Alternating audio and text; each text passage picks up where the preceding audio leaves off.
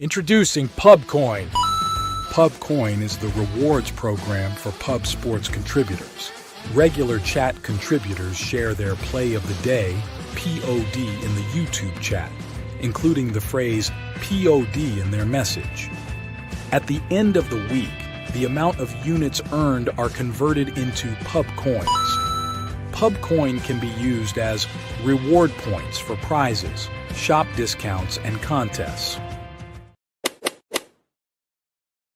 Hey, what's going on, y'all? It's Mills here, Pub Sports Radio. Do you guys want to challenge the personalities here at Pub Sports Radio?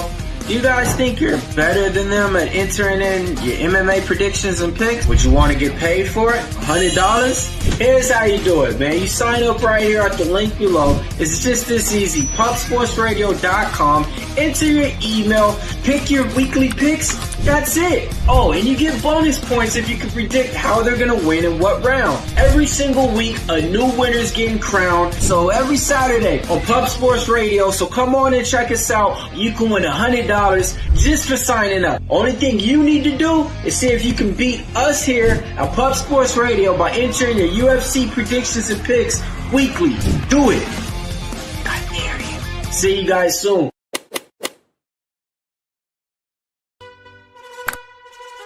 Your membership to Gold, you will be automatically entered in every horse race, every Wednesday and Friday. It is time to race horses. We are racing camels today. Shout out to the Gold members. We're racing in San Antonio immediately here. And we're off. 2 minutes, 74 canals on this racetrack. It's wide.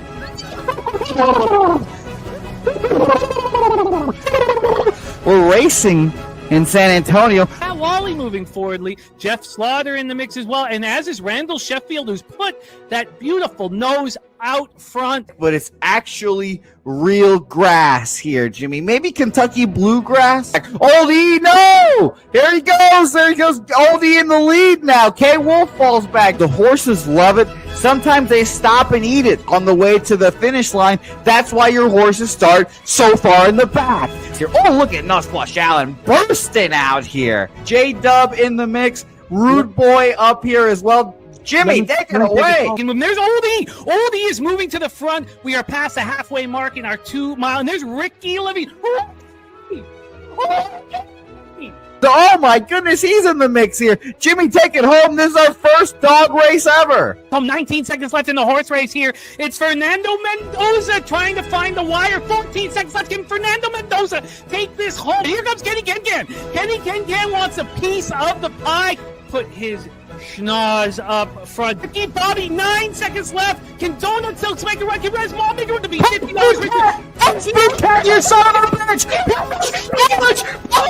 Here comes Tori Coker. Kenny Ken, Smoke and Mirrors, Director 97. Home. That is the way. Here comes Jason Meyer, the Eldorado Custodian, Billy Friedrich. Jones one, all coming down to the finish. Coin!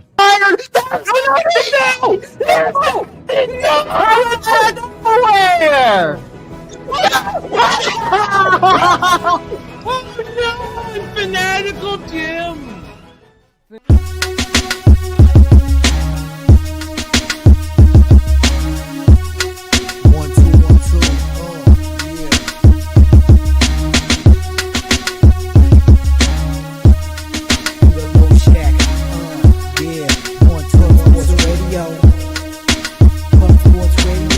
From the Parker Peter Low Shack, legendary sports handicapper, more dapper than a dawn.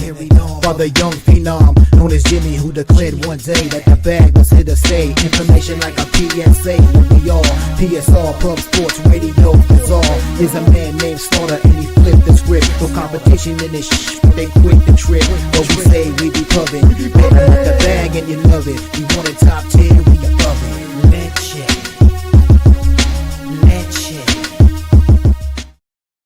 What up, cappers, gamblers, punters, hustlers, low baggers? Happy Wednesday, February 26th to all of you. Thank you for watching Betting with the Bag right here on Pub Sports Radio. We continue to run hot. Good God. 9-1 plus 10.88 units in NHL since the Four Nations break. 4-1 plus 3.88 units last night. Overall, last night, gorgeous. 11-6. I left so much money on the table too in college basketball, man. One of those days where my leans or the spots that we talked about when I brought those 14 games to the show. Also Friday, I brought 6 games to the show, went 6-0 on those games. I wish I had to bet all of those 14 games. The only loss would have been Mississippi State. Everything else would have cashed. The Missouri double up. Whatever. It's still fine. 6-3 in college basketball. It was a winning day, plus 2.8 units. We're getting closer to the black. The black, something you're going to see a lot more of here on the George Wednesday. Should put lipstick on Buffalo. Yeah, Buffalo. That pissed me. Whatever. It was one of the God. I think I just got to trust the spots, regardless of the market movement. I know a lot of you guys were on, Illinois State, the Salukis. I mean, what you look at the spots where the market makes no sense. Those are all cashing. Look at Incarnate Word 2 days ago. Those are all cashing, and that there is a spot just like that today. So we're running nice. So you guys know that there's only one thing that we can guarantee on the show, and that's honesty and transparency and season-long stats. You don't see that anywhere else. No one puts up their records. Obviously, they're trying to sell picks, and they put out their records, and people will know that. Well, whatever. We don't need to get into that. All the articles you read, you get the season-long record up there? No. And a lot of the times it's difficult to have up. It's hard. But our records are improving here now. Like in NHL, you're going to have 2 records in the black in NHL here with Gogster and myself. In NBA, you have records in the black, which is very important, especially with the quantity of action that we're moving on. The last week has been extremely helpful to my bankroll, extremely helpful. And we want to be flush when we come to San Antonio. Shout out to Barry Roselle gifting a Pub Sports Radio membership. Shout out to everybody in the chat. We're going to give you all what ups here. I love it. But man, Pubapalooza is coming shortly. We've got our schedule pretty much set. And it's going to be so much fun. A lot of us get in on Wednesday. So betting with the bag will be on Thursday and Friday morning. That'll start at 12 p.m. Eastern, an hour later, just because we need the extra hour. Friday, so March Madness will be the Thursday. Friday, we're going to be Ace Card Club. That's where we're going to do the poker tournament. It's going to start at 6 p.m. Some people will go to the Spurs Sixers. We're also going to shoot live we're going to have a live stream from the Ace Card Club in San Antonio. Saturday, UFC is a huge UFC event, but it's in London, so it starts in the morning. So we'll be live streaming all day. We're going to have a March Madness live stream at probably about 5 p.m. A lot of guys are playing golf. It'll be Canada versus America again. We're going to have cornhole tournaments. There's going to be a whole bunch of exciting action. Then Sunday, we're at the Retama Racetrack, and Barry Laminack, who had a big ESPN show in Houston, a great stand-up comedian, will be rocking with us. He is our comedian on the Sunday night. So I cannot wait. We are all just counting down the days. It's getting a little warmer here. It's still freezing, but not as horrific. And then it's supposed to get really cold again in a week. And I'm just like, oh God, just counting down the days till San Antonio, Texas. Shout out to everybody in the chat. We got the Stacks Play Day. Look at that. Justin McKelvey, Missouri State. That is the main spot here. Just like we talked about on the entire card to me, where the line just, look, it doesn't make sense.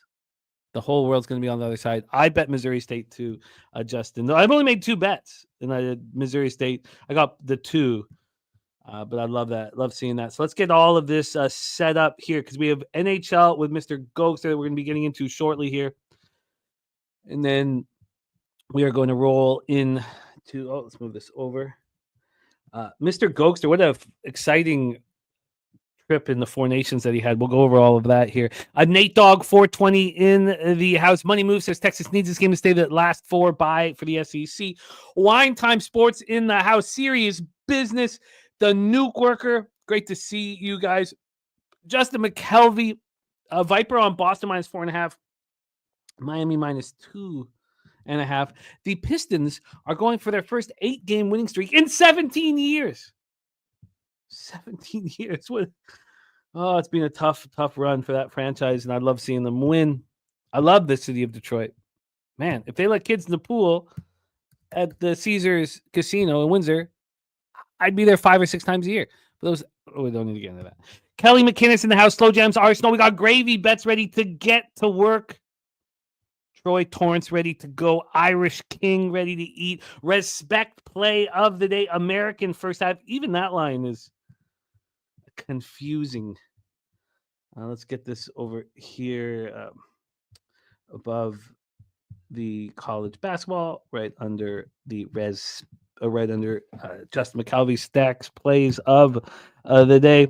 Great to see all of you guys. Antoine Harris says 76ers money line they due for a win.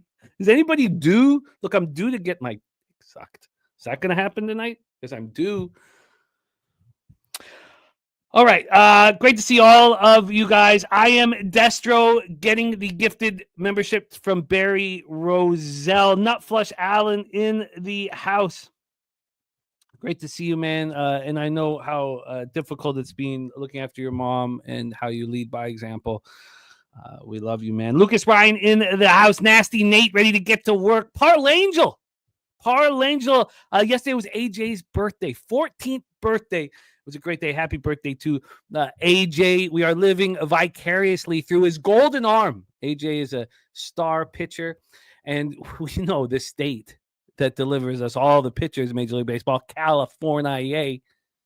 And AJ is going to be our next one. We're living vicariously through him. Ross Pitts in the house. Great to see all of you guys. And yes, you guys were right about Pitt Panthers. That was a mistake. That was one of my 3 losses. You guys were right about Georgia Tech. That was an absolute beauty from you guys. Just a quick review of yesterday. Miami first half lost. Old Dominion plus 10.5 lost. It's funny. The losers people were warning me about. Western Illinois. Look, the 3-pointer to take the game to overtime. Sometimes the sun shines. Georgia Southern plus 110. Georgia first half plus 3.5 cash. Akron first half. They didn't cover the full game. Cash the first half. Pitt was the loss. Nevada double up smash and grab. Kong's Clubs catching a 3-unit play for Louisville. First half lost the full game. That's all good. There's Old E in the house. All right, great to see all of you guys. So in NHL, NBA was 1-2. KD, I got overtime to try to get to that over 26.5. Didn't get there. Got to 26. Pelicans -3 cash. That was a great breakdown from all of us. I wish I had just bet the under too. I told you guys, I was like, well, how could this possibly be 240? Do we just start betting unders in all the Spurs games? Because all you need to do now, do you only bet unders in Spurs games when the bigs are, incapable of anything offensive, like the Pelicans bigs are? We'll discuss that. And the Hornets first quarter was a disturbingly poor bet. So 1-2. My first losing day in NBA in a while. It's great to see all of you guys. It's time to talk NHL, and we have just the man for the job. Von Polo, a couple things here before we get into the hardcore capping. Von Polo, we're all thinking about you, man. It is so tough. So tough when you have a grandparent, an elderly grandparent that is sick, and they're the patriarch of the family. And it doesn't matter if it's coming. It doesn't make it any easier. And Dabby Cab going through that as well right now. So we're thinking about you, Von Polo. Also, Terry Moss, we know you lost your stepdad over the weekend. And you're trying to raise funds for a burial, helping your mom pay for it. There is a GoFundMe up. If anybody can help out our guy, T. Moss, just a little bit, it would be wonderful. We are a fam here, and we look out for each other. If you can't help him financially, if you could just, send him a message, let him know that he's loved. And thought about that would be great. All right, let's roll into the National Hockey League. Please welcome from Bell Vegas, Ontario, our guy who will be at Pubapalooza 4. I cannot wait to be hanging out with our friend Mr. Gogster to this show. Gogster, what's happening, my man? How are you? Doing good, Jimmy. Good to be back, buddy. Quite the 4 Nations tournament there. It was a good tournament. Canada came out on top. Good to see. Ready to get after it, man. Let's get after it here. Barry Roselle says, can you post a link for the GoFundMe page? Thank you so much, Barry. Yes, Jose will do that. Also, Jose can't be here he's going to be here for a little bit longer, so I will be handling the graphics. Jose, good enough to make them for me. He's working very hard to continue to make the show look good. So thank you to Jose. Gogster, first off, Jose, let's put up the first game, Winnipeg, Ottawa, because we've not had Gogster's record up. Look at that average line, Gogster. plus 150. Now, part of that plus 150 was your action in the Four Nations. You gave us a bunch of top scores. Yeah. And all you need to do is hit one, and you did. Now, you hit Lucas Raymond at 15-1, but he tied for the lead. So you only got the 7.5-1 on that one. But and overall, overall you only made a unit and a half off of all of it together. So that's not why you're in the black. You're in the black because you're having a successful season. Something that I could not say. I still don't think we're having a successful enough season together. But I'm now in the black as well. Let's go, Joe. It's refreshing to see that. We must keep it going. We must keep it going. Oh, Nasty Nate said he just fucking call you buddy. Yeah, don't worry. We got to wipe the buddy from the vernacular, as we do not want you to be kicked out of any bars, Gogster, down in Texas. They do not like to be called buddy. They're not your buddy. No, I am, Gogster. I am. But we do need to keep that out of the vocabulary as we move forward here. Mally Mouse says the black. Is there anything better than the black? Good God. Last year, Gogster was up 16.9 units. I felt like I was losing all season long. Like it didn't feel like it just. And this year, I'm up 3. I feel like this has just been a battle upon battles. But Gogster, I'm 9-1 plus 10.88 units post Four Nations. Let's get after it. We have a best bet here from BJ. It is the Terps. I'm very interested in the Terps. BJ had a smash and grab with Georgia last night. Let's get that copied and pasted. Thank you, BJ. Yes, and Nuke Worker has to remember that too. There are nobody's in Texas. No, we're far from Canada, Nuke. We're far from Canada. Okay, let's go, Gorky. We'll bounce back, my man. Let's get to work. I have action. Well, I've action on 2 of these 3 games. I find this card to be similar to cards that we smashed. You smashed the card just like this 2 weeks ago. I find it very similar. Wine Time saying he's with us on Maryland. By the way, Wine Time is double duty today with college basketball and NBA. And we have Spooner first for an hour and 15 minutes. Then Wine Time's coming. We have over 20 games set up to be capped. But here, let's get into the National Hockey League, Gogster. And Gogster, also, I am proud of how your season has gone. You capped very differently from me. And you are succeeding. And that is all that matters here. Let's both get into double digits here. Lucas says he'll be saying, buddy by the truck. Lucas, are you coming? Lucas, do we have you? God, because Lucas, I know that you tried to come last year. Are you coming? Because I have this list here, a master Pubapalooza list, and it needs Lucas Ryan on it. Get him on it.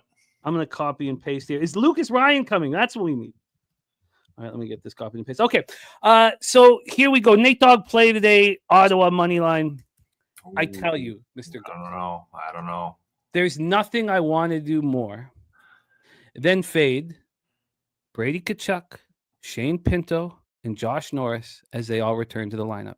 I wanted to bet it last night, but I stayed off because I knew once they announced that these guys are all back, the line will get better. Now, it didn't look like it was getting better. Then it looked like it was getting a couple cents better. We'll go over it. But good God, do I want to fade a team bringing back these 3 very key players? Now, it's going to help them in the long run. Maybe they get on the run, but the first game back, I want to fade them so badly. And it took everything, all my composure, not to press the button, especially with how hot I am. I just want to press buttons. But I've not faded the Senators yet, but good God, do I want to. Tkachuk is still hurt. Mm-hmm. He says he's not 100%. They're better off holding him back. It's a lower body injury. He could easily get hurt again. But, if your young captain says, look, I want to play, and you're coming off an ugly 5-2 game, you want to play. Now, K-Wolf says the Sens called up some forwards, so not sure if any of them will play. Mm-hmm. This is all crucial. If everybody's out, we fade them too. Okay, Lucas, we'll be in touch then. So this is all about waiting and seeing with this spot. So let's break it down. With Eric Comrie going up against Linus Ullmark, obviously you'd prefer Hellebuck in net, but Comrie's been fine. 2.59 goals against average, 9-10 save percentage. I'm not sure if he's being confirmed or not. Linus Ullmark on the other side, 12-10-2, 2.64 goals against average, 9-10 save percentage, 3 shutout. Winnipeg power play, unbelievable, 32.5%. It still bothers me that Scheifele wasn't on Team Canada. I agree. Like, it's just, and for the Americans, when you have guys like Tkachuk, and Matthew Tkachuk says he wants to play, even though now he's not going to be able to play for 2 months, and instead of having Connor out there, and Matthew Tkachuk plays 6 minutes, and I told you guys that it was going to happen. I told you he was going to play a few shifts and then probably sit the rest of the game. What do you do? What do you do? Because that Kyle Connor would have been a huge boost to that hockey team. But Tage Thompson should have been on Team America, but we'll go into that another time. Ottawa power play 23.5%. Penalty killing 77.8%. Yes, Nate Dogg, we know all about the injuries here, so let's go over them. So Brady Tkachuk hopes to play, and he's been a monster this year. 188 hits, 101 penalty minutes, a chip off the old block, 44 points, 234 shots on net, 30 blocked shots. But he could still miss another game or two. I think that K-Wolf is right with them bringing up the reinforcements. That's the sign that some of these guys, who's not going to be in. So Tkachuk is trying to play. We know he's not 100%. So then you have Josh Norris, upper body injury. We're hoping it's not his shoulder. And Pinto is a gambler. You're right, Irish King. Good old gambler himself. Right. So they're going to check him out this morning. He has missed 5 straight games. He's been very good this year. Then we have Shane Pinto. So they're already missing Nick Cousins. So if all 3 of these guys are out, it's your second, third, and fourth line centers. Shane Pinto sat out the last 2 games. He got hurt February 4th. He had a 5-game point streak. Look, if all these guys are in, the Senators are clearly a playoff team and maybe a danger come playoff time here. So Mel already grabbed the under 6 in the Avs Devils game. We'll talk about that here as well. And Mel says starting a campaign to keep all Rangers off of our Olympic team. So here we go. Quick update on the Jets. They come in off their 10th straight win. 2-1 in overtime at home over the Sharks on Monday. This is the first of a back-to-back. They play at Nashville tomorrow night. They're a healthy group that's absolutely rolling. And the Senators against the Habs, I said that this is by far the best bet on the card, because the Senators are a mess without these guys in the lineup. Line history-wise, this total right now is a 5.5. It's minus 114. Wow, actually a big move to the under. Good God. Mm-hmm. This move has happened in the last 45 minutes. This is now, we've had 16 cents of movement to the under. Wow. So it's minus 116 to the under. And this looks like these guys aren't playing. So this got to minus 125. And I was like, okay, looks like, well, at least Brady's going to be in. Now we're back at minus 132. I probably should have just bet it. This is the only game I haven't already bet. I want the Jets minus 1, but I would I'll bet it either way, Gogster. I would like if it's a better line with these guys in, that's fine. Also, it was a very underwhelming victory over the Sharks. Nobody's pleased with how they played against the Sharks. So they're going to be ready to go here. They've won 10 straight games. Gogster, take it away, my friend. What up to Ronnie Lofton? Here we go, Gogster. First game, Canadian Tire Center, Ottawa, Ontario. What's up, Ronnie? Yeah, I agree with you guys here. I think it's going to be Comrie too. Jim going with the back-to-back at Nashville. I would think you're going to have your better goalie going here. Senators, they got Cruikshank and Yannick. Those are the 2 guys that called up. I believe they're both centers. I know Yannick is, Jim. Cruikshank, he's so that means Pinto and Norris are out. I would think so. Yeah. And even Brady Tkachuk, I'm seeing here from one of the beat writers there, old Brucey. He's saying Pinto is taking an optional skate. So is Tkachuk, but he also said looks like no Tkachuk and Pinto tonight based on the Cruikshank and Yannick call-up. So the unders, that makes sense for that line move. First play of the card here, guys. I took it just before the show. Line probably moved, though, Jim. Under 2.5 on the Senators team total, plus 100. Even money on that. Had to jump on that one. Don't think they're going to be able to score as much. That's even with Comrie being in net. They've scored 2 against Montreal, 1 against Florida, 1 against Tampa. They're missing some key guys here. And then also they've been allowing a lot of goals too, Jim. The last 7 games, I believe it is here, they've gone over the total. I would think Winnipeg get the bounce back. Good point you brought up too, Jim, with them playing San Jose. Didn't score till the last 28 seconds of that game and then pulled it out in overtime against the Sharks, but won 10 in a row. Scheduling spot, a little tough for Winnipeg, but with the injuries here, it's hard to say what they're going to do. Yannick just scored a game winner, I believe, for Belleville on the weekend, so he is playing well. Cruikshank is too. So if they're going to be in the lineup, there's adding a little bit more speed, a little more forecheck from those 2 players, but I wouldn't think there'd be as much offense with Pinto and the rest of Tkachuk and the rest of them being out. So Winnipeg in regulation plus 120, Jim, and then Ottawa team total under 2.5 plus 100 here. Jets should be able to get this one done. Even with Allmark starting, I think it's going to be tough. I like Winnipeg, yeah. But you're only betting the Senators team total under 2.5. No, and Winnipeg Reg plus 120. Double Jets, down. Reg plus 120. Well, I think I should bet this now. I think that clearly, like K Wolf and you were saying, the call-ups have been made. So clearly all three are playing. So two of these three guys are not playing. I would say so, yeah. And I believe they're both centermen. Cruikshank might be a left winger, but I know Yannick is a centerman. So okay, so I'm going to bet this. It's because I would probably like to send it in. See what it is here over at Offshore, but I'd probably like to send it in, so that will take me a second here. So okay, that's great. So Gogster is fired away here. Yeah, there's no very small difference. So I'll just send it in.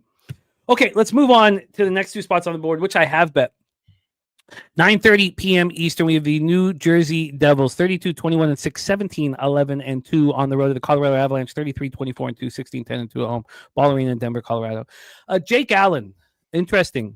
9-12-1, 2.58 goals against average, 9-10 save percentage, 4 shutouts. He was playing very well as well as he can play in the few games before the break. He did not want the break. Break comes, and he allows 4 goals in his first game back. Now, it was at home versus Dallas. They won at Nashville 5-0 on Sunday, but that was a Nico Dawes shutout. So I don't know what Allen's going to give you. I think he's got a ton of volatility. Mackenzie Blackwood in the other crease, 2016, 2.54 goals against average, 916 save percentage, 3 shutouts. New Jersey power play 27.9%, penalty killing 84.2%. There's help days they've been in a while. Of course, Markstrom out, and then a young defenseman, Siegenthaler, out as well. That's it. Mm-hmm. Colorado 21.1%, power play 79.9%, penalty killing. I moved on the Colorado Avalanche on the -1 line. Yes, the Devils won their last game 5-0. Yes, they're healthy, and they've been off for maybe too long. They've been off for a few days here on the road. And Lucas has thoughts on Nico under 13 faceoffs. Mac has said at 10F. Lucas, I would have to study that. I would have to go over. Not like that's just not something I can just pull off the top of my head. It would be unfair for me to give any indication of whether I think that's gonna. I'd need to study that.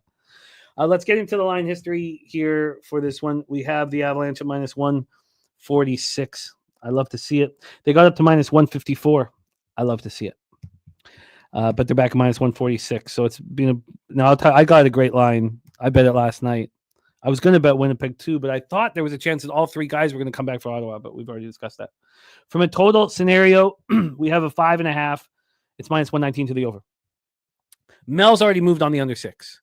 This line opened up at 6 and quickly moved to 5.5. Not that quick, but moved to 5.5. And all I could think about was all the firepower on the ice. Look, my only loss post 4 Nations and 10 bets was the over 5.5 in Detroit, Minnesota last night. It was 3-2 Detroit. I thought but the line, I told Slatsy, I was like, God, how is this not closing into 6? We're in trouble. Like, why are the Sharps expecting an under here when all the best defensive forwards on each team are injured? With Eriksson Ek and Kopp, but here I thought the same thing. If this was me 10, 12 years ago, I'd already be on the over and be very nervous about it. I'm not. And Slatsy making a huge point saying Nichushkin expected back for the Avs. Here is a player in Nichushkin. We know his issues. We don't need to make fun of him. We know his issues. He's one of those guys who doesn't really need to warm up. All he needs to do is get that ass in front of the net where he's a power play specialist. And he does boost this squad here. So, and listen, Mel saying all the firepower currently exists on one line. So here it is. So for the Avalanche, they lost their first 2 games out of the 4 Nations, 2-1 at Nashville on Saturday and 3-1 at St. Louis on Sunday. Of course, they lost those games. McKinnon and McCarr were exhausted. They needed a break. They just received the break, and they have Nichushkin coming back. I got the -1 line. I bet it last night, and I got a great number. I got the -1 at +130. I got the money line at -128. We see it at -146 right now, down from -154. I got the puck line at +196. -1 at +130. Take it away for us, Gogster. I don't like fading the Devils, first off, and I prefer not to fade them on the road. They've been a good road team over the last few years, but I want the Avalanche here after a break. Nichushkin back, coming off a couple losses. McKinnon getting rest. Take it away, Gogster, and I'm going to set up this bet here for the Jets. Yeah, I kind of agree with you. I like the over too, man. Just looking at it. I think the Devils here, they're starting a long road trip too, guys. It's going to be the second of 5, coming off the 5-0 win. This team has been, though, Jim, win-loss. By the way, Gogster, Avalanche on 365 right now, -160. Good God. Okay, sorry, keep going. But yeah, no, guys, Philadelphia, they beat this team 5-0, right? What happened the next game? Lost 4-3. 4-0 against Montreal. Next game, lost 4-2 against Dallas. And then they came off the 5-0 win against Nashville. So they've been known to lose the second game, and that's all within the last 2-3 weeks. So I would be looking at, I think the over is going to be live. Colorado, too. Nichushkin and Jim, that's the big reason. He's going to be in the lineup. The plan is an hour ago there from one of the beat writers said he's going to be going. So looks like they're going to have him back on the lineup, spread the lineup a little more. Like we were saying there, just about them being one line heavy, kind of spread that out. You're going to need that against a Devils team that is pretty much healthy too. Just missing Markstrom. Siegenthaler's out too. That'll hurt him on the back end. Manson's day to day. I'm going goals here, guys. We're getting a nice score here too. Both teams to score in the first period, +180, Jim. And then both teams to score 3 goals, +200. So one of these hits, we're looking good. Both of them hit, we're laughing. We're going to be in the black on the night. I expect there to be some goals here. Colorado's really underperformed. They're coming back home. What happened when these teams have played just a couple of years ago? It was 7-5 New Jersey and 6-3 Colorado when it's been at Colorado. Teams really slow down in the second, third periods at Colorado, guys, with the altitude. But I don't know about this Devils team. I think they're going to be able to keep up with them. So should be a high-scoring game, Jim. I like the goals tonight. Makes me extremely nervous. And I thought the exact same thing. But I just have seen this so often when you think about all the firepower on the ice, and yet the market moves this to the under. Also, remember, all of these games are going to have 90+ tickets and cash on the over. Makes me extremely nervous. But I thought the exact same thing as you last night. So what did you get both teams to score first period? +180. First period, both teams to score at +180. And then both teams to score 3 at what? At +200, Jim. Well, at least you're getting a great risk reward, as we can see from your average line on the year. I mean, that's the biggest average line after this many bets in a while. Mel says the Mikko trade completely broke the Canes. They were a major contender coming out of the East until the trade. I mean, I think we should give them more time. Satsy says, what a mistake that the Canes made trading for Rantanen. It does remind me of a quick story, Rantanen here. Yeah. When I was younger, when I was in high school, a friend of mine, he's like, you won't believe this. This ex-hockey player is banging my mom. And I was like, what are you talking about? And he's like, this guy named BJ McDonald. And so I was like, who's BJ McDonald? So we all look him up, whatever. And I asked my dad, I'm like, hey, Dad, do you know about this guy named BJ McDonald? So BJ McDonald scored 50 goals playing online with Gretzky. He demanded a raise, and Glenn Sather had this famous line.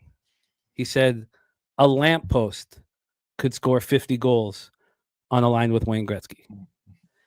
And they jettisoned him off to the Canucks, where he scored maybe 10 goals a year for the rest of his career. He was right. Rantanen was playing with McKinnon.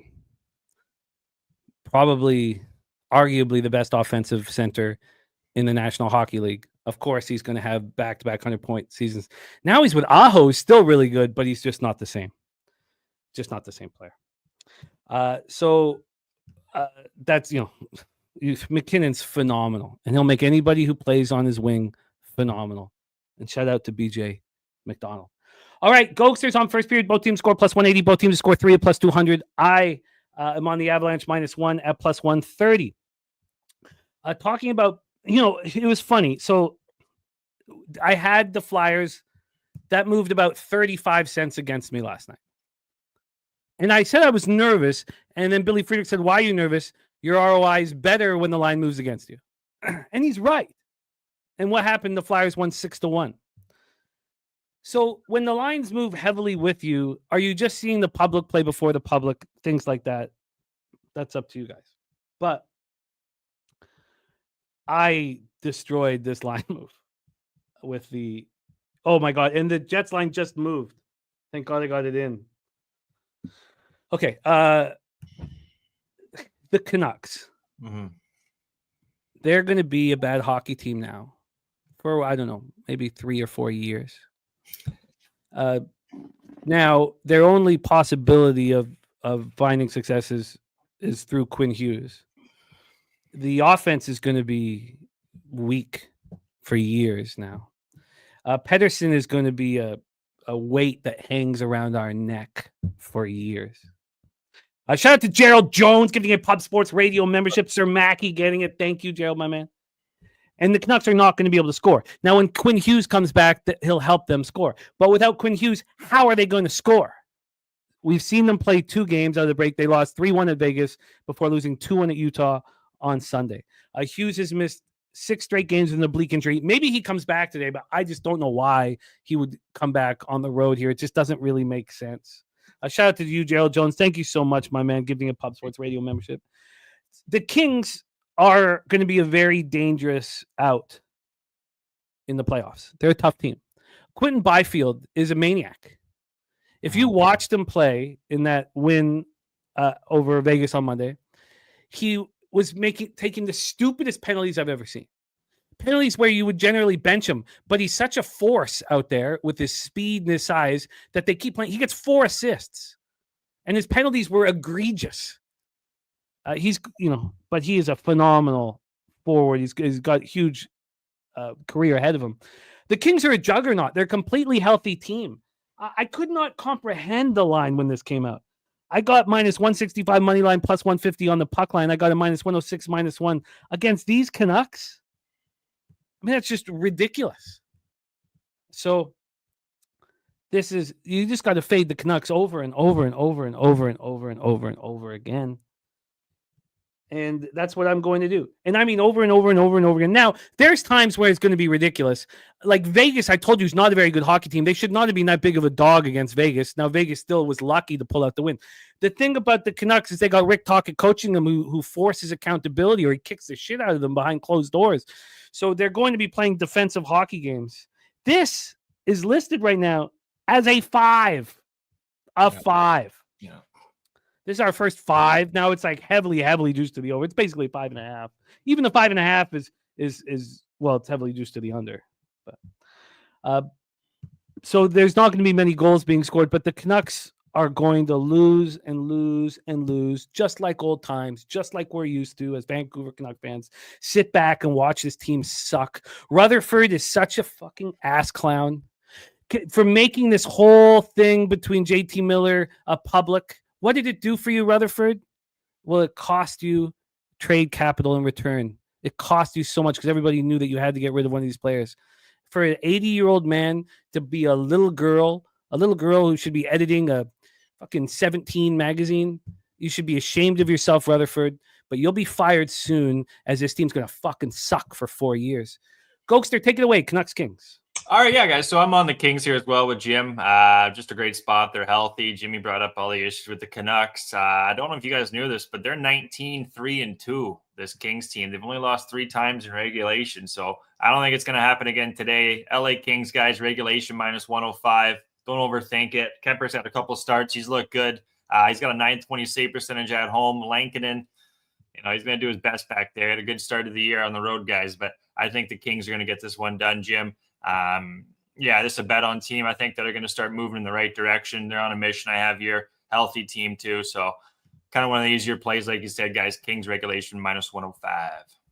Kings in regulation -105 here for Gogster. Kings regulation -105. I'm just tweeting it out. I made the bet, but I'm just tweeting out. Can you review your action here, Gogster?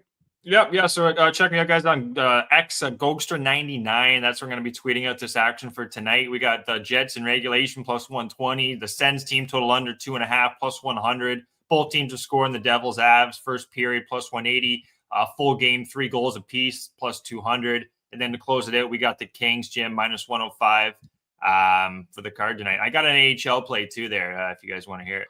Oh, perfect. Yeah, your last AHL play cashed very easily, and I'm just tweeting this out. So yeah, do it, my man.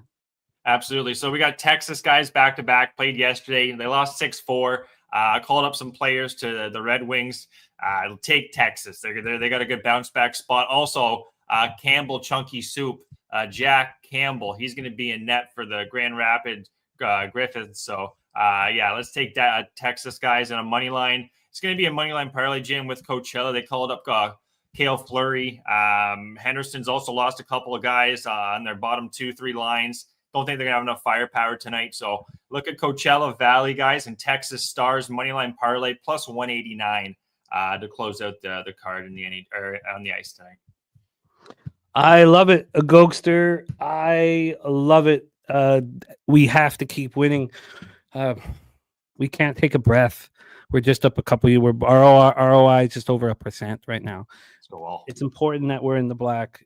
You are succeeding, and it means so much to me. And I cannot wait to cap all of the games live with you. Gogster will be live with us in San Antonio on Thursday and Friday. That's how we're going to start out each card with. Oh, we might not be able to start with NHL because we'll have the college basketball games going.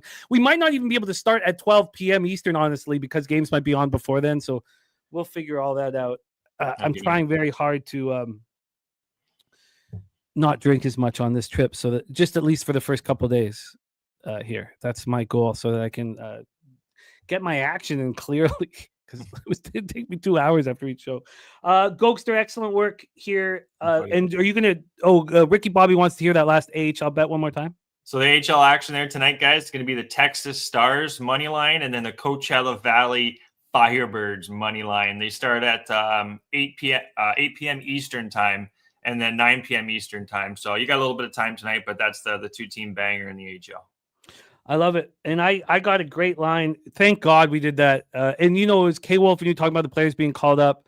All 3 Senators are out. K-Wolf. So I got that in just in the nick of time. Yeah, and they wouldn't call them up if they weren't going to play, because Belleville's got who do we got? We got somebody at home tonight. So we're playing here at home against Manitoba. The Moose are coming to town, but they suck. I was going to take the Moose, but staying off that. But yeah, they wouldn't call up 2 of the top players for Belleville if they weren't going. I don't think so. Yeah. Beautiful, beautiful work. My card I love it. I got the Avalanche -1 at +130, Jets -1 at +123, Kings -1 at -106. We're running hot. We want more of it. You too, Nate Dog 420, my man. Gogster, excellent work, my man. Go out there and get that cash. Keep winning. And it won't be long till we are in San Antonio in the warmth. Oh, can't wait, man. That warmth. Can't wait, guys. I'll see you guys in about less than a month. Jim, I'll see you next Wednesday, brother. 3 weeks, man. It's 3 weeks. Jesus Christ. Saturday's the 1st of February. I can't wait. I cannot wait. I gotta run though, guys. It was fun as always, Jim. I'll see you next Wednesday, buddy. Respect. There he is, Mr. Gogster. We have our guy, Morgan Spooner, rushing back from work right now to rock with us. We're going to have him for an hour and 15 minutes. We're going to have to move quick through these games. I picked out some. He's got some best bets, and I made sure there was some big... Oh, sorry, 1st of February, 1st of March. Thank you, Nuke. Thank you, buddy. So we are in business. Also, I'm going to be running the rest of the graphics. Thank you, Jose, so much for getting them all set up for us. So that will be on me. Let me just see where we're at here with them. God, they're all over the place, but still, thank you so much for putting them together. Oh, that's what it. Okay, I get it. Because we're starting with. Here we go. All right, beautiful. All right, Spooner will be joining us here in a second. I've had a 10-unit move in college basketball. It's still disappointing. I'm still very nonplussed with it, but it's moving in the right direction here. All right, one last buddy in there, says Kelly McInnes. Okay, let's get to work and set up our NCAA basketball again. We're going to have Spooner here with us shortly. It was a good day. It could have been just a monstrous day had I fired at everything. I know that's one of our biggest issues is do you fire at everything? Are you comfortable having 25 bets, or do you cut down? The cuts I made would have cashed. But Miami first half plus 13.5 lost. Old Dominion plus 10.5 lost. Western Illinois cashed. Georgia Southern cashed at plus 110. Georgia first half plus 3.5 cashed. Akron first half minus 4.5 cashed. Pitt minus 8.5 lost. And Nevada was the smash and grab that we expected. First half minus 7.5 cashed. Full game minus 13.5 cashed as well. Let's get our line history up here as well, so that we are ready to rock. And then the cash flow. We didn't have information on the cash flow earlier this morning. Do we have any now? The answer is, come on, I'm logged in. Okay, I'll just wait a second for this to get logged in. Sorry. Come on. I don't know what the hell's going on with it. But I will. Oh, here we go. Come on. Let's fucking sign in. Okay, yes, we do not have the information. Too bad. Do we have any information on spread sides? Yes, with the big games. The big games. So, all right, let's get to work and bring on our expert. We have him for an hour and 16 minutes. We must work briskly. He's given us 4 best bets here amongst all of this action. Please welcome our guy, Morgan Spooner, to the telecast. Spoon Dog, what's happening, man? How are you? Hey, how you doing, Jimmy? It's a great day today. A little busy, but I'm excited for a big card. I'd like to win some money today. I don't actually have 4 bets locked in. I only got 2 in. I sent you the 4 games I was looking at, and there's some players that are kind of question marks right now, and I don't want to move on anything without it. So I got two games. We'll get to them as we get there, but let's get going. Sounds good. And I did throw games at you late, so I'm sure you haven't looked, had enough time, but I know that you've looked at them all, but you haven't put a ton of focus into some of the games I sent you. Let's get right to work here. We start at 6 p.m. Eastern. I wanted to be on the Lehigh Mountain Hawks here. I wanted to get the lipstick out and put it on this pig at Stabler Arena in Bethlehem, not the one that you might think of, Bethlehem, Pennsylvania here. They're hosting the Boston University Terriers, who just came off a rock fight, 48-44 rock fight on Saturday at American University, the top team in the conference. They were coming off back-to-back wins. Lehigh Valley's been weak this year, but they've played tough at home. They took American to overtime back on February 8th. Then they beat Holy Cross. Now, Holy Cross is a weak squad, but so is Lehigh. They're tied at the bottom of the ledger. They lose at Bucknell by 17. Well, we've seen what Bucknell's doing right now. They're absolutely rolling in the Patriot League. And we've also seen what Lafayette is doing right now. And they just lost by 8 to Lafayette. We watched them just smash and grab Army last night. And the line made no sense. The line made no sense. We got to keep our eye out for them, because I know there's Army backers, but the line made no sense, and we saw Lafayette completely dominate. The spots yesterday, Spooner, that I got off because there was a half point or a point move against me, those all cashed. So maybe I should just trust this situation, but it's hard to. This opened up minus 3.5 for Lehigh Valley. Now they're minus 2.5. It creates a situation where it just doesn't fully correlate the way I'd like it to. From a total look, this is a 131 minus 110 to the under. We're not going to have cash flow in a lot of these early games. Justin McKelvey does have Lehigh here at minus 2.5. If I didn't so desperately need these things to correlate, I would be on them right now. We do have information on the total, though. 85% of the tickets and 81% of the cash is on the over. We also have money line information, which isn't very helpful with a spread at 3. It's only helpful really when it's a 1 or 1.5, but 84% of tickets, 76% of cash on the Mountain Hawks. Ricky Bobby says, I like Lehigh as well. Got them winning by like 5 points. Here we go, Spooner. Game 1. It's a brand new day. I'm excited to cap with you, my friend. Let's get that cash. Terriers, Mountain Hawks in Bethlehem, Pennsylvania.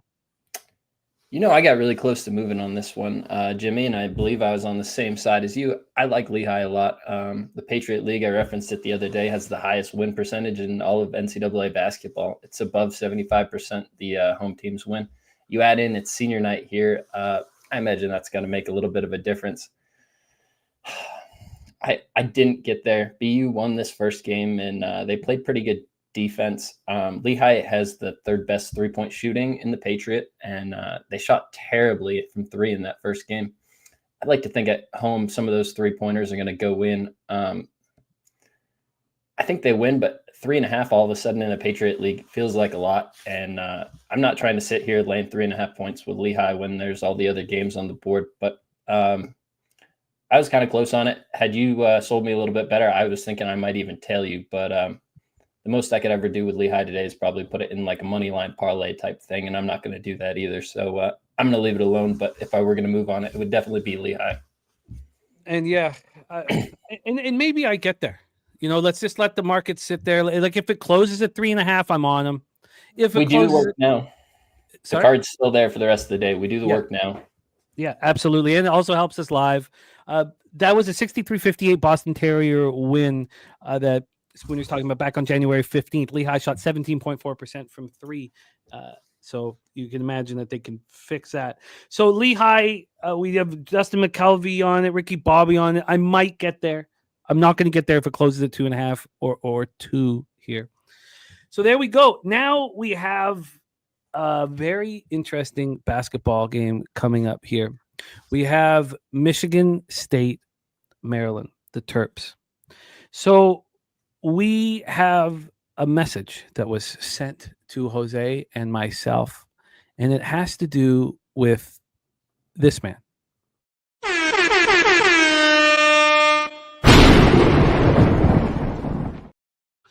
He is fading his Michigan State Spartans.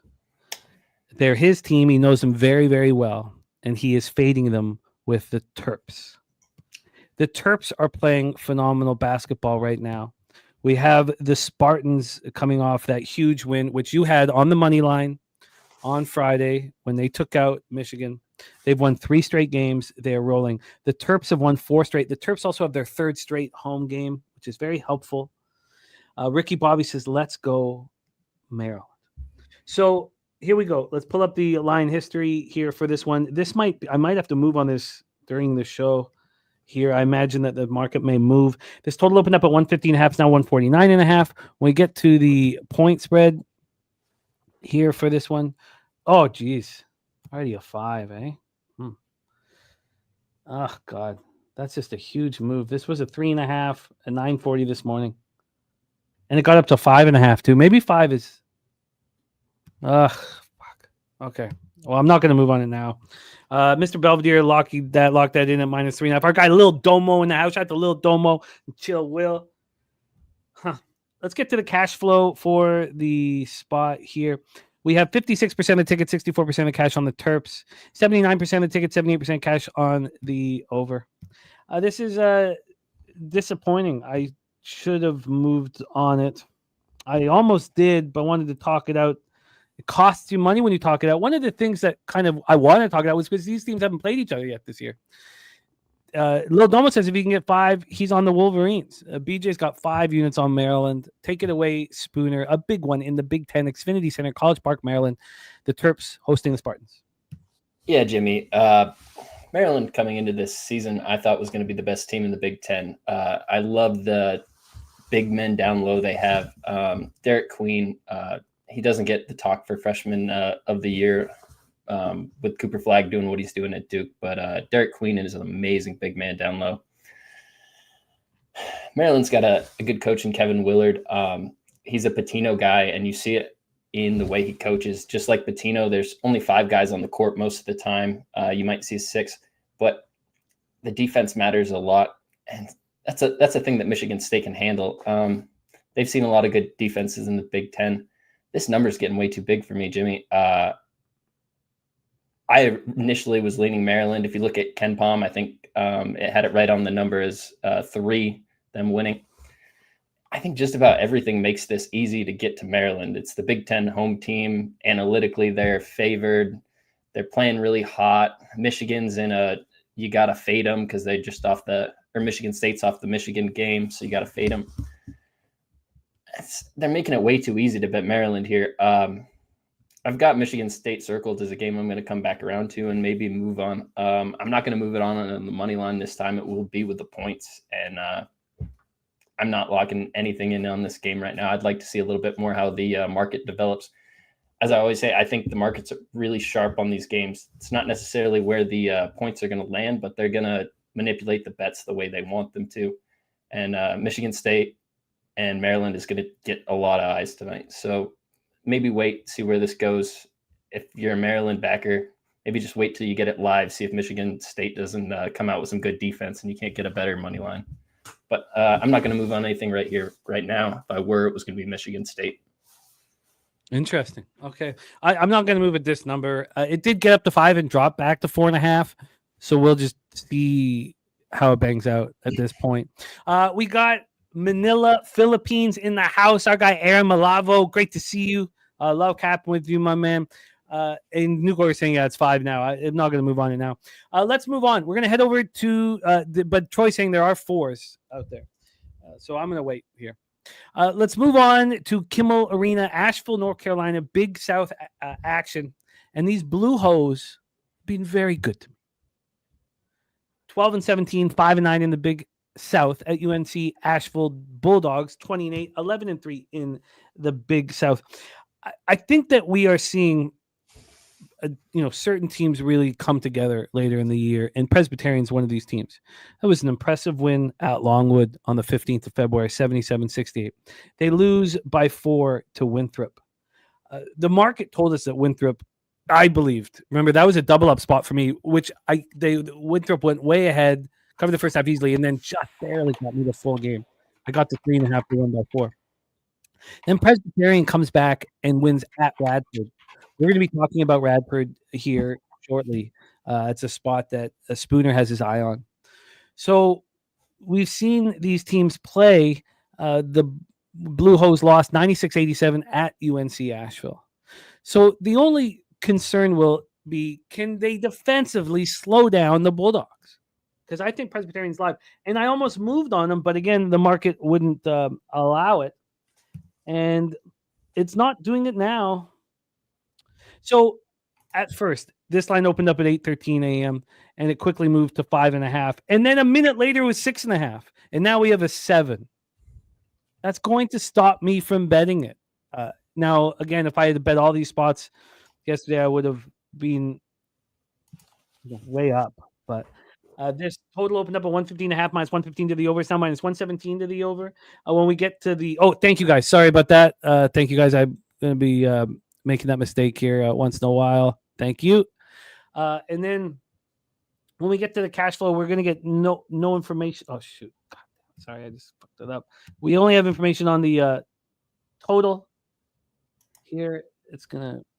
God, sorry. Here we go. The total that we have information on, and I apologize for that, 73% of the tickets, 70% cash on the over, and we see it climbing. Take it away for us here, Spooner, the host, Presbyterian, taking on Asheville Bulldogs. Yeah, Jimmy. I didn't think this was that interesting of a game. I'm assuming you were trying to get on Presbyterian. Yes. I think UNC Asheville's a really strong team. The Big South Conference does things a little differently, and I don't think anybody's getting a bye in this conference. The 1 and 2 seeds are going to have to play right away on the second day. So the 8 and 9 play the first day to see who will play in. But so UNC Asheville still is working. I don't think they're just going to look past this game. The only way I could get on Presbyterian is if UNC Asheville had absolutely nothing left in the season to work for it. This is a game I can't move on. I'm comfortable blowing right past it. We got a ton on the schedule here, and that line's not correlating for me. So let's roll on to the A10. This is a game that has got a lot of interest for you, Spooner. Duquesne Dukes 11-16, 6-8 in conference. LaSalle Explorers 12-15, 4-10 in conference. John Glazer Arena in Philadelphia, Pennsylvania. We have Duquesne coming off the 70-63 loss at St. Bonaventure. They had beaten Fordham in the game before that at home, and they played Dayton very tough on the road in a 77-76 loss back on the 15th. But they've also lost at Richmond. So they're sort of a Jekyll and Hyde team, as we saw them in that 5-game losing streak at the end of January to early February. Now they face LaSalle. They have yet to play LaSalle this season, so we don't have any kind of help on a Rebenga situation. This LaSalle Explorer team is in the throes of a losing streak. 5 straight games. They've lost 6 of 7. They have lost 8 of 10. They're coming off a 63-58 loss at home to Richmond. Very disappointing loss. They were 4.5-point favorites. It was ugly. These guys haven't played in a week. We have not seen them since last Wednesday, LaSalle. But the Dukes played on Saturday. So that's the situation here. Let's get into the line history and hand it over to Morgan. We have a total right now at 140 at a pick'em. It just moved to 141.5. Moved up 141.5 2 minutes ago. So that's a big move to the over. A 1.5 move to the over. That's the first move of any kind on this total. So for you total bettors, a big move to the over. LaSalle right now just moved. Again, this happened 2 minutes ago. Oh, no, it didn't. Sorry, it happened 20 minutes ago. Moved to 2.5. So as dogs. So we've had a 0.5-point move towards the Dukes. We are not going to get any cash flow information on this one. We do know on the total, though, 83% of the tickets and 84% of the cash are on the over. We do have the money line information. Money line is 36% of the tickets on LaSalle and 66% of the cash. So some big bets are coming in on LaSalle money line. Spooner, I know this one is very thank you. Sorry, Kelly. Thank you so much, man. Sorry, a little caught up there. Thank you. That will never annoy me. That will only help me. So thank you, guys. Dukes Explorers. I know this game has got a lot of interest for you. Spooner, take it away. One last time, Jimmy. Where's the number at as far as the side? 2.5 now. It's a 0.5-point move towards the Dukes. All right. So this is going to be my NCAA play of the day. I haven't posted it on Twitter yet, but I'm going to move on LaSalle. I think this is a really big spot for them. Recently, Fran Dunphy announced his retirement. He's a great NCAA basketball coach. He's been in the NCAA tournament maybe 20 times. He won the Ivy League 10 times. Has been coach of the year in 3 different conferences. Coach really knows what he's doing. Coming down the stretch, the guys obviously aren't playing their best ball. They lost 5 in a row. But this is a really big Philadelphia figure. And there's some big Philadelphia players on this team. Some guys he brought in as freshmen and some guys that transferred from other Philadelphia schools to come play for him. He's got 2 home games left in LaSalle. This is a guy that's been involved with his program for over 50 years. He played basketball here in the 60s. This is a big game. On the other side of this, you got Duquesne with a first-year head coach, Drew Joyce. I've mentioned him multiple times throughout the season. I think he's done a pretty good job. His father's been a long-time high school coach in the Ohio area. But first-year coaches struggle. It's a really hard game to be a Division I head coach. And when you've been around as long as Fran Dunphy has, you learn ways to take advantage of younger coaches. This Duquesne team's terrible from the free throw line. They shoot the worst in the country. There's so many different spots that I see LaSalle can take advantage of them. 2.5 points at the end of the game, I think might be nice. I believe LaSalle will win this game outright. It's going to be hard. They go to George Mason and VCU after this, 2 of the best teams in the A10. I expect them both to be in the NCAA tournament. And then they get LaSalle or St. Louis to end the season. I'm talking for Duquesne. I believe they closed the year with St. Joseph's. Yeah, St. Joseph's at home. So that was Duquesne's schedule I just read off. And then my bad. Oh, sorry. Then LaSalle finished the season with St. Joseph's at home. My fault. I think that's going to be a harder game. That's going to be senior night. I think that's going to be the spot where everybody in the nation is going to be talking about this coach in his last game for LaSalle. And I think we can kind of get ahead of the market here. We can get ahead of all the momentum. They're probably, I think this is a really good value here to get 2.5 points. My NCAA play of the day went up to 20-10 for the year so far. So I'm pretty happy with it. I'm pretty selective with which play I use. I go through every single play on the card before I grab it. And I really think this is a spot. Coaching matters so much in NCAA basketball. And I think you'll see it tonight. Oh, it's a great breakdown. Play of the day here. We are the first to know about it. This is not being tweeted out on X. LaSalle plus 2.5 at -106. It's available right now offshore. You can, if you want LaSalle, I would wait a little bit. I think if you wait 15 or 20 minutes, maybe half an hour, you can get that hook, which may become helpful. You can also just move on to now at the 2, however you want to move on it. Let's roll. Next up for us, we have Big East action. Georgetown Hoyas 16-11, 7-9 in the Big East. I have the UConn Huskies 18-9, 10-6 in the Big East. Georgetown has been good to me. I've got to. Georgetown and Seton Hall have both been good to me this year, so it's a tricky situation for me because I've got a bias, obviously, that I'm trying to be aware of.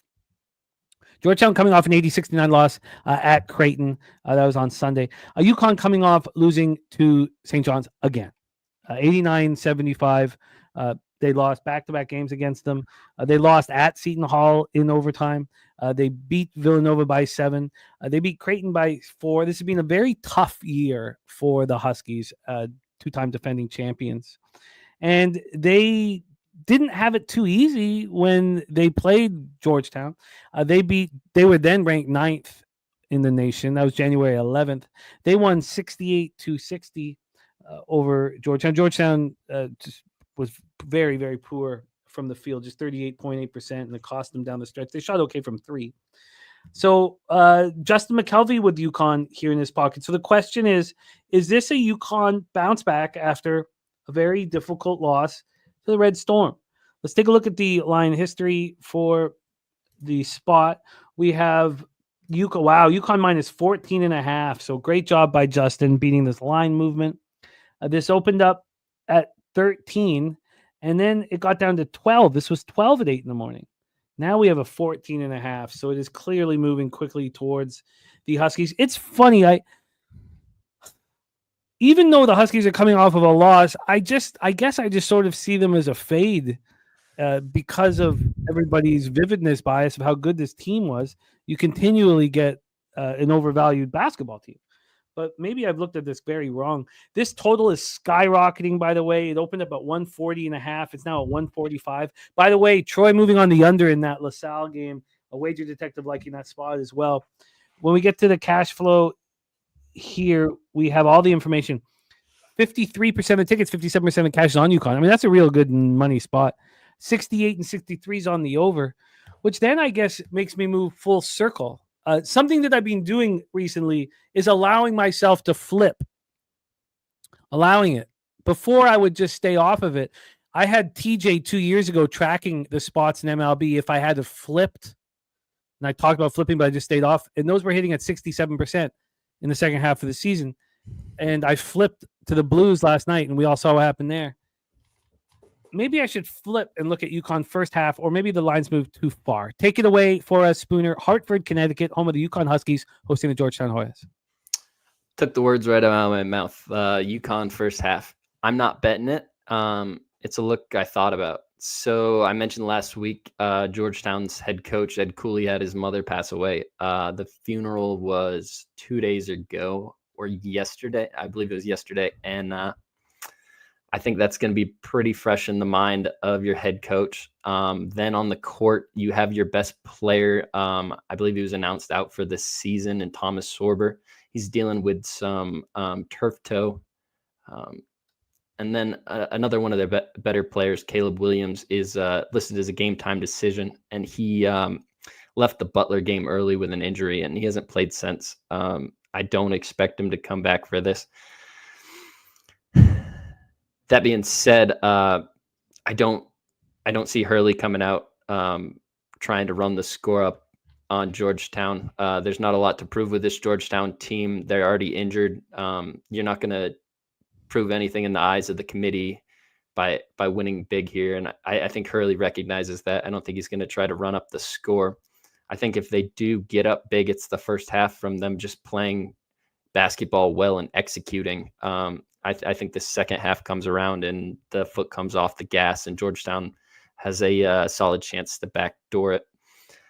I don't want to try to put my money on it without Sorber in the game and without Caleb Williams in the game. But if you look back to last week in the first half, they were up 10 points. And that's enough to tell me that they can play. That Creighton team's good. That's a hard building to play in, just the same as UConn is. It's enough to keep me off. I think Cooley has the ability to motivate the backups and get them to play at a really high level. If it was anything, it would be UConn first half, but it's not for me. I'm passing on the game. Interesting. What a great breakdown. Okay, a lot of food for thought there. That first half line's gone from 7 to 8. When it first came out yesterday afternoon, it could have got 6.5. Interesting. Okay, I'm going to need more time with that one. Wow. Lil Domo says the Maryland line back down to 3.5. Ooh. Oh, wow. Yeah, it's back down to 4 here. Okay. Fascinating. God, this is great. This is so much fun. Who needs anything else in life, man? Let's roll on. Best. Oh, it's just, yeah. And then it leads up to Pubapalooza. Good God, this is heaven. Thank you for that update. Fascinating. I have some interest in UConn first half now. I don't know if I get there. I'm going to see. But let's roll on. 7 p.m. Eastern is our next spot. We head over to the SEC. I sent this to Spooner late. Ole Miss Rebels 19-8-6 in the SEC. The number 1 ranked Auburn Tigers 25-2, 13-1 in the SEC. We're in Neville Arena in Auburn, Alabama. These teams met each other. Back on February 1st. It was a 92-82 victory for Auburn at Ole Miss, 92-82. So now we head back to Auburn. Since that game, Ole Miss came out of it flying. They beat Kentucky by 14 3 days after that. They went to LSU and South Carolina, the two of the weak links in the conference, and barely got by them, which is why I like Mississippi State when they played Ole Miss, and Mississippi State won by 10.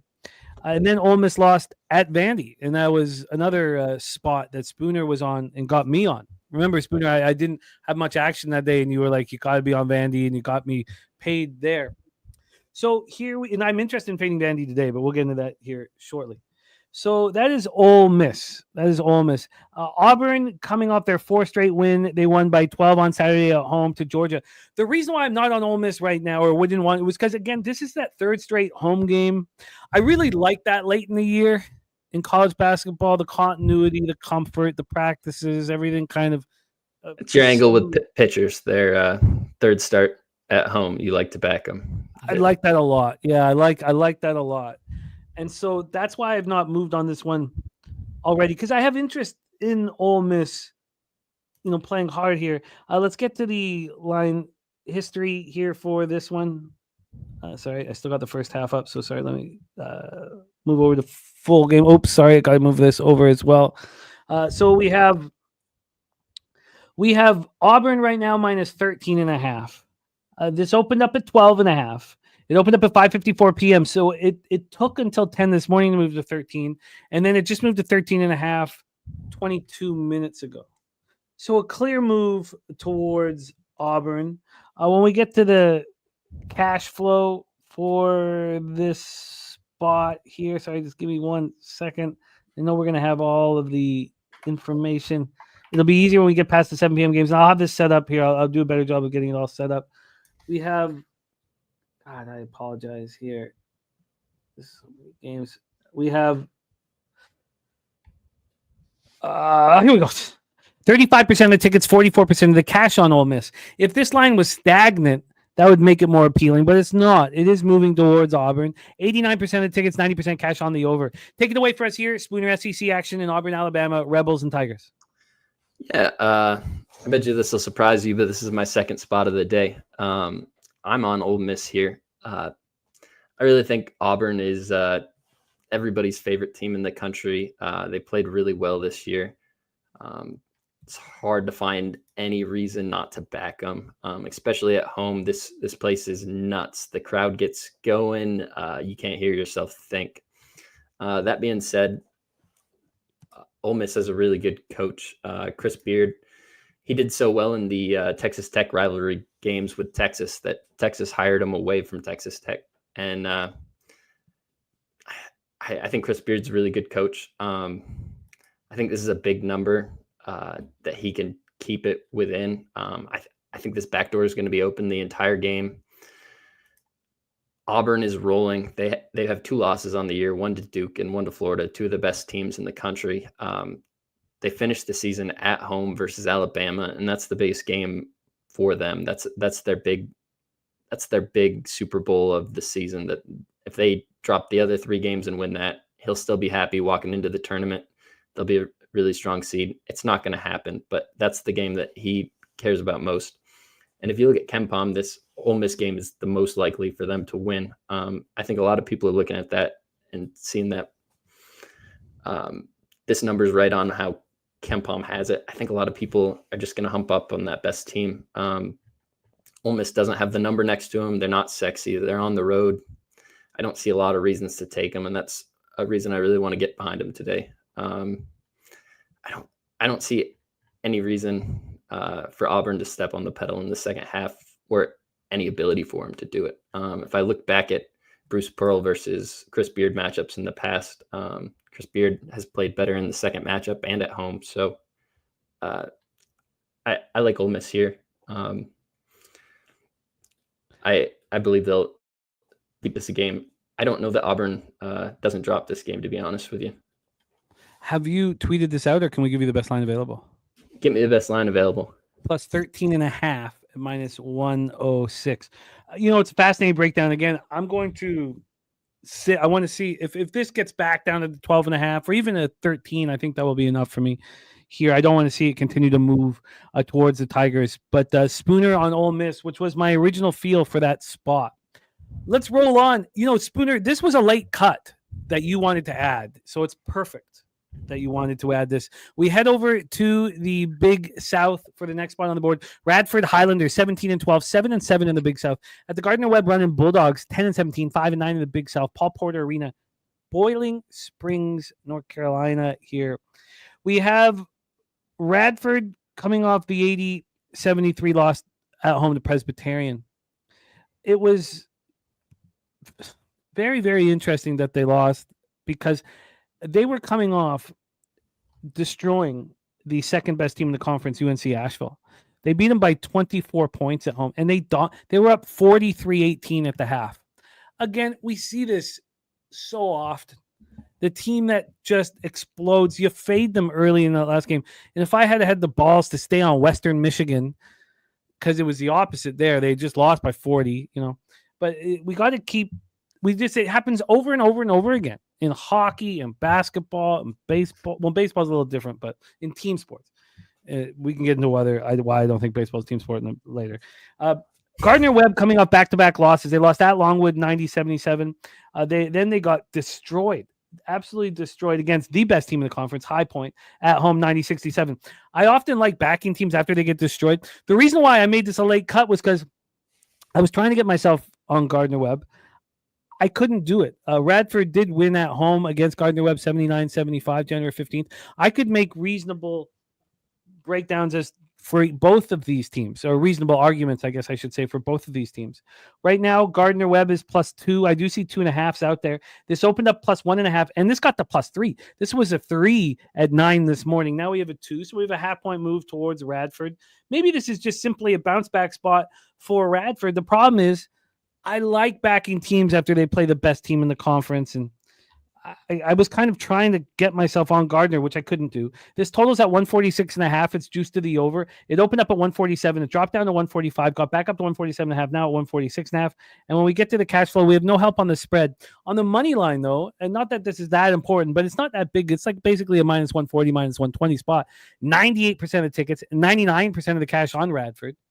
60%. Now there's only 863 tickets in, so we don't need to put too much into that. 60% of tickets, 63% cash on the over. Take it away for us here, Spooner. Highlanders, Bulldogs. Oh, Jimmy, I really wanted to get on Gardner-Webb here.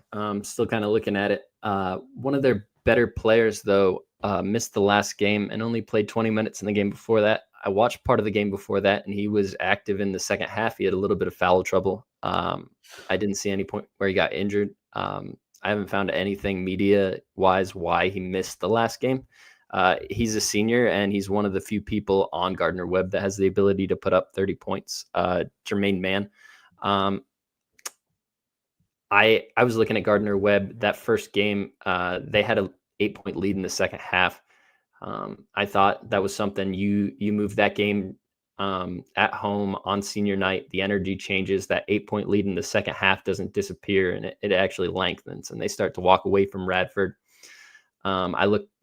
They shot 20% from the three. I thought they could improve on that. While Radford shot 50% from three in that game. And all of this stuff was really trying to get me towards Gardner Webb, the senior night angle and everything. But Jermaine Mann, being a senior, his last home game on senior night, he's already graduated. I don't know, something's odd about that. And I didn't need it on my card. I almost actually just flipped over to Radford for that reason, because I thought about the amount of people that would be looking at the senior night angle and a team that played so well but lost in the first game. And I ultimately just had to cross it off my card as well. But if you're looking on X later and you see that Jermaine Mann is in the game, I've looked at Gardner Webb's posts. He's on their senior day post contributing, thanking him, but there's nothing about a lineup out yet. And without something confirmed, I'm not trying to get behind this. Gardner Webb and Radford both have younger coaches. Gardner Webb's coach is in his first year. It's another one of those red flags where I thought maybe Radford's coach might be able to take advantage of him, and I there's too many conflicting angles for me, so I walked away from it. That's why it was a late cut. And Troy Torrance says Radford is the type of team you want off of a loss. And one of the angles that I've talked to you about here over the last 2 weeks was that the road team also gets up for the seniors night because it's packed and it's exciting. And there's a energy in the air. It does obviously help the home team as well, very much. But I do kind of like it at certain times. We're going to have to look back at this spot, find out more about whether Jermaine Mann's going to be in.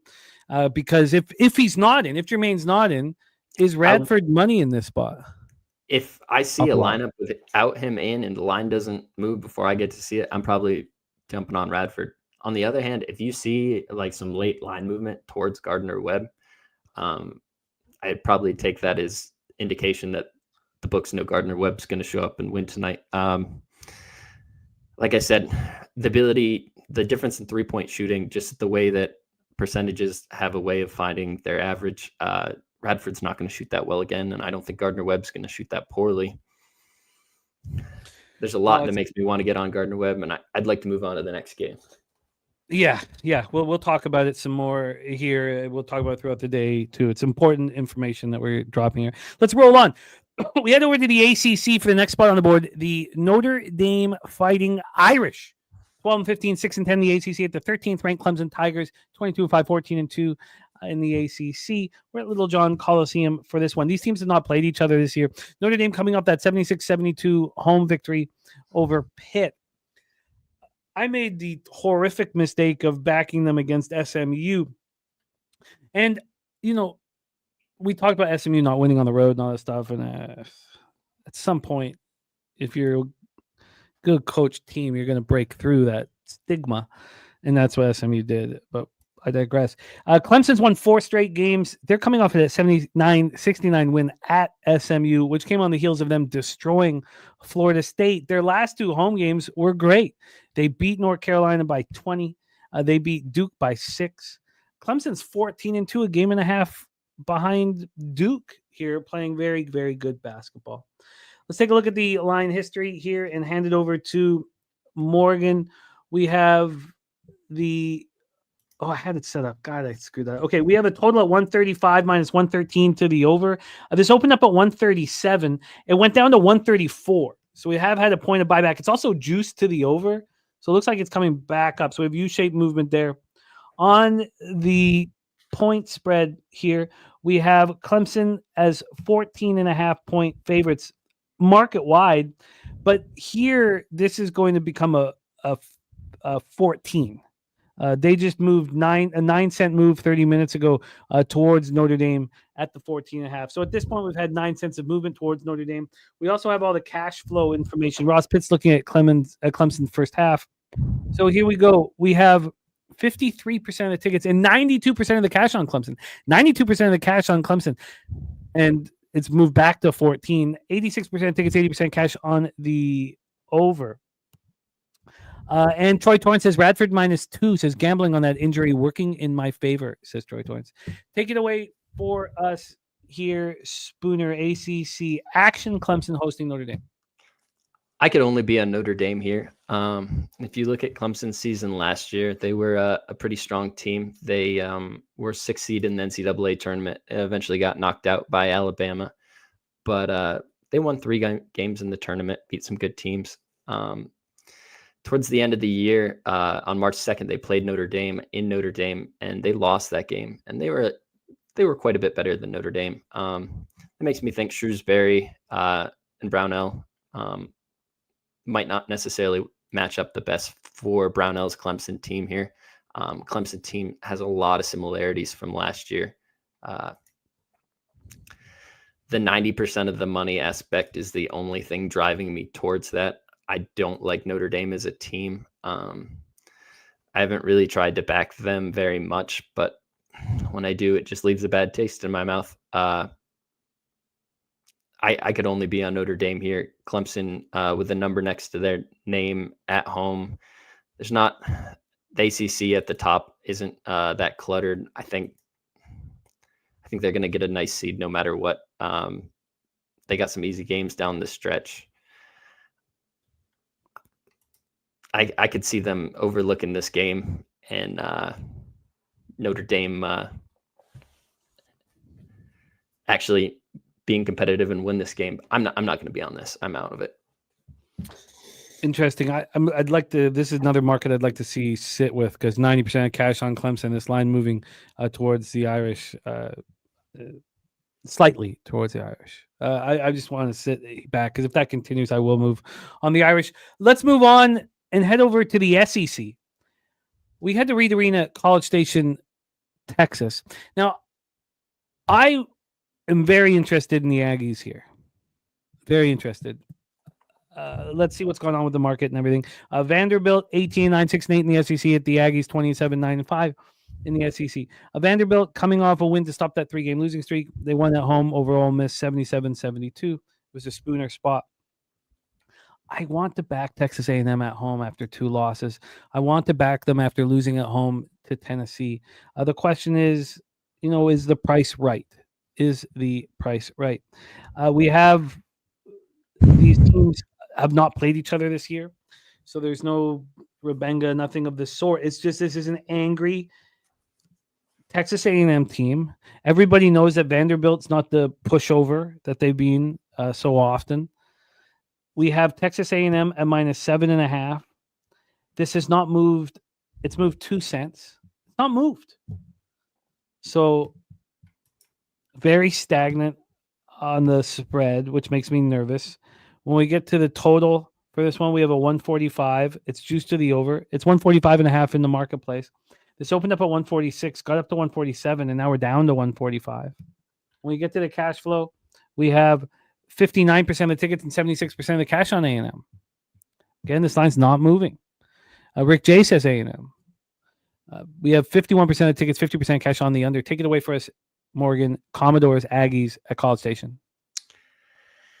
Yeah, we have different takes on this one. I'm not moving on it, so it doesn't have a big difference to me. But I like Vanderbilt here again. I'm really bought into Mark Byington's teams. He plays really well. I think the further the season goes on, the better this team is going to continue to play together. I think if you look at Texas A&M's SEC schedule, you'll see a lot of good teams because it's the SEC.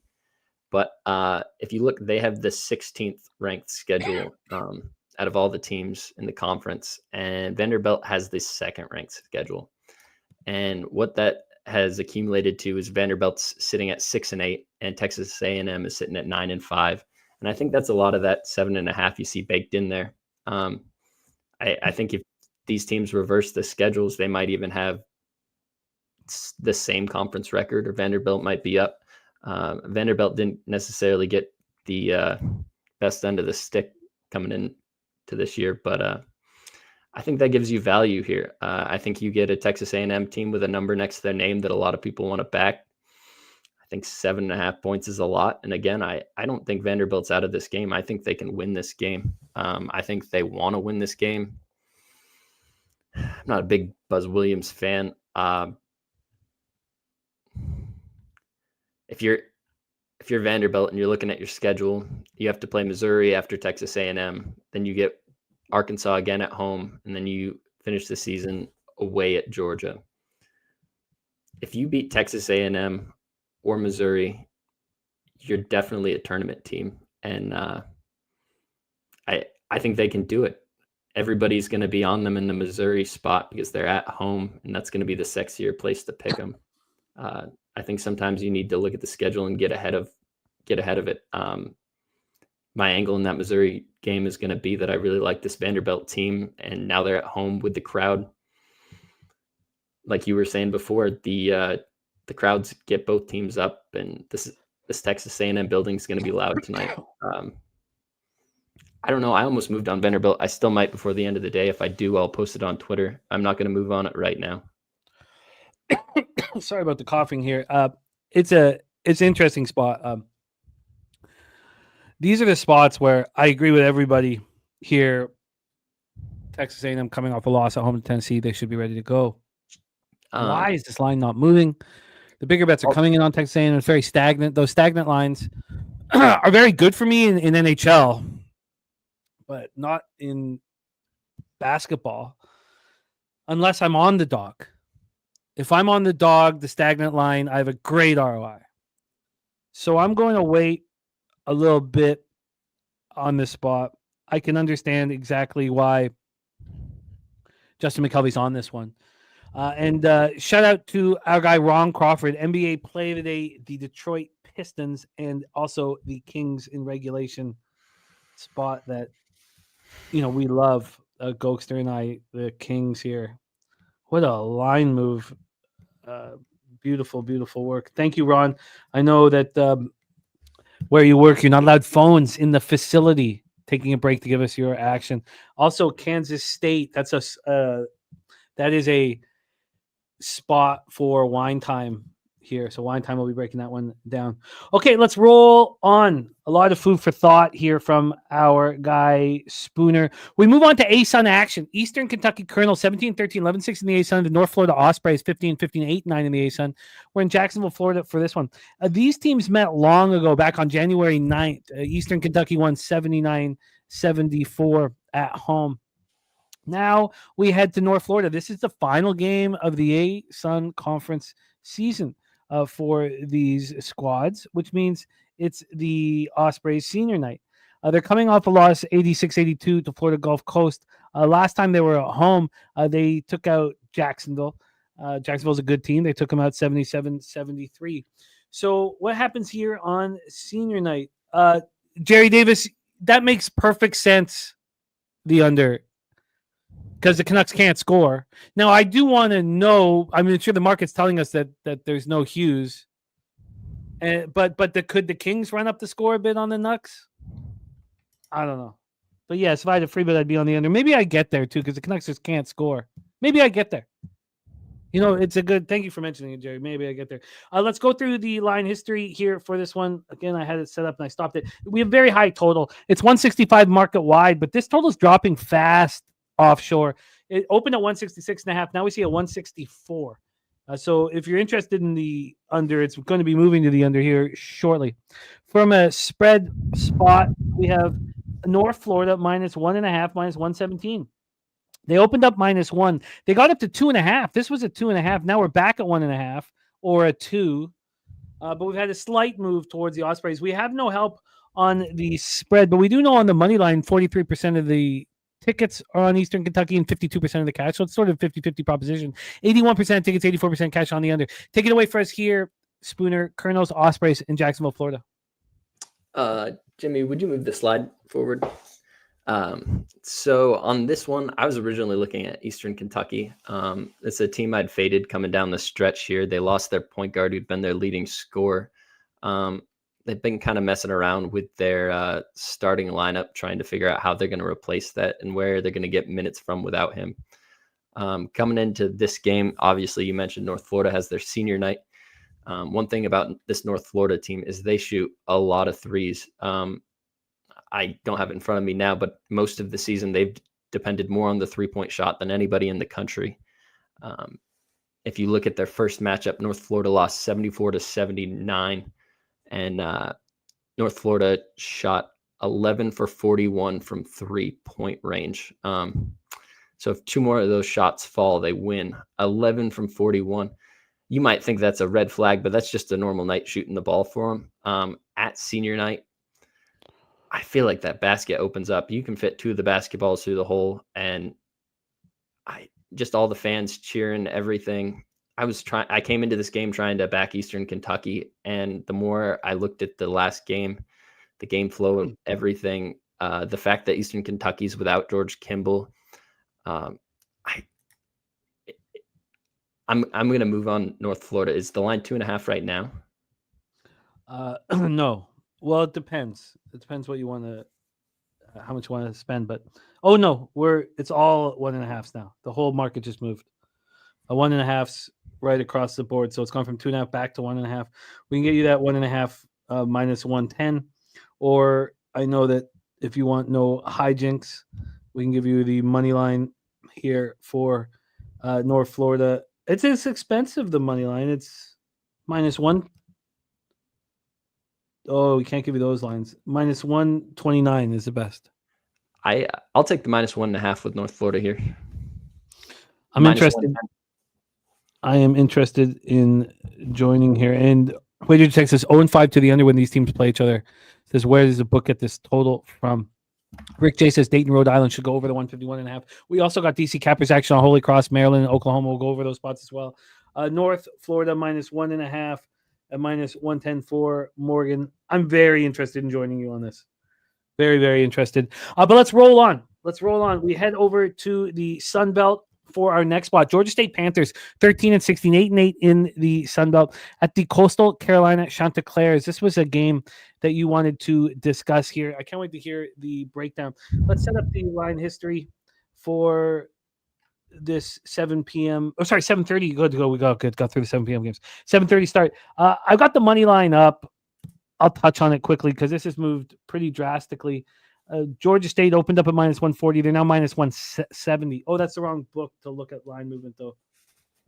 So let me just go back to this one. Still a big move, no different. This has gone from -141 to -171, so no different here. Let's get to the point spread because we're going to want to keep the VIG to a minimum. We just saw Spooner make that decision as well. We have Georgia State -3.5, -109. This has gone from -1 to -3.5. Just a huge, and also you can get threes. You can get threes right now as well. So just a huge move towards the Panthers.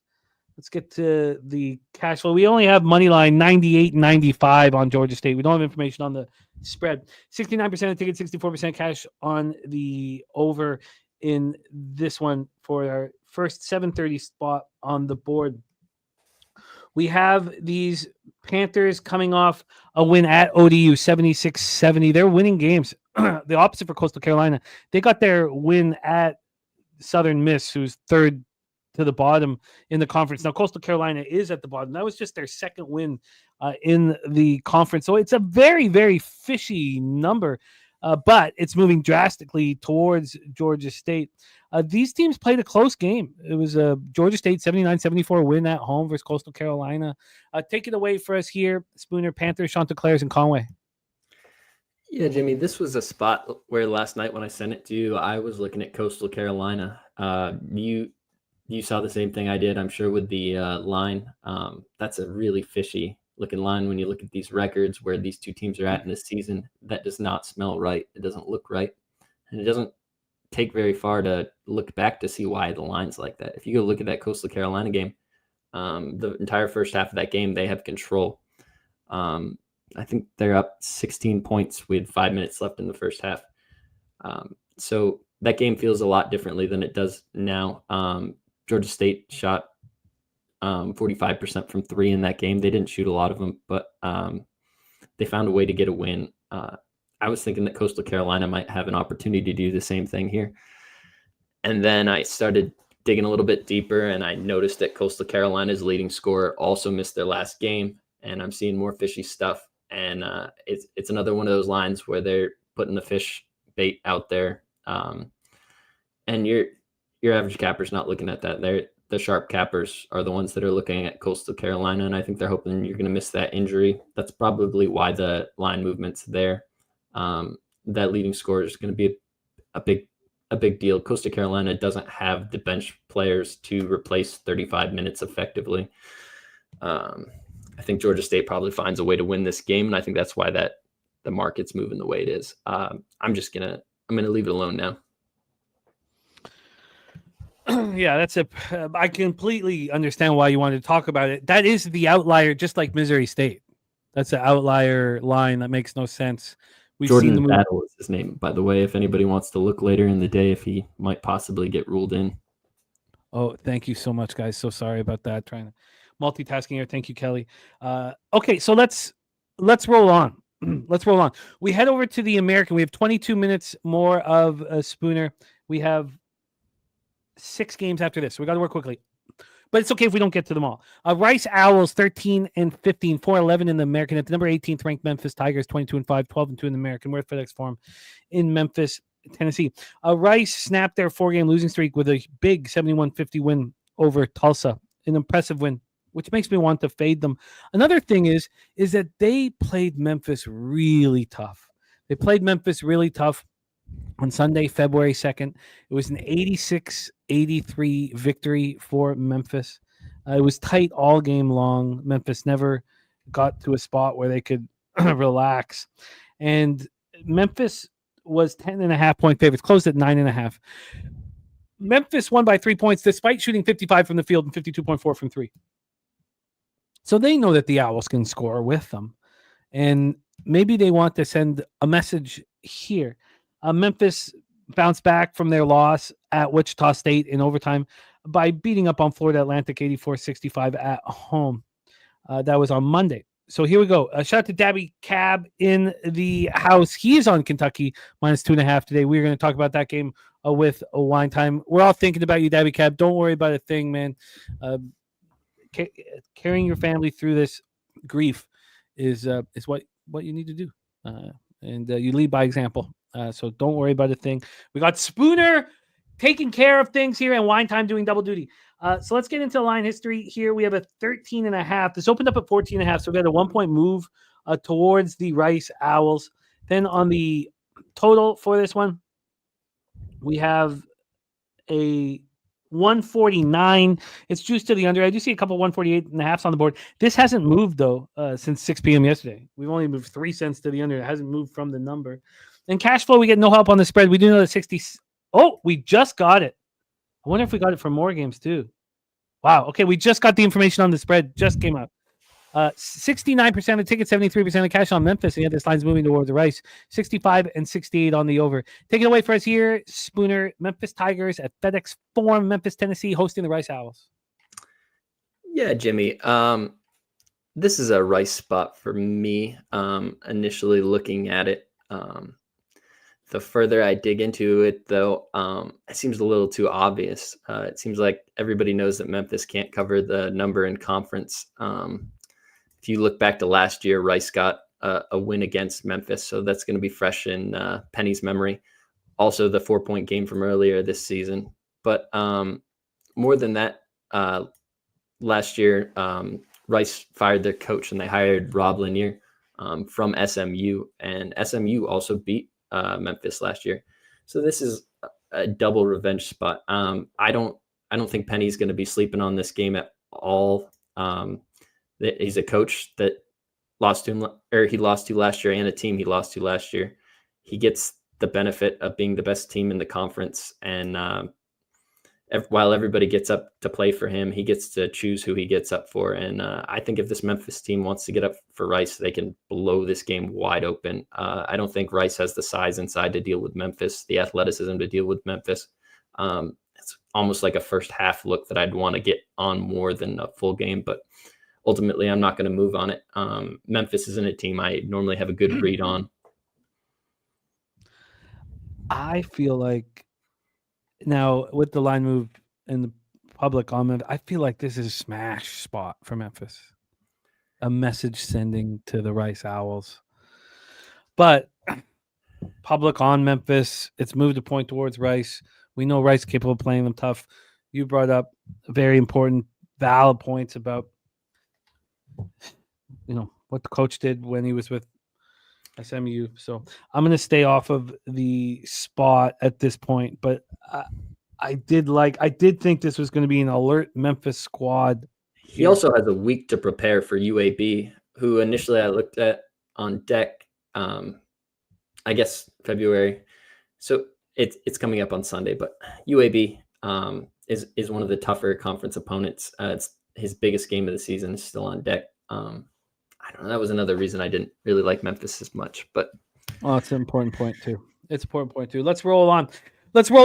We talked about the very strange line for Coastal Carolina. Well, here we have I hope this is right. Yeah. Okay, good. Right one here. We have Belmont Bruins, 19-10, 11-7 in the Missouri Valley Conference at the Missouri State Bears, who are 9-20, 2-16 in the Missouri Valley Conference. And it's basically a pick 'em. We're at Great Southern Bank Arena in Springfield, Missouri. Shout out to Deacon Mike.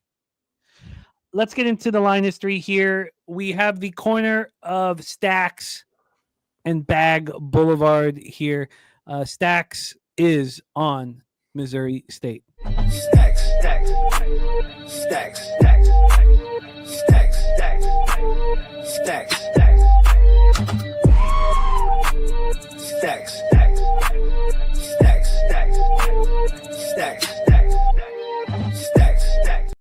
The only cash flow information we have is on the total, 65% of tickets, 65% of cash on the over. We've seen it go from 147 up to 148.5, and then there was buyback 15 minutes later down to 147.5. Still a half-point move towards the over. This line stinks, and I bet it because I've been watching some of these games go past me, and the ROI on them is insane. We have a twos across the board.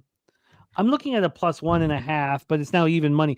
This +1.5 was -108. So we're coming back to a 2 here offshore as well. But that just means we have a stagnant line.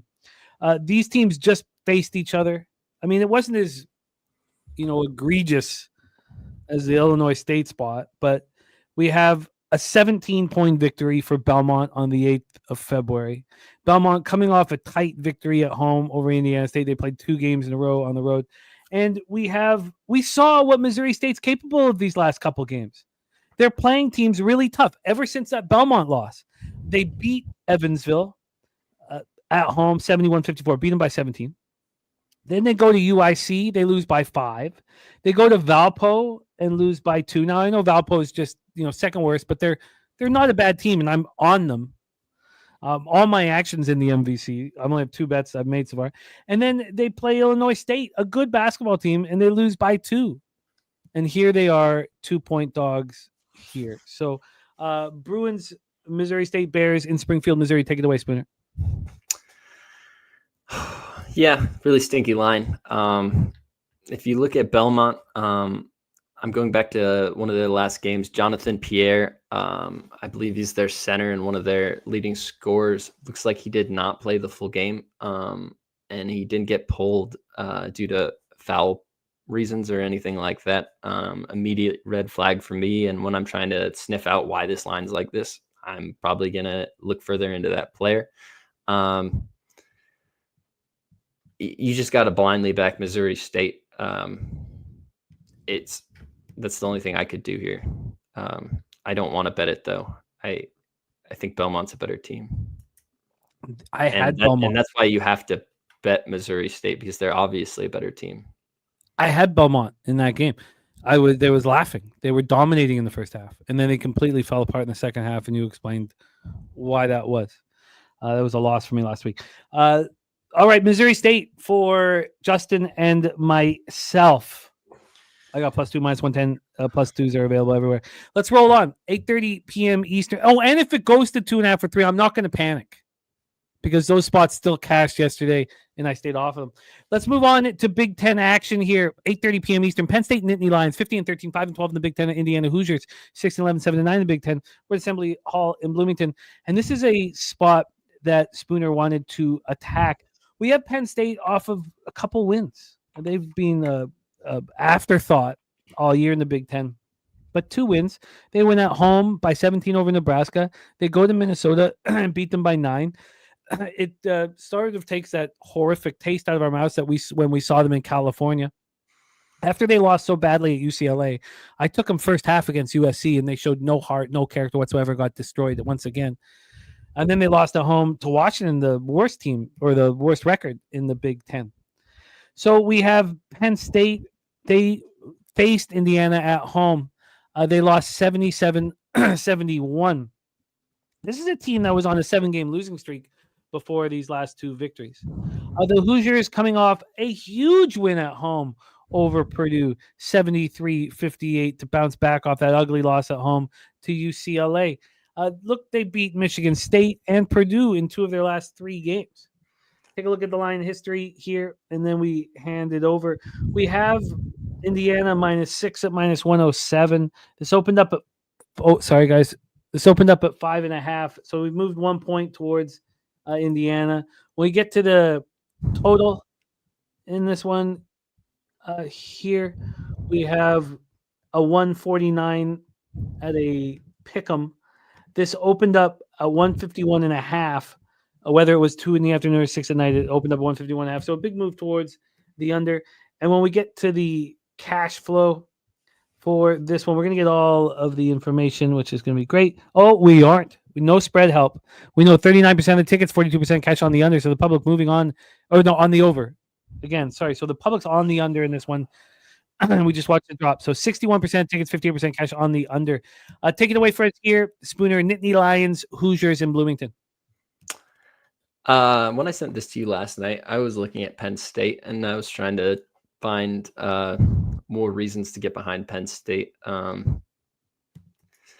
was a team that coming down the stretch, obviously without Puff Johnson, they had not really shown anything. But I thought in these last couple of games, they've really shown some signs of life, and the kind of signs of life I like to see just finish out a season, just play that spoiler role. Indiana's head coach is not going to be coaching at Indiana next year. He lost 2 games to Penn State last year. I could see Woodson kind of checking out.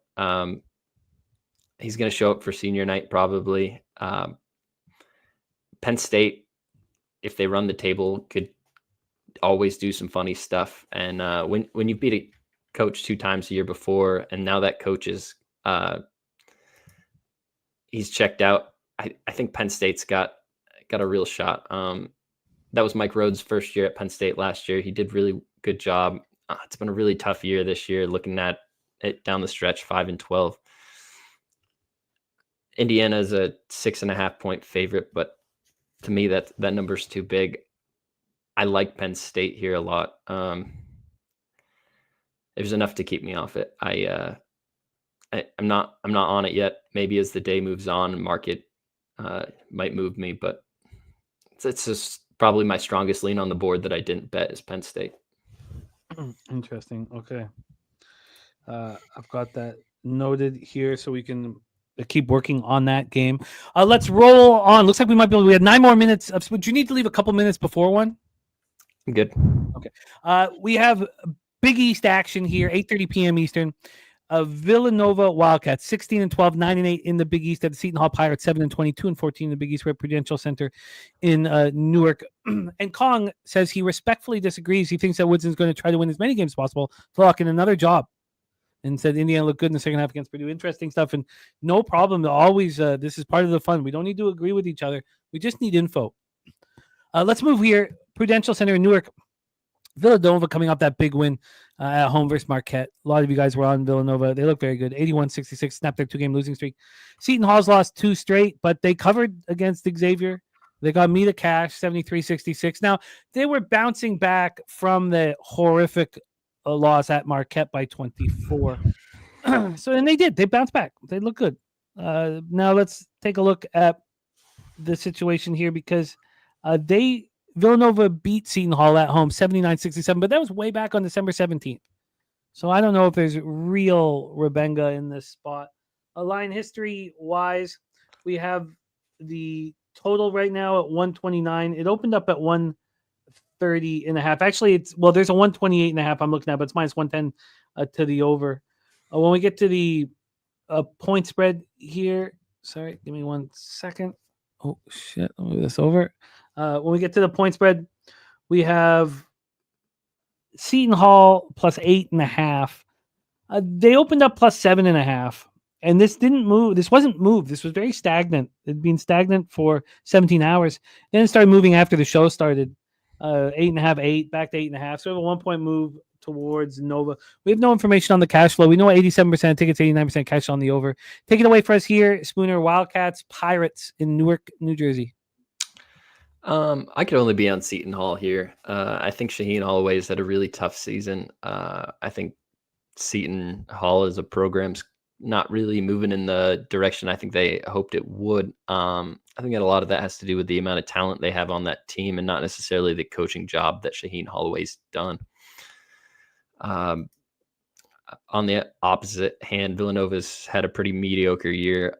They probably done better than a lot of people expected them to. They get a spot here in Seton Hall. I expect them to win. They get another spot at the end of the season in Georgetown. I expect them to win. And then they get their senior night against Butler on deck. If I were to pick them to drop one of those 3 games, it would be the Seton Hall team. You just start playing with fire at the end of the season. I don't think Villanova is a team that should be laying this number to anybody in the Big East except DePaul. And while some people think Seton Hall and DePaul are on that level, I don't. I don't know.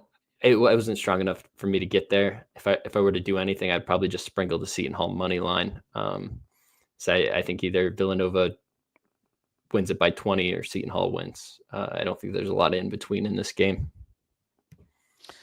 Interesting. I got a lot because if that had stayed stagnant, I was very interested in backing the Pirates here, but I do have a vividness bias of succeeding with them this year as another problem.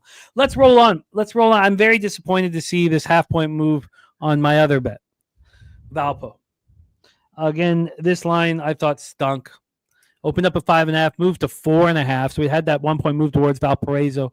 It's back at 5, which sucks because it looked like it could move to 4.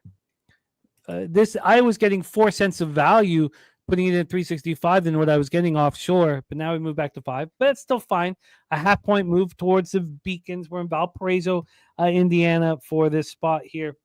We just went over the line history. We don't have a cash flow info, unfortunately, but we do know that it's moved a 0.5 point towards Valpo. When we get to the total for this 9 p.m. start here, let's go quickly. We have this total right now. Come on. Here we go. Sitting at 150 and 151. 150.5 is basically the market, but this just moved up. It didn't. Moved an hour ago, but it hasn't moved anywhere else. So we have a 1-point move towards the over here. When we get to the cash flow, as I said, 60% tickets, 56% cash on the over. No help on the spread. Valpo's come off 2 victories. They won at home over Missouri State 66-64. They won 3 of their last 4. Their last victory was a win over Southern Illinois, 83-79. We have Bradley coming off an overtime victory at home versus Murray State. Last time we saw them on the road, they lost by 11 at Illinois State. Now, they did beat Drake on the road, so they can step up. There's no doubt about that they're capable of stepping up. These teams met back on December 29th. It was a double overtime. It took double overtime for Bradley to win at home over Valpo. Look, I think Valpo is live here. Take it away for us, Spooner. Braves, Beacons in Valparaiso. Yeah, Jimmy. This Valpo team has really had a good season compared to where they were at the last couple of years. Bradley, on the other hand, is about where they're normally at. I think that's going to kind of tilt the hand that Valpo has out and let Bradley see it. I think that first game generally shows all the tricks you got, and Bradley's got a really good defense. I like their ability to prepare for something they've already seen once and be able to beat it a second time. That number is really stinky, and I really wanted to bet Valpo blindly when I saw it. Bradley was in a tough spot in the season when they played that Valpo game. They had that Indiana State overtime game right after it. This is a stinky game. I would like the Valpo side a lot. I don't necessarily know you should get scared by line movement too much, but it looks these lineups are basically the same as when they played the first time. I could only lean Valpo here. They have some funny home magic voodoo stuff that happens in Valpo, and it's really annoying to be on the other side of it sometimes. It's normally just in the form of a cover, so I don't know. I could only be on Valpo here. I didn't bet the game. I didn't touch the game. I looked at it. I moved on Valpo. Shout out to MMA Locker Room in the house. By the way, Troy Torrance says the best bet in this one per the database is Bradley team total under, which is a good sign for Valpo. Let's go. We have 2 more games. We have 2 minutes with Spooner. We have a big, let me move over here. We have a very, very, very big one here in the Mountain West. Utah State Aggies 24-4, 14-3 in the Mountain West. Of the Boise State Broncos 19-8, 11-5 in the Mountain West. These teams played in a great basketball game. It was a 81-79 victory for Utah State at home back on January 11th. Now they face each other again. We have Utah State coming off a 79-71 win at home over San Diego State. That was on the heels of destroying San Jose State, absolutely annihilating them by 48. We have Boise State coming off. They beat New Mexico at home. It was a great bounce back for them after losing at San Diego State. And then they beat Nevada 70-69.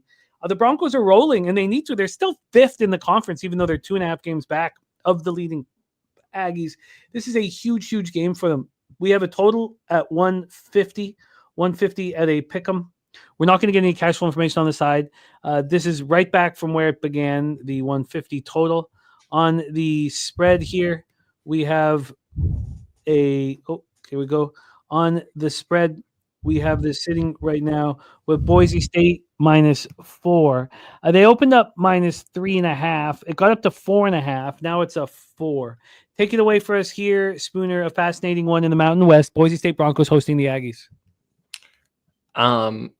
This is going to be a pretty good game. I thought the 4.5 point was kind of telling what's going to happen here. That first Utah State game, if you go back and look at it, both these teams shot the ball unreal. 14 for 26 from 3 from Boise State and 11 for 21 from 3 for Utah State. Those are 2 numbers that aren't sustainable coming into this second matchup, and I could only fade the winner of the first matchup there. Utah State did everything they could down the stretch to win it, and Boise still to the last possession had a chance to win that game. I think Utah State has the 7th home court in the country. That's out of over 360 teams. So when you move away from that 7th ranked court and you go to Boise State, which is another top 50 court, I think 3 points is a healthy enough move. I could only be on Boise State here. I don't believe in Utah State. That being said, they can shoot themselves back into any game, and it's really frustrating to try to lay points with a team that can shoot the ball like that. Boise State could have a 9-point lead with a minute left, and they're shooting free throws, and then Utah State runs down the court and hits 2 BS threes to end the game, and then we don't cover. I'm not on it. I like Boise State to win. I do too. I'm very interested in it as well. I'd like to get there. I think I may be able to get there. but I want to see some cash flow information. We're not going to be able to break down this last game with Spooner. Did you have interest in San Francisco, Oregon State? Wine Time's going to jump on with us for it. So I'm a big Dons fan. I think this is a great San Francisco team. Got to have a lot of respect for them, but it's a team I like to back in San Francisco, and Oregon State is a great home team. I think the line, again, is very telling there. Look at the conference records, everything. Oregon State's a 3-point favorite because they play really well at home. I'd respect the book's take on that.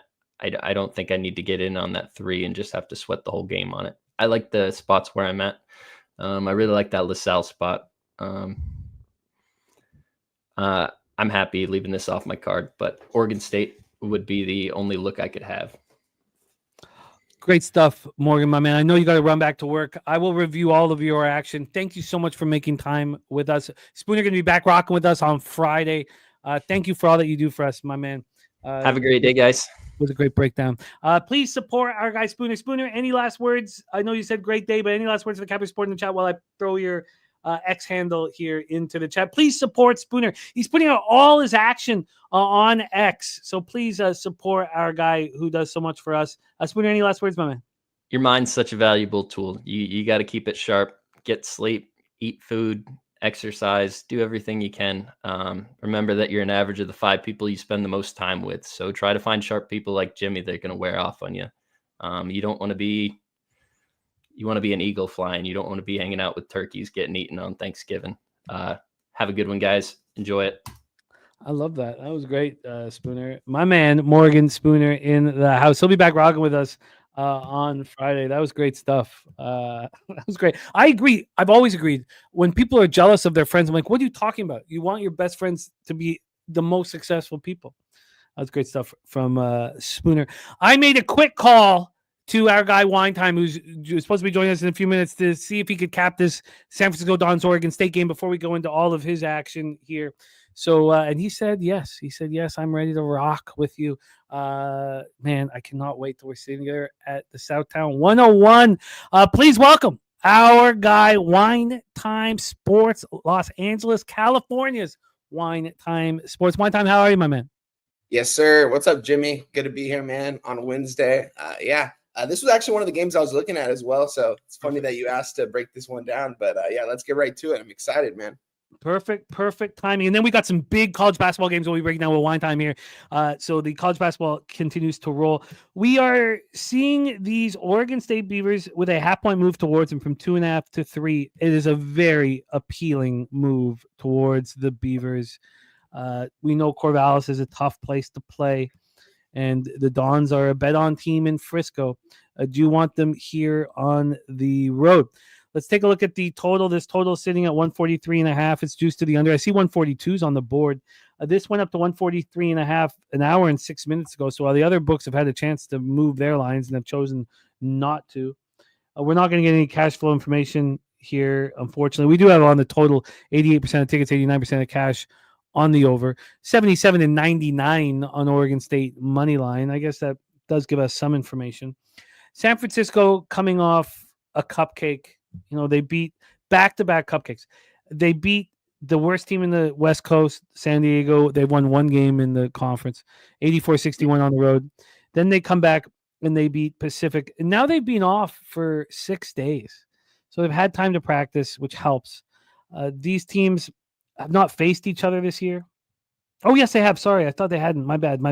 That was the San Francisco win at home, 81-70 on January 18th. I don't know why I thought they hadn't faced each other.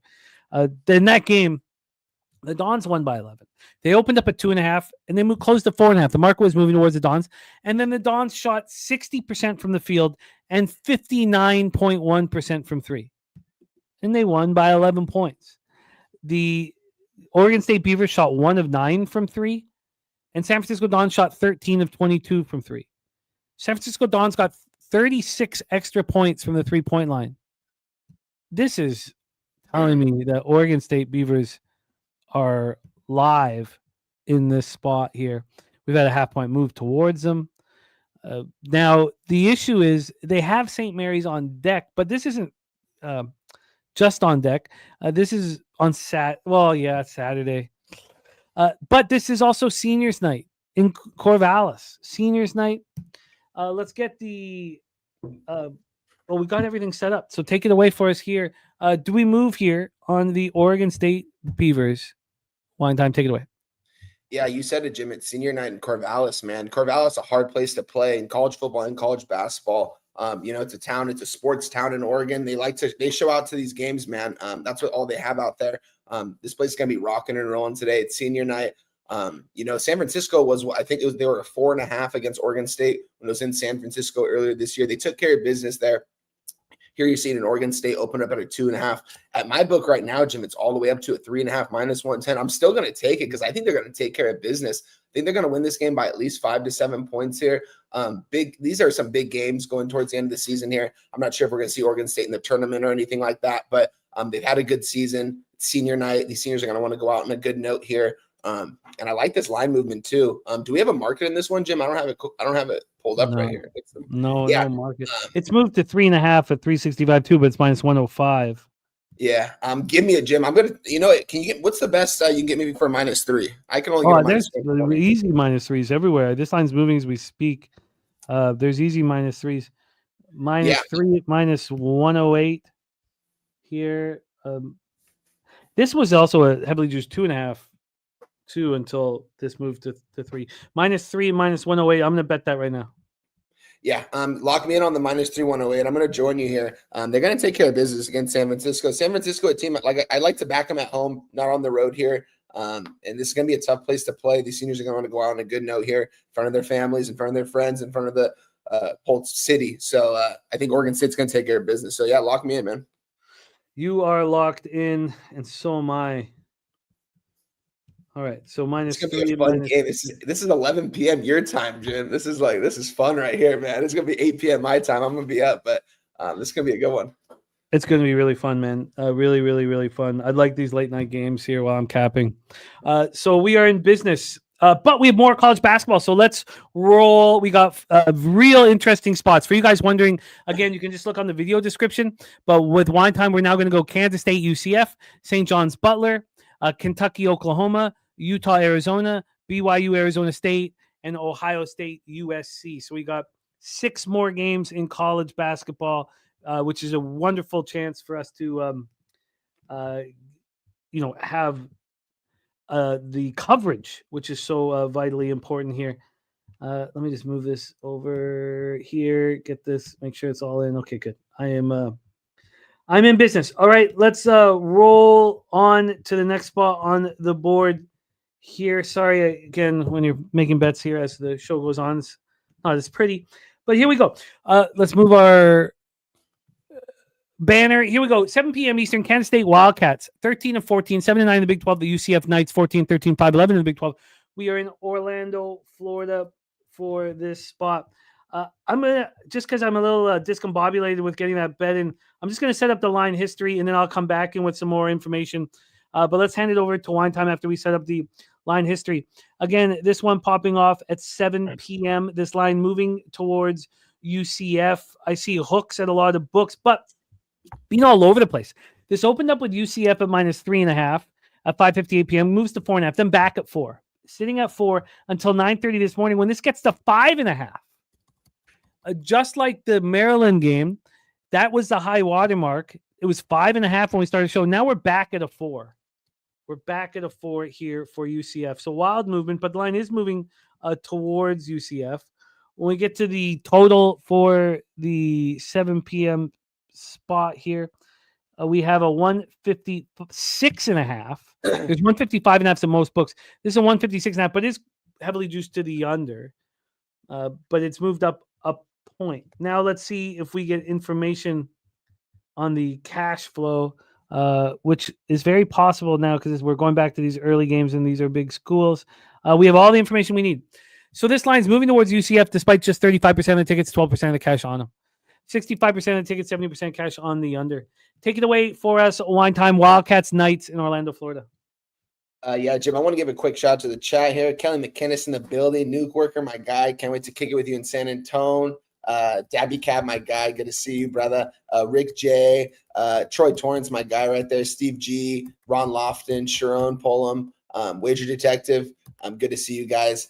Yeah, this is a game I've been looking at all day, a game I want to get involved in a couple ways. I only have one play on it so far here, guys, but might want to try to get on UCF here because I got 4.5 on my book. About 30 minutes ago, it was a 5.5. That was the only reason why I didn't move on it. I got the team total. I got it over 81 minus 115. I gave it out on Twitter. You can get a better number now, or minus 110 on Twitter. Yeah, over 81 minus 110. You can get an 80.5 now that the line moved. But yeah, you said this line's kind of been everywhere. It's 5.5 a little bit ago, which makes sense. They're playing at the bounce house here. You know, UCF not going to make the tournament, by the March Madness tournament by any means. Kansas State really went on a nice run. We made some really good money with them as underdogs in a lot of spots when they're undervalued. This is a spot where they're overvalued, if you ask me. And the market, looking at that by itself, the public is backing them here. A majority of tickets are on them. It went towards UCF. There was some movement back towards KC. It's at a 4.5. So I'm going to go ahead and give out the 4.5 as well, along with a team total over 81 for UCF. Jim, I have to ask you, like, why is this team total so high for UCF? This doesn't make any sense. Like, in Kansas State, they don't really give up that many points either. UCF, I think they're going to go off here at home. I think this is going to go way over the total as well. I might end up moving on this total full game. It just makes no sense that UCF team total is this high. So that's why I'm going to take it. I think it's going to hit it. It's got to be this high for a reason. Who's taking this over team total for UCF? Guarantee you no one. If only 35% of people are going to the window on UCF, maybe 10% of them are on the team total. Did lose some value there. But you know what? I already gave it out on Twitter, so that's what I want to give out on here, over 81 team total. And I'm going to move on UCF minus 4.5, minus 110 right now. I'm going to give it out on Twitter as well. I wanted a 4.5. I got it. I'm glad I didn't move on the 5.5. I think it's going to get back to a 5, maybe a 5.5 as well. UCF is going to take care of business. They cashed me a nice hit against Utah last game. You know, it was a sweat. It was a sweat, but they took care of business. And I think Kansas State, they halted in a way, and they just can't really get it together towards the end of the season. Now they had a good year. They had that really good freshman out there who's playing really well. I just don't see them playing well the rest of the season. I think UCF's going to take care of business at home here. I'm not sure if this is senior night in Central Florida or not, but if so, even more of a reason this place is going to be rocking and rolling. This is a place where if you want to go watch a good college football game or college basketball game, go to a game at the Bounce House. These fans get into it from what I've heard. I've never been there, but this place is going to be going nuts today, and it's going to be too much for K-State. UCF's going to put at least 90 on the board today. What an interesting spot. They haven't played each other this year. It's not seniors night. That comes in a few days when they play Oklahoma State at home. Ron Crawford on the other side here. Kansas State +4. And I get it. You know, the reason why I didn't bet this was just because of the loss. You know, Kansas State's lost 3 straight, and they're coming off an embarrassing 66-54 loss at home to Arizona State. And that's what, you know, Arizona State has 4 wins this year. That's what I think is going to probably just keep me off of it. But I had planned to join you on UCF. We have Todd Clinton in the house quickly here. Todd Clinton says on lunch break, shout out to you, Todd. Thank you for joining us. Says his play day in pucks are the Sens. We've moved against the Sens, but I know that was a Nate Dogg 420 spot too. I just, without your second line center and Josh Norris, your third line center and Shane Pinto, and without Brady Tkachuk, I want to fade them every game. And then I'm going to fade them again when they come back for the first game. And then I bet you Ottawa goes on a run. So I'm on the other side of that spot. And then we also have him asking about Wally's NASCAR picks. I'll have to go to my worksheet from yesterday and then go through it all to get it. So you're going to have to give me a few minutes to do that. I will try to do that here, but give me a second. By the way, Fat Wally is cashed the last 2 NASCARs here with his action. So I understand why you're looking at it. Nasty Nate, you're moving on UCF -3, -135. But a fascinating breakdown. I'm going to sit with this for longer. A fascinating breakdown here from our guy Wine Time, who's moved on UCF. He bet it at 4.5 -110, so that's what he's giving you guys. But there are 4s right now on the board. Let's roll on to our next spot on the board. That is Hinkle Fieldhouse in Indianapolis. We have the St. John's Red Storm 24-4, 15-2 in the Big East. At the Butler Bulldogs 13-14, 6-10 in the Big East. The rest of the spots on the board for Wine Time are 9 p.m. spots and later. which is helpful. Troy Torrance has Butler in capital letters. St. John's won 3 straight games. They're coming off an 89-75 victory at home over UConn. Nasty Nate says St. John's smash. St. John's has been very, very good. Yes, Ricky Bobby, Wally gave out his NASCAR action yesterday on our show, and I will go over my notes to find it. Butler lost badly, 76-63 at Xavier. I was kind of beating myself up. I don't trust Butler on the road. I don't know why I was on him in that game. It's disappointing. But at home, they're coming off a 12-point victory over DePaul. DePaul's looked a little bit better as the season's gone on, but it's been weak. Let's get into the line history here for this spot. These teams faced each other. St. John's beat Butler 70-62 at home back on January 4th. Since that game, that was St. John's bouncing back after losing by a point at Creighton. They've only lost one game. They've lost one game in 2025, and that was a 73-71 loss at Villanova. Let's get into the line history. This Johnny spot pops off at 9 p.m. Eastern. We have a total at 152. That's the highest, the offshore right now. Oh, they just moved it down to 150. Wow. Okay, so we just had a 2-point move to the under 5 minutes ago. Wow. 2-point move to the under 5 minutes ago. So we're now back with just a half-point move towards the over. And then when we get to the point spread, we have St. John's right now at 7.5. Wow. 7.5. So this opened up at 7. It got to 8. And it was juiced to minus 116. That was at 3 a.m. So we were thinking 8.5 was coming. And then it flips. Line starts moving towards Butler. This moves down to 6.5. We've had some buyback during the show. So we've had a half-point move to St. John's, but it's not quite. Let's call it a quarter-point move, because if you want St. John's right now, it's minus 102 on the 7.5. Let's see if we get cash flow information here as they were starting to pop up on these 9 p.m. games, and we have all the information we need. We have 68% of tickets, but 59% of the cash on St. John's. 43% of tickets, 47% of cash on the over. I like this spot with Troy on Butler. Rick J says these Big East teams are tricky. Morgan said he'd circled this game as a game St. John's could lose on the road. Meals in the house says Wine Time made me $5,000. Says thanks again, my guy. Wine Time, can you make us money here at Hinkle Fieldhouse? Take it away. Yeah, I'm right there with you guys. I gave out Butler this morning on Twitter plus 7.5 here. You know, it has actually went to a 6.5 at one point. Glad I didn't take it then. Got back to a 7.5, took it then. I think this is going to go back down to a 7, 6.5 even. I think this is a good Butler spot, honestly. I've watched a lot of these St. John's games, man. This is a good team. They're a complete team. Who's the better team on the court? It's not even close at St. John's here in the spot. They've got guys that can make those 3-pointers when you absolutely need it, man. They play together as a team. They got one of the better coaches. I just think this might be a little bit of a letdown spot. Butler here at home. I'm not saying they're going to get this game outright. Maybe they get them outright. Maybe they do, but it's crazy looking at I don't look at the money line. I know we don't look at the money line on a lot of these markets, but 97% that's 100% of the money on the money line for St. John's. So everyone's thinking St. John's is going to win this. It's still early in the day. Maybe they do. I just think this is going to be a lot closer. I like the 2 forwards that Butler has. Really good scoring forwards in Brooks and Telfort. St. John's, though, they do have a lot of experienced players. They can get it done. We're gonna need a couple hiccups out of them. You know what I mean? We're gonna need a couple of those shots to go out of the bucket and not go in that usually go in. We're going to need that tonight, but I think 7.5 points is just a little bit too much. So I'm going to give out Butler here plus 7.5, minus 110. Great job. Excellent job. I'm having a problem. I can't find the action from Fat Wally. No, you're good. So I am going to message him. I thought I copied and pasted it, but I don't. So, Todd, if you're on X, just hit me on X. Oh, there he is. There he is. Oh, so he says he hasn't given out this week's NASCAR action. That's what I thought. I thought he had, but I didn't have it in my notes. It says we'll post pics in your chat on Friday. The people want Wally's action. Love it, Wally. I can't wait to hang out with you in San Antonio.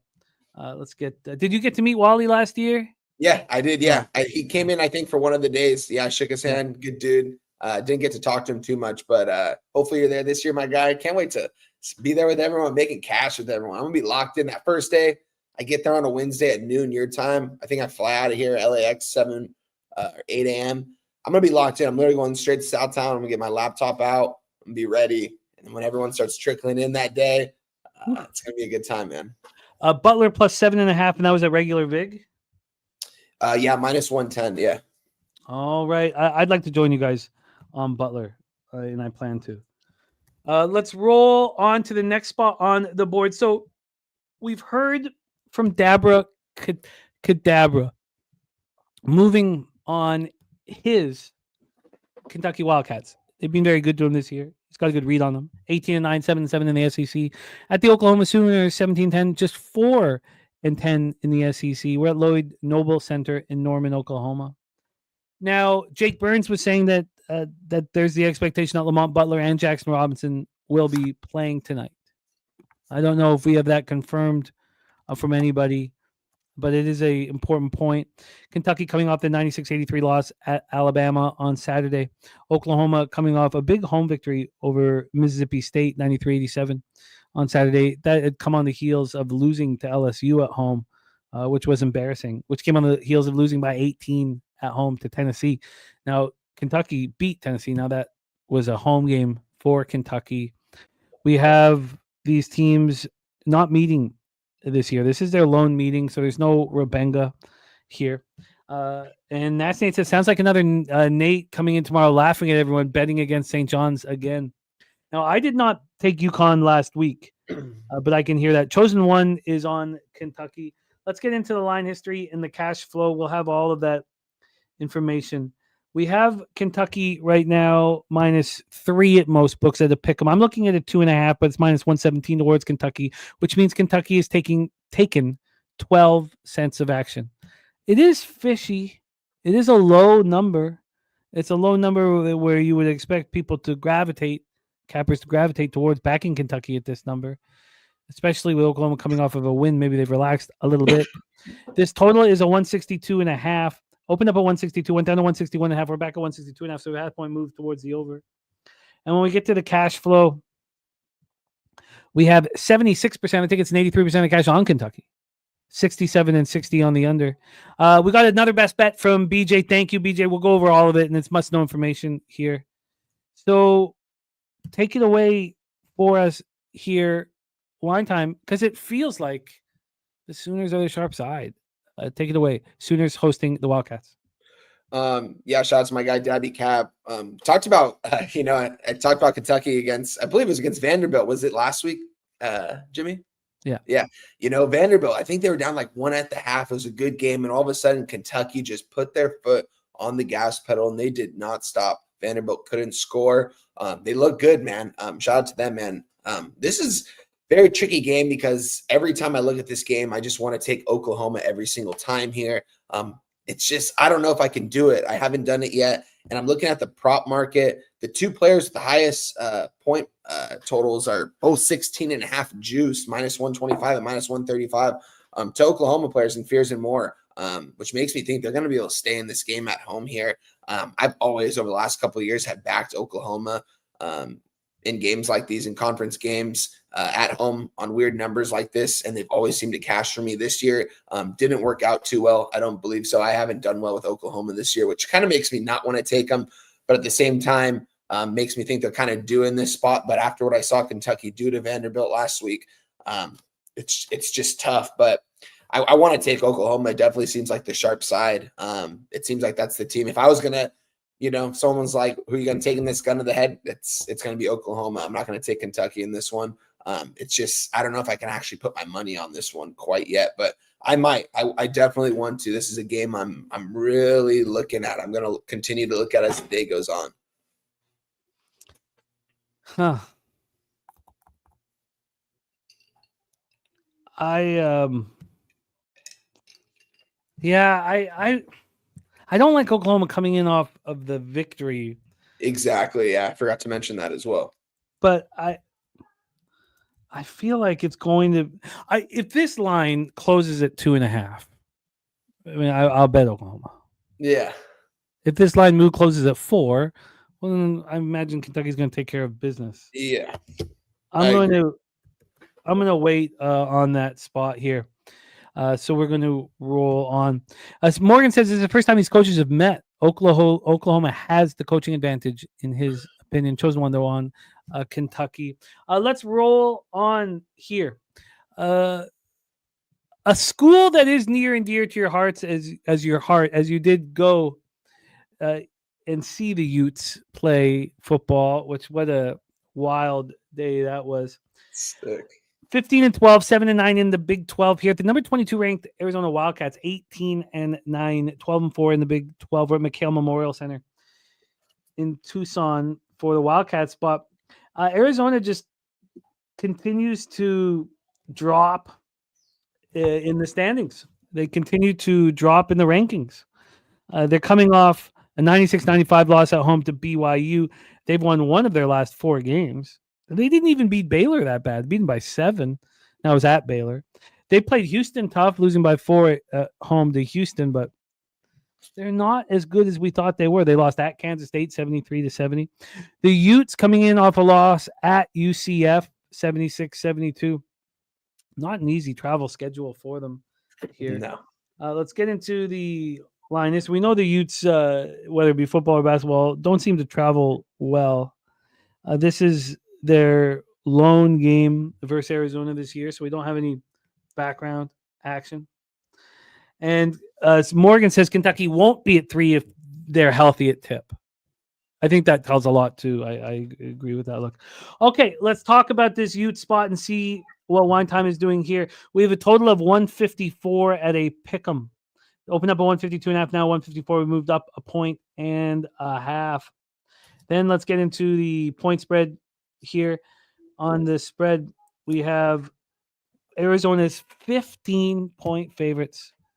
They opened up minus 14, got up to 15.5 within about 3.5 hours, then got up to 16. There were 16 during the show. It's a 1-point drop to 15 now. It looks like it is heading towards 14 and a half. Occupancy in the house. Great NHL capper, great friend of the channel. What up, Occupancy? Let's take a look at the cash flow then for this spot. We have, come on, here we have 60% of tickets, but just 42% of the cash on Arizona, 89 and 91 on the over. This is not appealing to me. I'm very curious to hear how you're planning on moving it. I mean, is the idea that the Wildcats are a very angry group that wants to smash and grab here? Because that's what the market was indicating before the buyback. Take it away, Wine Time. Utes, Wildcats. Yeah, I gave out Arizona. I gave out the minus 16, minus 110 about an hour ago, and I hate that the line moved against me. You can't always beat the line movement. Sometimes it's going to go against you. Sometimes it goes your way. Sometimes it doesn't. And yeah, we're seeing in my book, it's a 15 at both of mine, the minus 110. If this gets down to a 14.5 or even a 14, I'm going to be in trouble, I think. But you know what? I gave it out on Twitter already, so I'm going to give it out to you guys on here. But yeah, I just think Arizona, they got to get right here. And Utah, not a team that travels well at all. This is a very tough travel spot, traveling from Florida over to Arizona. Utah's a team I like to back over the years in football and basketball at home because their fans show out for their games. That's like their main sport over there. That's what they love. When the Utah Jazz aren't playing now, they've got a hockey team. But before that, this is kind of like Utah is a big deal out there, their basketball and football. So, but yeah, on the road, no thank you. Arizona here, I just thought this line was super big for a reason. The fact that it's moving down has me a little bit worried because I got the 16. But you know what? I gave it out on Twitter, and I said I was going to give it out in here. So I'm going to give it to you guys on here. Arizona, minus 16, minus 110. I hope the line starts going towards my way again eventually as the day moves on. Maybe it does, maybe it doesn't. But I do think Arizona can take care of business, win this game by 20-plus points. Arizona, I backed them one time this year. And shout out to Caleb Love for making that half-court shot to tie the game to go into overtime. But I'm going to back them here. Arizona, minus 16, minus 110. So looking back at the situation, obviously the market move has you with some concern, but the firing of Craig Smith is what Spooner's talking about. So they fired him after the loss at Central Florida. Generally teams step up in that first game with their interim or whoever is trying to take over, or at least for the short term. But Spooner says that they played well for their coach, beat Kansas. Says that the Utah athletic director is burning bridges. Is. So you didn't feel like this was a spot to back Utah after the firing? No, I didn't, just because I thought the line was big for a reason. And Utah, I mean, it's just such a tough travel spot. And it's just crazy because Utah doesn't do stuff like this in their history, fire coaches, especially when there's only, 3 or 4 games left of the season. Like, they didn't want to just let them run the rest of the year. You know what I mean? They said, we want you out now. So maybe the players maybe they don't have any belief in themselves either, because maybe they're going to have to go to a different place to play basketball next year if they don't want to play for the interim head coach. I don't know too much about this interim head coach, so I couldn't tell you too much about that. But I just don't think I don't think they're going to get up for this one. I think they're flying from Florida to Arizona. These guys are tired. It was like I said, I was on UCF in that game, and it was such a battle. Like, I was literally it was crazy. It was a fun game to watch because it was just back and forth. Like, I had so much anxiety throughout the entire game. I was just like, UCF's going to pull this out here at home. They ended up doing it, but it's a tough travel spot for Utah. They have nothing really to play for, if you ask me. So Arizona, they gotta at least show. I mean, Arizona's a tournament team. I'm pretty sure they're already in the tournament, regardless of what happens the rest of the season. It's not like they're going to lose this game or anything like that. But they're in the tournament. So, but they definitely want to have some momentum. And Caleb Love, he's going to want to start getting hot, because they're going to need Caleb Love to pretty much score 25 a game in these tournament games, especially when it goes down the stretch if they want to make a run. Personally, I'm not going to be back in Arizona in the tournament. That's going to be another team I'm going to be fading. But with that being said, give me Arizona here, -16, -110. That's an interesting game. A lot of moving parts. I'm going to sit back and study it longer. Shout out to our guy, Donut Silks, in the house. Great friend of the channel. Great thoroughbred capper. We roll. Oh, can't wait to wear Ratama on Sunday. Good God. And we're also doing the comedy show in the back room this year. Oh, heck yeah. What day is that? Sorry, my man? What day is that on? That's on Sunday night. Okay, heck yeah. Sunday night. And our comic hosted the show for ESPN for 7 years. Yeah, so he's a sports guy, but he's a headlining comic. It's going to be great. Heck yeah. It's gonna be great. Barry Laminack is the name. That's on the Sunday night. And we're going to make it, because when we do it at the bar, there's some regulars there that they don't care for the comedy show. I don't want to have to ask these guys to shut the fuck up. Let's just do it. Let's roll on. The next spot on the board was a spot that I wanted to bet. And I had this set up to talk about with Spooner. So when you wanted to talk about it, I just switched it here. And Spooner says one thing he wasn't doing a good job. Craig Smith said Utah and Utah State as top 50 teams 5 of the last 7 years. So here we go. The number 25 ranked BYU Cougars, they're playing great ball right now. 19-8, 10-6 in conference. Arizona State Sun Devils 13-14, 4-12 in the Big 12. We're in Tempe, Arizona, Desert Financial Arena. I would prefer if Arizona State hadn't gone into Kansas State and beat them 66-54, because then you could be ahead of the market move, and clearly we're not here. But we've seen this team play tough. They went to Texas Tech and took them to double overtime. They were getting Rebenga against Kansas State. They'd lost 71-70 at home to them. And there is Rebenga here. Now, they played on New Year's Eve on December 31st. They lost by 20 points at BYU. Yep. They're an improving, well, I shouldn't say they're an improving team, but I mean, because they bounced back from losing 6 straight, but some of those games were tough. I mean, they lose by 15 at Houston. I mean, this isn't a very good team. They're 4-12 in conference. Are they live here, though? That is the question. BYU just beat Arizona 96-95 after beating Kansas by 35 points or whatever it was. They beat Arizona as 7.5 point dogs. They shot 55.4 from the field and 45.2 from 3. They went out and they beat the good Arizona team. This is where maybe they fall short against the weaker Arizona team. Ricky Bobby liking Arizona State plus 4.5, and I understand why. In fact, I almost bet this before the show, but it never hurts to have more time to sit and let the market sit. This is now a 4.5. This opened up at 4 and it went to 5. This was at 5 before the show started. We've had a half-point move towards Arizona State since the show has been on. Overall, though, it's a half-point move towards BYU. That's appealing to me. I thought in my head, I was like, look, if this comes back to Arizona State, I'm going to bet them. And now we have had the half-point move back to Arizona State. Again, it's not perfect because of that fucking win that they're coming off of. We have a total of 149. It's juiced to the over, minus 115 over. This opened at 150.5. It's dropped a point after 149. When we get to the cash flow, I fear that we won't have information on it. Let's just see if we do. It'd be great if we did. And we do. This is BYU's being hammered by the public. 86% ticket, 72% of the cash. We have 52 and 53 on the under. God, this is becoming a spot where I also am going to want Arizona State first half. Try not to double up on spots, but Spooner says BYU is a different team in their own building. Arizona State's gone through a lot of roster changes. The season's gone on. I think Hurley has this team at playing their best right now. Yes, Alec Dirks, we opened with that game, and it was a fascinating breakdown.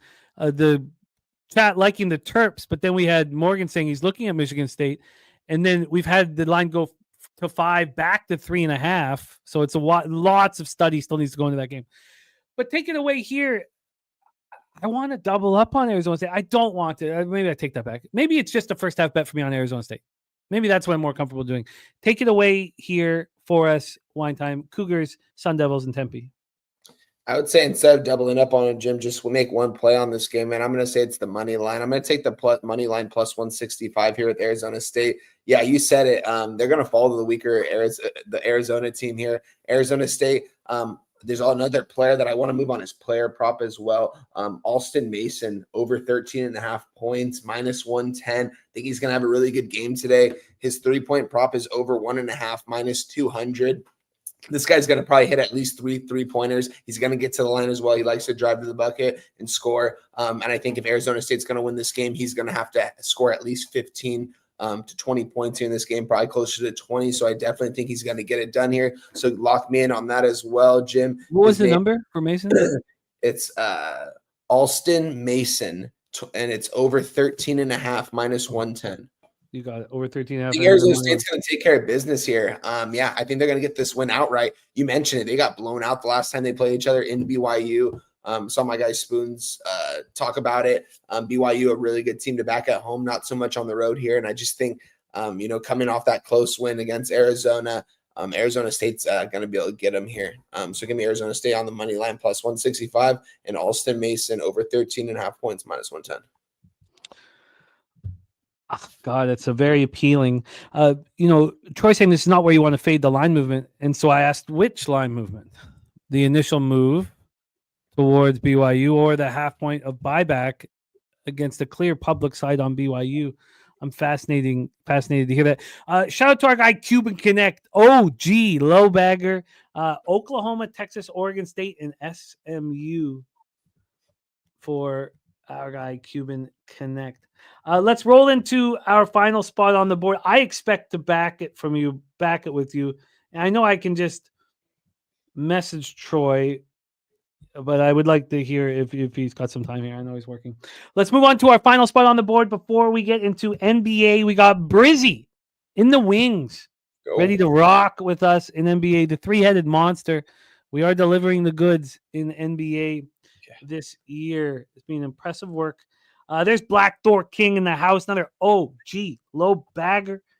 Okay, our final spot on the board, we have the USC Trojans of Los Angeles, California here, hosting the Ohio State Buckeyes. Buckeyes 15-13, 7-10 in the Big Ten. The Trojans 14-13, 6-10 in the Big Ten. We're in the Galen Center here for this spot. Let's grab the line history here for another little bit of late night action for us. This game, this game popping off at 10:30 p.m. Eastern. We have a high total, 153.5. This opened up at 153. It dropped all the way down to 150 until there was buyback. Now we have a half-point move towards the over. We get to the point spread here. We have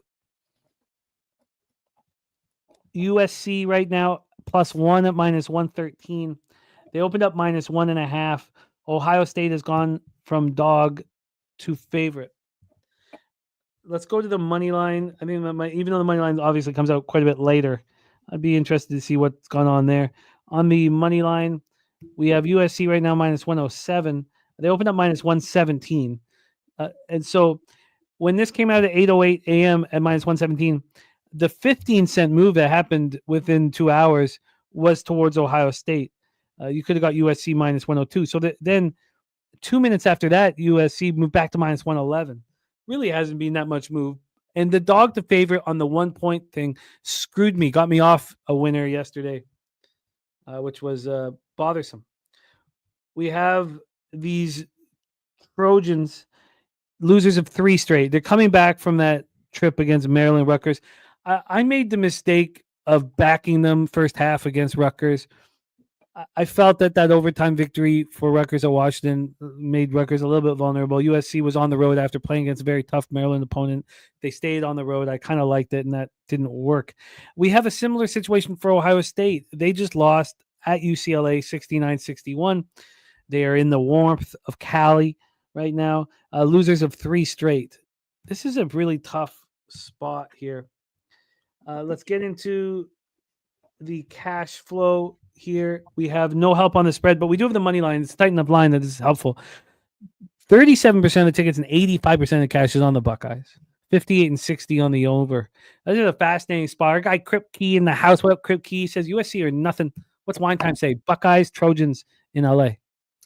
Yeah, Jimmy. Initially, when I sent you this game, I was on USC. Didn't end up pulling the trigger on it, but that was the side I was looking at.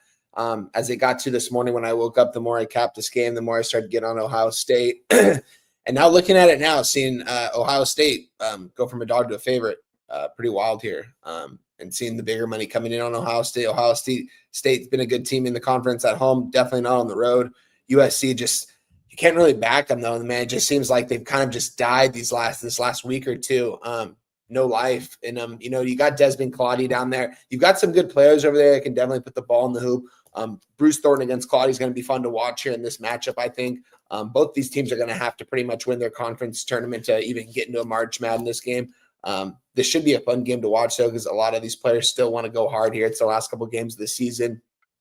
I would only be on Ohio State here in this spot. Didn't end up moving on this game, though. No official plays for me in this one. I could only take Ohio State after being a dog going to a favorite. On the road especially, I mean, this isn't going to be a hostile environment by any means, I don't think either. Ohio State probably used to playing in more hostile environments on the road. So, yeah, I'm going to stay away from this game. If Ohio State gets to like a 2.5, I think Ohio State's definitely going to be the side. But I'm glad I ended up not taking this spot on USC. I don't want USC. This feels very coin flippy. Makes me extremely uncomfortable at this point. This is so many of these games we talk about, and I'm like, okay, I'm starting to, but not here. This is. I mean, Jim, we got San Fran and Oregon State, so we good. Oh yeah, that's gonna be a fun one to close things out on. But Mr. Tomatoes has placed his tomatoes on Arizona State outright and USC outright. Jerry Davis saying Musselman not profitable, fading in late February and March at home. We got so many. I loved I love both Spooner and your schedule. Great coverage on college basketball. Great job from everybody. We also have Mr. Belvedere's action, which I've copied and pasted. Maryland minus 3.5, Radford minus 2, American minus 3.5, UCF minus 4, Boise State minus 4, SMU minus 3, and Loyola minus 4 here. Let's roll. And Spooner saying USC had to travel from East Coast, not a travel advantage, but they're angry. It was a poor performance. I guess. I mean, I thought it was a poor performance against Rutgers. They got smashed and grabbed early on that one. Man. Let's review all action here and then bring on our guy Brizzy. We have Justin McKelvey stacks plays of the day. Missouri State plus 1.5, Texas plus 4. Respect play day. American first half minus 2. I wonder if I copied and pasted any spots up here. And yes, BJ's best bet Maryland minus 3. Got 5 units on that banger there. Then I have interest in the Mountain Hawks. Line's moving away from them. I'm going to wait. Wager thinks Ohio State bullies USC down the stretch. We have. I'm interested in the Terps. I want to sit with the buyback of 3.5 to 5, back to 3.5. Sit with that. I wanted the Blue Hose, but The line moving to Asheville is going to get me off them comfortably. Spooner's LaSalle play today at +2.5 has really piqued my attention. Again, that's been a half-point move towards the Dukes. I want more time on it. It looked like I may have flipped towards UConn first half. I may have. Now that line's gone from 7 to 8. A lot of points to ask for in the first half. I have some interest. Spooner's on Ole Miss +13.5 -106. I'm extremely interested in joining him on that one.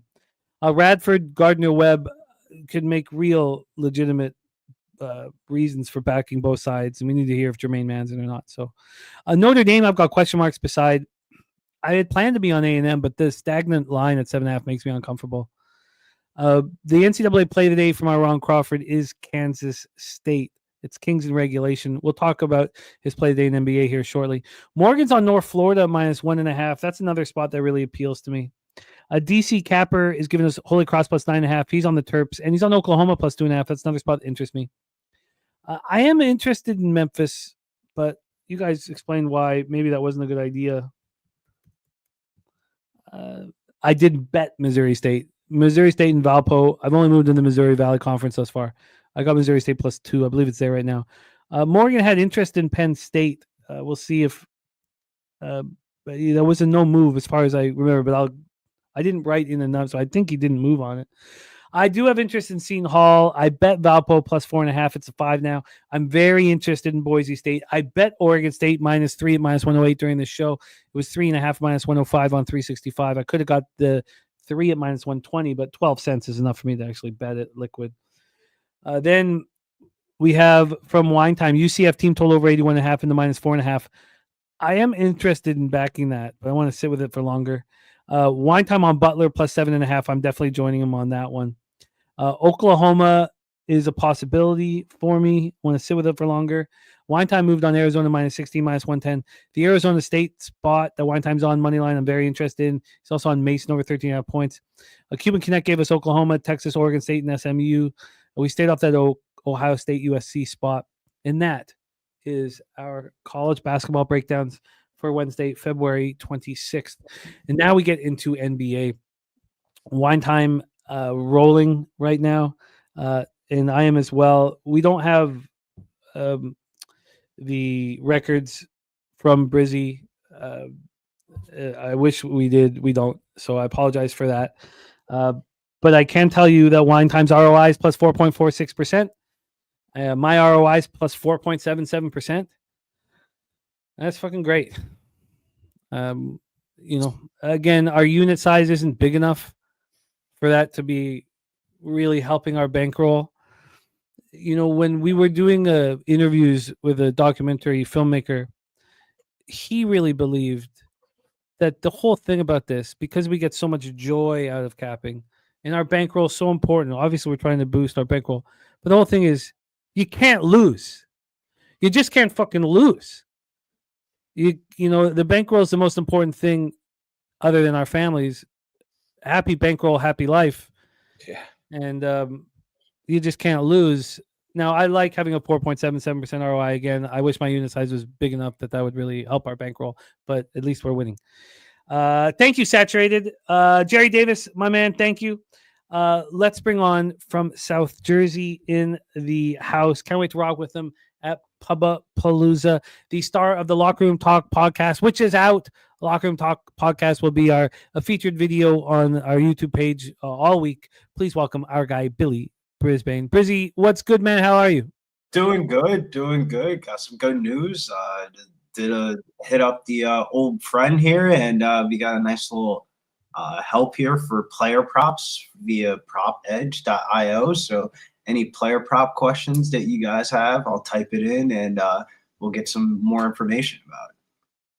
Well, Alperen Sengun, after watching the Spurs' inability to do anything at the 5 or defend the 5, I was like, well, got to move on Alperen Sengun. So his 38.5 points per assist is high, but he can get there. And then I saw offshore at the sharpest book there is that under was -142. Yeah. So I was like, okay, so what is the problem? Is the problem that Alperen Sengun doesn't play the fourth quarter because the Rockets are up so much? That was my player prop that I Alper and Sengun.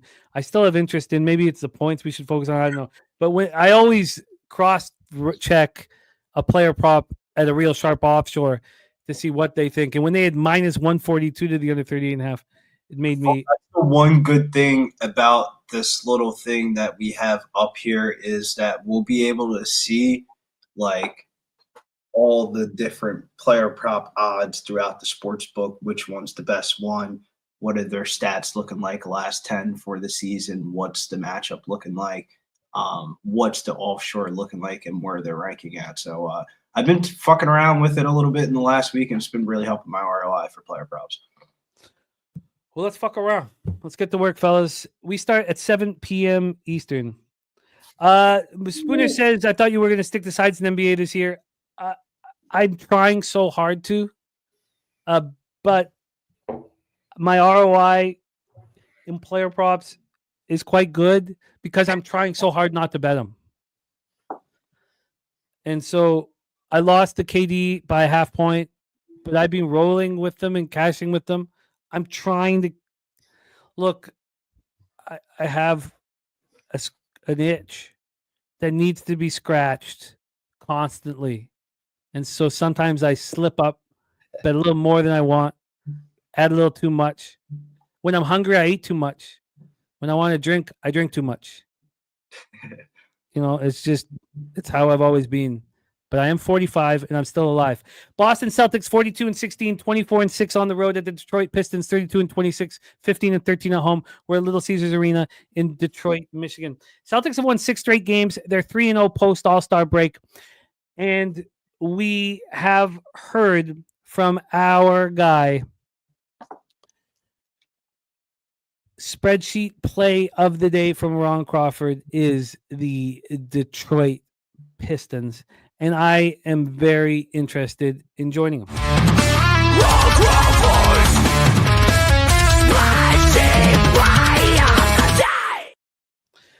Let's roll here. We're going to have all the information that we were so needing in other games we'll have here.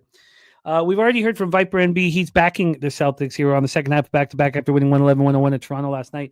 Jaylen Brown went for 24. Derek White went for 22. Pritchard went for 20. Pritchard, 20-point mark in 4 of the last 7 games. Very, very impressive. The Celtics didn't have 2 of their starters, though. Drew Holiday rested, so he'll be in here. And KP was sick, a late scratch due to illness. Now, Al Horford sat out too with the big toe sprain. They're all expected to be in business here. The Celtics also have beaten the Pistons in every game this year. They're 3-0. They're looking for the season sweep. This is their 3rd game in 4 nights. Pistons coming off their 7th straight win, 106-97 at home over the Clippers on Monday, 2-0 since the All-Star break. I said it off the top of the show. This team hasn't won 8 straight games in 17 years. Back-to-back victories in very different ways, Sunday, Monday. They won over Atlanta, 148-143. And then they showed their defense in beating the Clippers 106-97. Cade Cunningham is playing phenomenally well.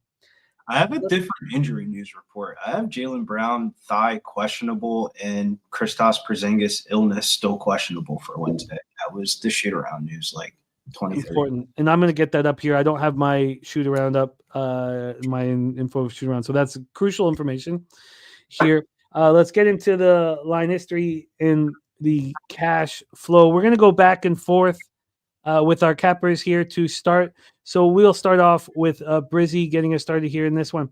Right now, the Boston Celtics are -5 at a pick'em. They open up -3.5, 1.5 move towards the Celtics. That 3.5 was so fishy. This 226.5 -111 to the over. It opened up 225.5. We've got a 1-point move. It feels like a culmination of sorts here. Shout out to Dutch Boy Fresh in the house. The Pistons are trying to do something they haven't done in 17 years, and now they have to get through the NBA champs to do it. It is a perfect script for me to back the Pistons. Also, this number was fishy. Who wouldn't want the Celtics -3.5? 78% of tickets, 79% cash on them, 91 and 92 on the over. Brizzy, take it away. Celtics Pistons. Yeah, first things first, injury news report. Jaylen Brown questionable, Porzingis questionable. Al Horford should be in, probably will start. Cornette is out, personal, no reason why, but out. And Sam Hauser, who started last night, back, questionable for this one. But the Celtics have been rolling back into championship form, going 6-0 straight up in their last 6 games, winning each of those games by 10 points. But yeah, they've gone 3-0 versus Detroit this season. They're on the second half of a back-to-back. They're on the second half of back-to-backs. They've gone 5-3 straight up and 4-4 ATF with an average win margin plus 9.8 in those 8 games.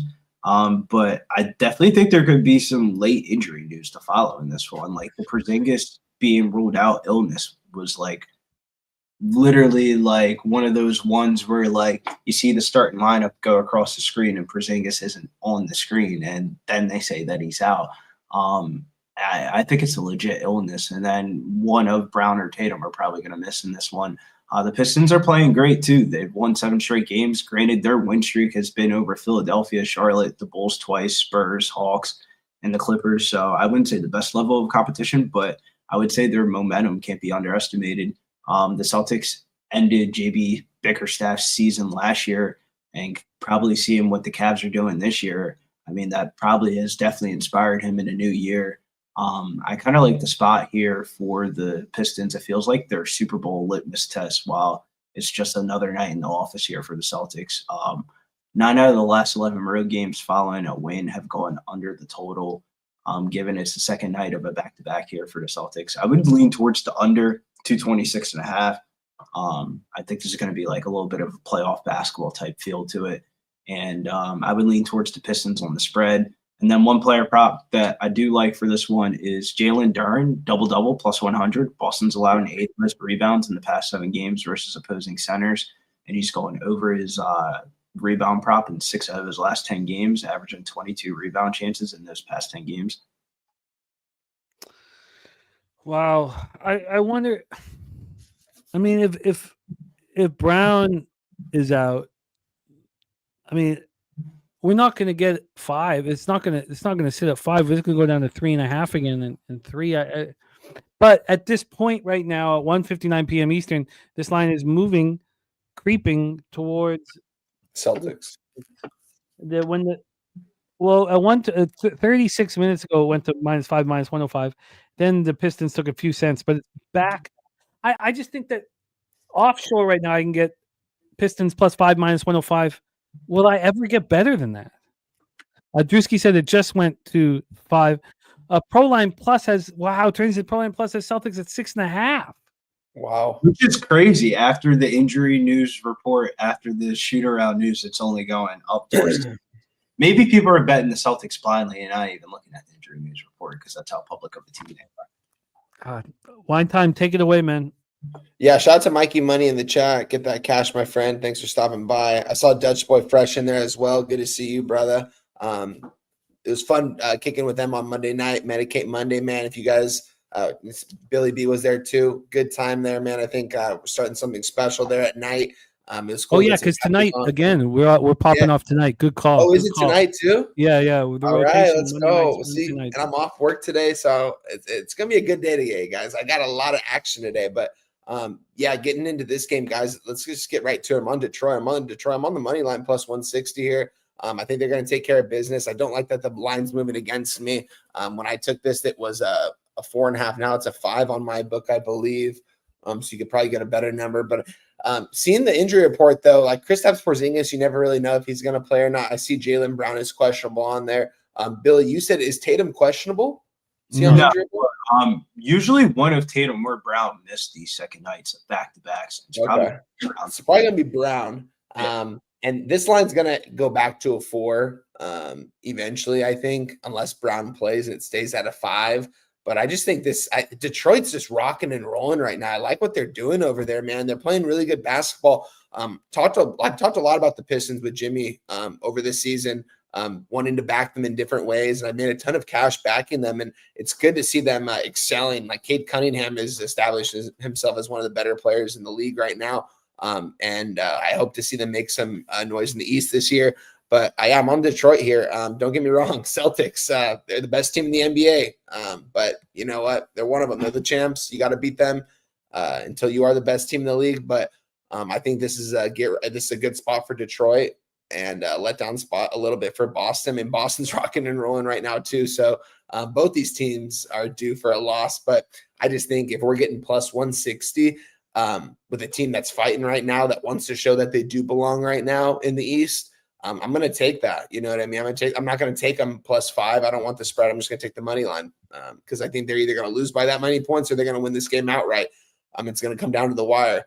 But I'm going to take Detroit plus 160 on the money line. I don't blame you, though, Line Time, from the aspect of, like, how many times were the Celtics just going to beat up on JB Bickerstaff? I mean, he was the coach of the Cleveland Cavaliers last year when the Celtics played them in the playoff series. Basically damn near got swept in that series in embarrassing fashion, and he got fired from his job. In the 2 meetings that they played already this year, they lost both the meetings versus the Celtics. Like, in his soul, he's got to, like, want this spot. This kind of reminds me of the Houston Rockets and Celtics game from, like, a couple weeks ago when, like, Ipe Udoka was playing against the Celtics, and it was kind of like the same exact market range, and the Rockets were able to pull that one out. I feel like it's just, I have to bet it right this second. I feel like but again, this isn't, if you look at what I've been succeeding with this year, this isn't it. When the line was 1.5 away from, but the only thing I could say is that this line came out too short. We knew it was going to take all the Celtics cash. The only thing then, wouldn't you want it to stay at 3.5? It felt like the bookies opened up the 3.5 line with them already knowing that one of Brown or Tatum were going to miss, and they were kind of like putting their chips in that basket. And then once the injury news report came out, it wasn't as bad as they thought it was going to be, and they're like, all right, yeah, we'll just throw a 5.5 up. I mean, Redbeard says Celtics the one last 6, can't touch this one. I think I feel like I hate when I because we love sports so much, so you face the issue of romanticizing a situation too much. And here you have the Pistons trying to get the 8-game winning streak first time in 17 years, and they have to go against the NBA champions to do it, who've swept them so far 3-0. I mean, it's perfect. It's fucking perfect. Well, bet the under. I feel like if the Pistons win this game, they're going to actually have to play defense. They're not going to compete in a up-tempo, high-paced game and try to outscore the Celtics. If they win this game, then I think it's going to be an under. And if you account for the Jaylen Brown news, the 2 things that are going to happen is once Jaylen Brown officially gets ruled out, the Pistons probably go down to 4.5, 3.5, and the under probably keeps on coming in. Like Parks Casino is already preparing for it. They have 225.5. Caesars has the best line at 226.5, and that's a morning line. I think you're just going to see continued action coming in here on the under. Yeah, I hear that. BJ says market does not align. Now, the only way we could say it does, BJ, is that the 3.5 was a ploy by the books because they knew they were going to get all the Celtics money. Now, if that was the case, why did they move it to 5? They're probably scared of the injury news report that nobody thought Kristaps Porzingis was missing yesterday. That was like literally no bullshit, Jim. Like if you watch the Celtics starting lineup thing that goes across the TV, it was like Porzingis out. And then it was like, it was one of the, I'm shocked they're probably going to get fined for that. That was one of the latest illness injury reports that you'll ever see in the NBA. Like it's up there with Joel Embiid from last year. Oh, fuck Joel Embiid. God, do I just never want to speak about that guy fucking again. Let's roll on. Let's roll on here to our next spot on the board. 7 p.m. Eastern with the Toronto Raptors 18-40, 5-21 on the road to the Indiana Pacers 32-24, 16-9 at home. Gainbridge Fieldhouse in Indianapolis, Indiana. And we have already heard from our guy BJ. This is play today number 2. Pacers -9 for 5 units. Let's set this one up and break it down. We also heard from MMA Locker Room, our guy Mills. He's on RJ Barrett over 20.5 points. RJ Barrett be rolling. I got his stats here as well. Raptors 5-21 on the road. Pacers 16-9 at home. Let's get into the line history here for the Raptors spot. We have a total of 232.5 -107 to the over. This has gone down from 238, a 5.5 point move towards the under. Absolutely wild. And the Pacers are minus 10.5 here. They opened up minus 10.5 a little after midnight. It went down to 9.5. They were 9.5 from 12:34 a.m. until 7:19 a.m. when it got back to 10. Then it's been flirting back and forth with the 10.5. We're back at a 10.5 right now. From the opening line that came out after midnight here, we've had 7 cents of movement towards the Pacers. Even the line that came out earlier in the afternoon was a 10.5 as well. So let's get into the cash flow. We've talked about the total dropping 5.5 points. Cash flow wise, we have 42% of the tickets, 50% of the cash on the Raptors. On the total, 77% of the tickets, 73% cash on the over. Raptors on the second half, back-to-back after losing at home to the Celtics 111-101 in Toronto last night. The Raptors have beaten the Pacers in the first 2 games. In November, they beat them 130-119. In December, they beat them 122-111. Now, both those games were played in Toronto. And Barrett went off in those games, 39 and 29, respectively. Scotty Barnes went for 35 in that December game. Barrett, as being backed by MMA Locker Room, Barrett comes into this game on a 5-game streak of 20 or more. He's averaging 21.9 per game. Jakob Poeltl, not having him, and this is where you'd want him, against Miles Turner. It's too bad that he's not here for this one. Is there a chance that you guys are starting Jonathan Mogbo? I mean, watching him play at San Fran last year, he was kind of good, but I never thought in a million years he would be a starting center in the NBA. We got to play him over Orlando Robinson, though. I mean, it's I don't know. It's pick your poison, I guess. I'd rather Mogbo over Orlando Robinson. I think you guys should probably play Boucher a couple more minutes. I think it was 2 games ago, or over the weekend, he had a huge double-double. He deserves more minutes. He's the longest Raptor tenured on that team. We also have Barnes with the hip contusion listed as questionable. You could see them resting Scotty Barnes here. God, I loved him locking down Kevin Durant. I could watch that on a loop for days.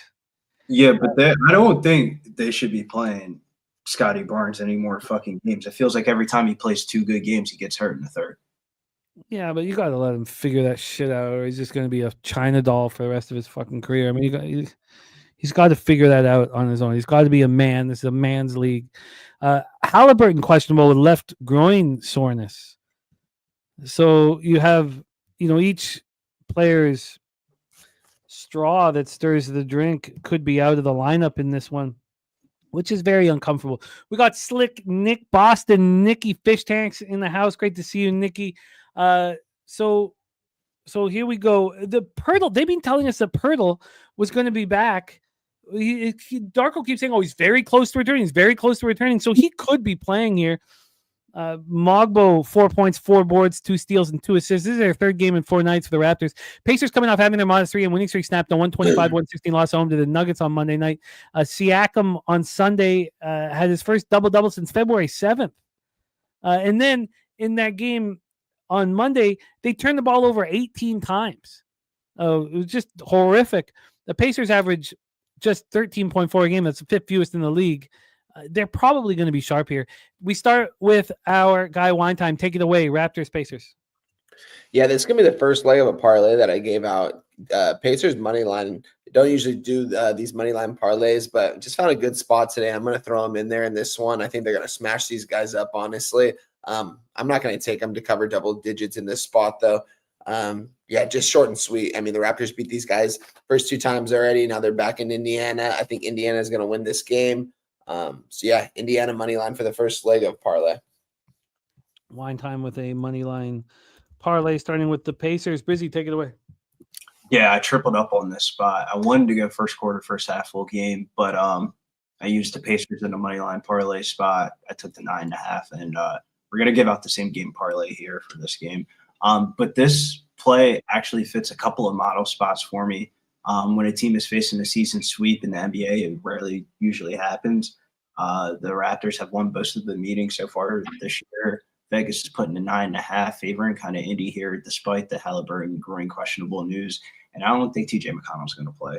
And factor in the rest advantage spot for the Pacers here. Raptors' third game in 4 nights. One of those games going into overtime. The Pacers, 10th in the league so far as home favorites, 9th in the NBA with the rest advantage, 7-3 ATS with the rest advantage, 13-5 ATS as home favorites. Toronto 4-10 ATS in a rest disadvantage spot. With the road trip ahead, I feel like the Pacers having the double revenge, losing to Denver on Monday. This kind of screams like a get-right Pacers spot here in this one.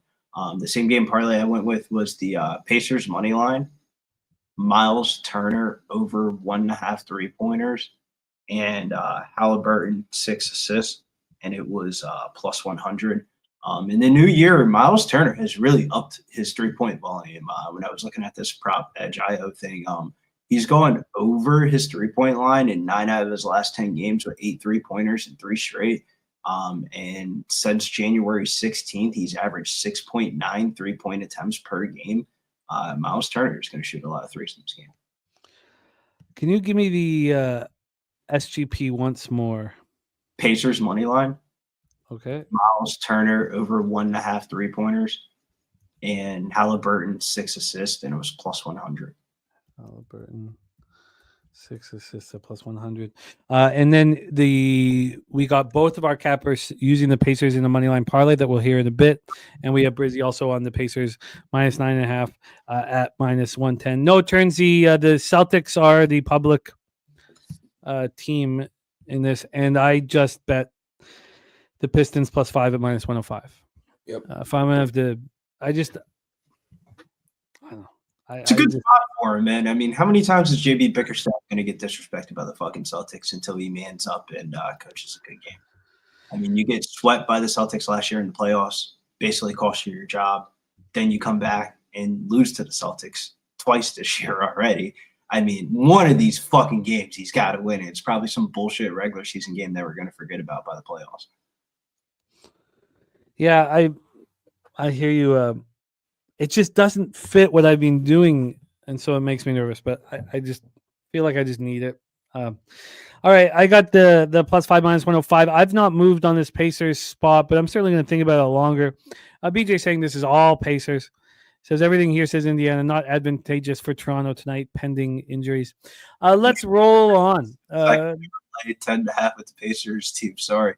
I mean, I feel like them putting 10.5 up is telling you everything you need to know. The Pacers have been one of the best ATS teams in the NBA in the new year. Yeah, no, I can understand it here. I completely get it. Let's roll on. Sixers, Knicks, Madison Square Garden, New York. The Sixers are in disarray. Now, what the Knicks are doing against the best teams in the league is horrific. So we'll get into that. But the Sixers are in disarray. Coming off their 8th straight loss, 142-110 at home to the Bulls on Monday. Embiid, chronic left knee injury, sat out for the second time in the last 4 games. What process is this? Sixers they fell behind by 50 against the Bulls. The interesting stuff is you talk about how bad their record is without Embiid. They're 8-11 with Embiid. They're 3 games under 500 with him. Shit. I mean, right before Embiid came back, the Sixers won like 6-7 games in a row, ATS wise, and they're looking the best they ever looked all year. And then Embiid came back, and it's just been downhill. With Embiid, George, and Tyrese Maxey in the same game, they're 1 game over 500. I mean, it's just the Philadelphia 76ers are allowing 113.5 points per game. That's the most they've allowed since 1972-73, when they set the NBA record with 73 losses. This is the longest active losing streak that we had since the 2016-2017 season, the last season that we missed the playoffs. It's just horrific. Now, we have another horrific breakdown here. The Knicks coming off their 2nd straight loss, 118-105 at Boston. They were tested with 2 road games against the best teams in the East.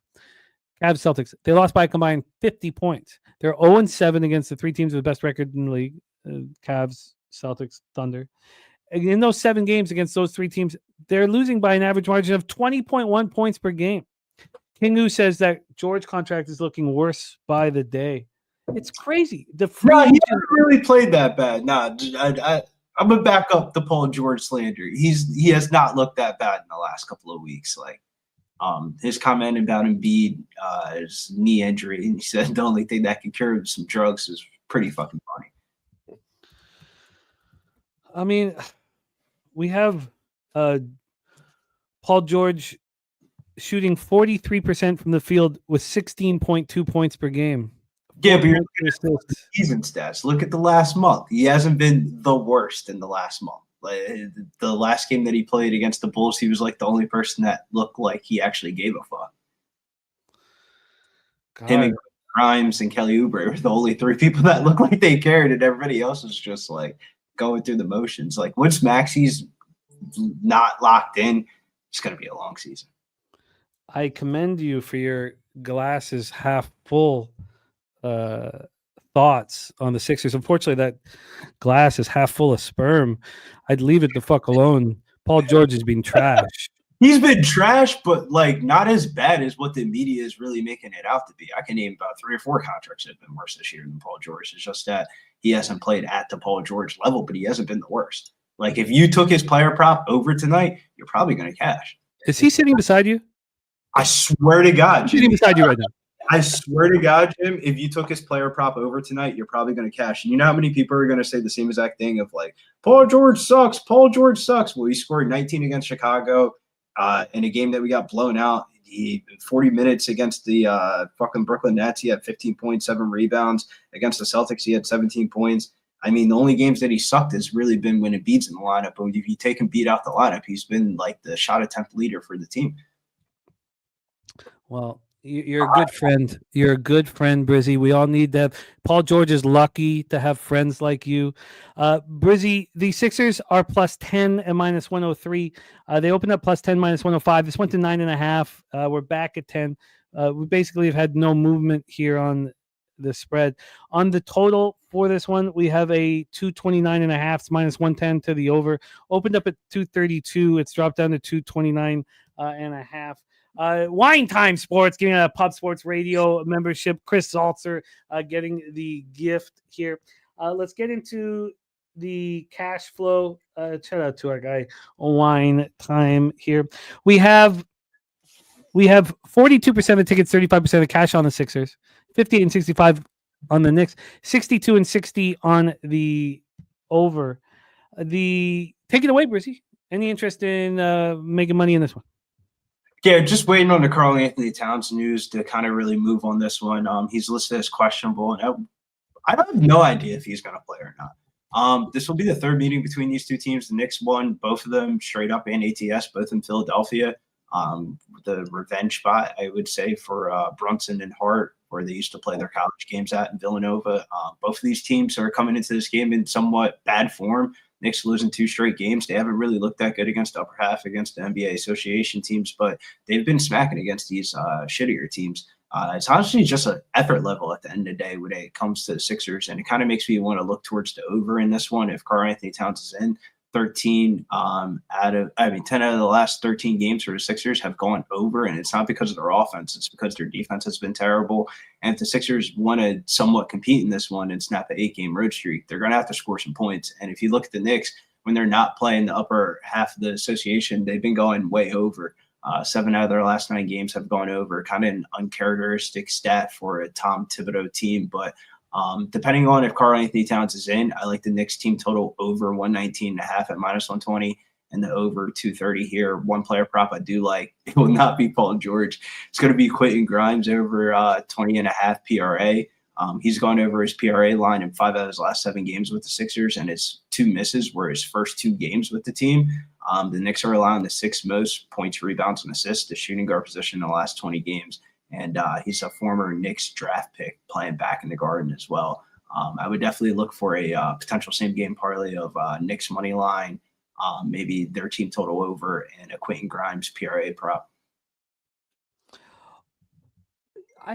In this spot, like the Knicks are being destroyed in the press for how they're playing. Now, Towns is a game-time decision. I guess I'd almost prefer Towns to be announced out and Anunoby announced out. Now, Anunoby is probable, but Yeah, but if he gets ruled out, I'm not betting the Knicks team total over. Fuck no. Like, I can understand that. But if this isn't a 7.5 or 8 without Cat, does that without that, I think you move on the Knicks first half spread. interesting? Now, Grimes is game time decision, but probable. Okay, it's probable. Good to go. Okay. So what are you making Grimes? Are you making any of this? I gotta wait for this Karl Anthony Towns news. I'm not betting on the NBA game just because we're on a show and then it comes around 5:30 and then I see some bullshit ass injury news report that Karl Anthony Towns is out and this total drops another like 3 to 4 more points. Like I'm just gonna wait for the news. I don't think it's gonna move that drastically. And if I have to pay an extra 10 cents a juice for the injury news report, I will pay the fucking extra 10 cents. The injury news reports in the springtime are like fucking ridiculous. We just got done talking about Kristaps Porzingis being ruled out of a basketball game that he was listed in the starting lineup for the whole entire day. What about the Grimes prop? Is that going to be? No, I'm just waiting for this game just in general. Like I have this game highlighted for the 5:30 East Coast injury news report. Because if Towns is out, then I just would want to bet an under and a Josh Hart over on his rebound prop. Josh Hart double-double would become one of the better plays on the card. If Karl Anthony Towns is out, he's going to gobble up a lot of those rebounds. But so this is like kind of like a circle game. If Towns is out, Josh Hart rebounds, the under 230 on the game probably goes down to like 227. And then if Karl Anthony Towns is in, I'm slamming the fucking Knicks team total over 119.5. Yeah, I there's a lot that we need to go over. We got Schnizzle in the house. He says, "I'll be there." Fuck it. We need him. We need him at Pub. He's in the group chat, but he isn't. But we need him in Pubapalooza, man. We need him. Make us all feel better about our own personal alcoholism. I can't be the only one out there drinking from sunrise to sundown. What I'm gonna be doing. Schnizzle beside me. Wine time. Take it away. We have the Knicks hosting the Sixers, Madison Square Garden. Yeah, shout out to my guy Ixnizzle, man. Had a blast kicking with him in San Antonio last year, man. That guy's money in the bank, man. Just a good dude, man. Good capper, but like great person, man. Like just I'd go to war for that guy. Good dude right there. Shout out to you. Yeah, this is gonna be another leg of the parlay. It's gonna be the Knicks money line here in this spot. We know what the Knicks do. They beat the shitty teams. They lose to the teams that are actually in playoff contention. It's crazy. You look at the starting five for the Knicks. It's just so talented, man. Everywhere you look at it. 76ers just been a disappointing team this season, you know. Most likely not going to be able to get in the play-in tournament this year unless they go on a nice little run here, which they can, you know. They've got a good – I mean, Tyrese Maxey, I love watching him play basketball, man. He's so good. I don't know if I'm going to go to that game in San Antonio. I might be at the poker tournament that game instead, but the only reason would be to watch Tyrese Maxey. But if he gets – I don't know. We'll see. Hopefully he's playing in that one, but yeah, I just think this is the Knicks spot. They're probably going to beat these guys by double digits. I'm not going to take it, though. I'm just going to take them in the money line. It's going to be the second leg. We still got a couple more to go, so I'm going to throw that in there. Just keep it short and sweet, but I think the Knicks are going to win this game. I'm not going to take them to cover double digits, though. I might, but you know what? It goes. No, I can't. It goes. If you're going to take them double digits, I would want to double up like half unit first half full game because I'm watching the Sixers. There's like a reality check after the first quarter that they don't give a fuck, and then they just get like blown out by halftime, and like the halftime scores are usually fucking ridiculous. Yeah, I'm gonna sit with this one for longer. All right, let's roll on. But the money line parlay for one time Pacers Knicks, but the Knicks aren't a part of your money line parlay, Brizzy. No, this is a national TV game. Make sure you circle that. That national TV games sometimes the only times that the NBA players for the shitty teams kind of give a fuck about. Everybody knows that you're going to be watching, and there's going to be a lot of talk about the Sixers on this one. Speaking of shitty teams, let's talk about the Washington Wizards hosting the Portland Trail Blazers. Blazers 25-33, 9-19 on the road. Wizards 10-47, 6-24 home. We're at Capital One Arena in Washington, D.C. I've seen one game, Capital One. I think it was Verizon at the time or whatever, but Raptors, Wizards, and Hito Turkoglu hit the game winner on the baseline. And we all hated him at the time, right? Because he had the whole ball. Remember when they're like, "Hey, Hito, how was the game today?" And he's like, "Ball." And I'm like, "Hito, how you doing today?" Ball. what's going on with the Raptors? Ball. He just kept repeating ball over and over. We all started hating him. But then he cashed that winner, and we all had Raptors money line on the road as dogs, and it was fucking glorious. He took good care of us, but I still despise him. Let's get into the line history here for this one. We have total at 232.5 minus 112 to the over. This opened up at 229, so we've gone up 3.5 points on the point spread. By the way, Washington, D.C. was such a dope city. It blew my mind. It was so you don't hear people talk about it much, and I couldn't believe how incredible it was. Like it was a phenomenal time, and I guess I had low expectations, and it smashed them. Time you're like that, museums are actually kind of like dope to like see and stuff like that. Seeing the White House and stuff like that, and all the different artifacts about the United States is pretty dope. It was incredible. The city blew my mind. Half point move towards Portland from 5.5 to 6. Let's get into the cash flow for this one here.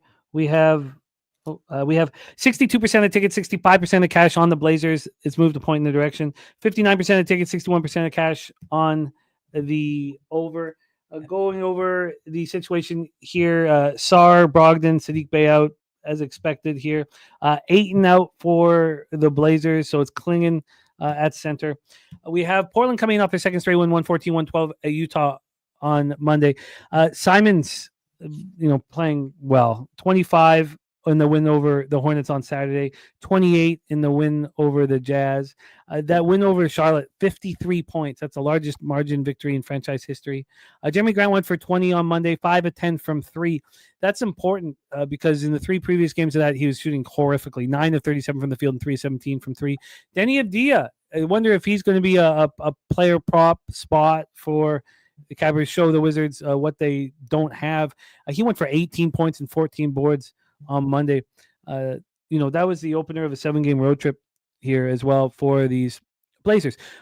Scoot had 6 turnovers on Monday, so you want to clean that shit up. Wizards snapped their 6-game losing streak, the 107-99 victory at home over the Nets on Monday. Held the Brooklyn Nets to 12 points in the fourth quarter. The 99 points that they allowed, that's the lowest amount scored by opponents since Washington held Detroit to 96 in March of last year. Jordan Poole went for 26. I know that you've backed him in the player prop market one time unsuccessfly. I mean, that guy, if you it's hard betting player props because you have to stare at that guy all the game. Staring at Poole is horrific, but he has in 4 of his last 7 gone for 20. Koulibaly also went for 20. And Marcus Smart and Chris Middleton are out there trying. Smart went 4 of 6 for 10 points. Middleton had 5 assists. Here we go. So we have Wine Time starting this one out. Take it away, Wine Time. Blazers, Wizards. Yeah, this is I've got 3 plays in this game, guys. Very heavily bet game for me here. We're gonna start it off, guys. I don't know if anyone watched the game. I believe it was 2 days ago. Wizards against Nets, man.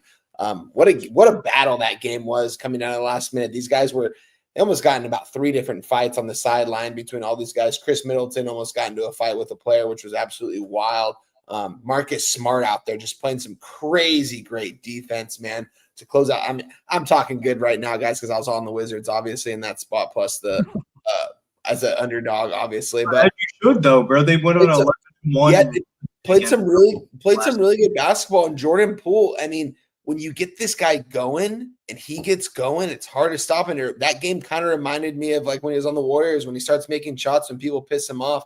He can actually make shots, but he just looks so uncomfortable out there at times. It's so weird. Like with the Warriors, he played so freely. With the Wizards, it just seems like he's almost scared to shoot at times.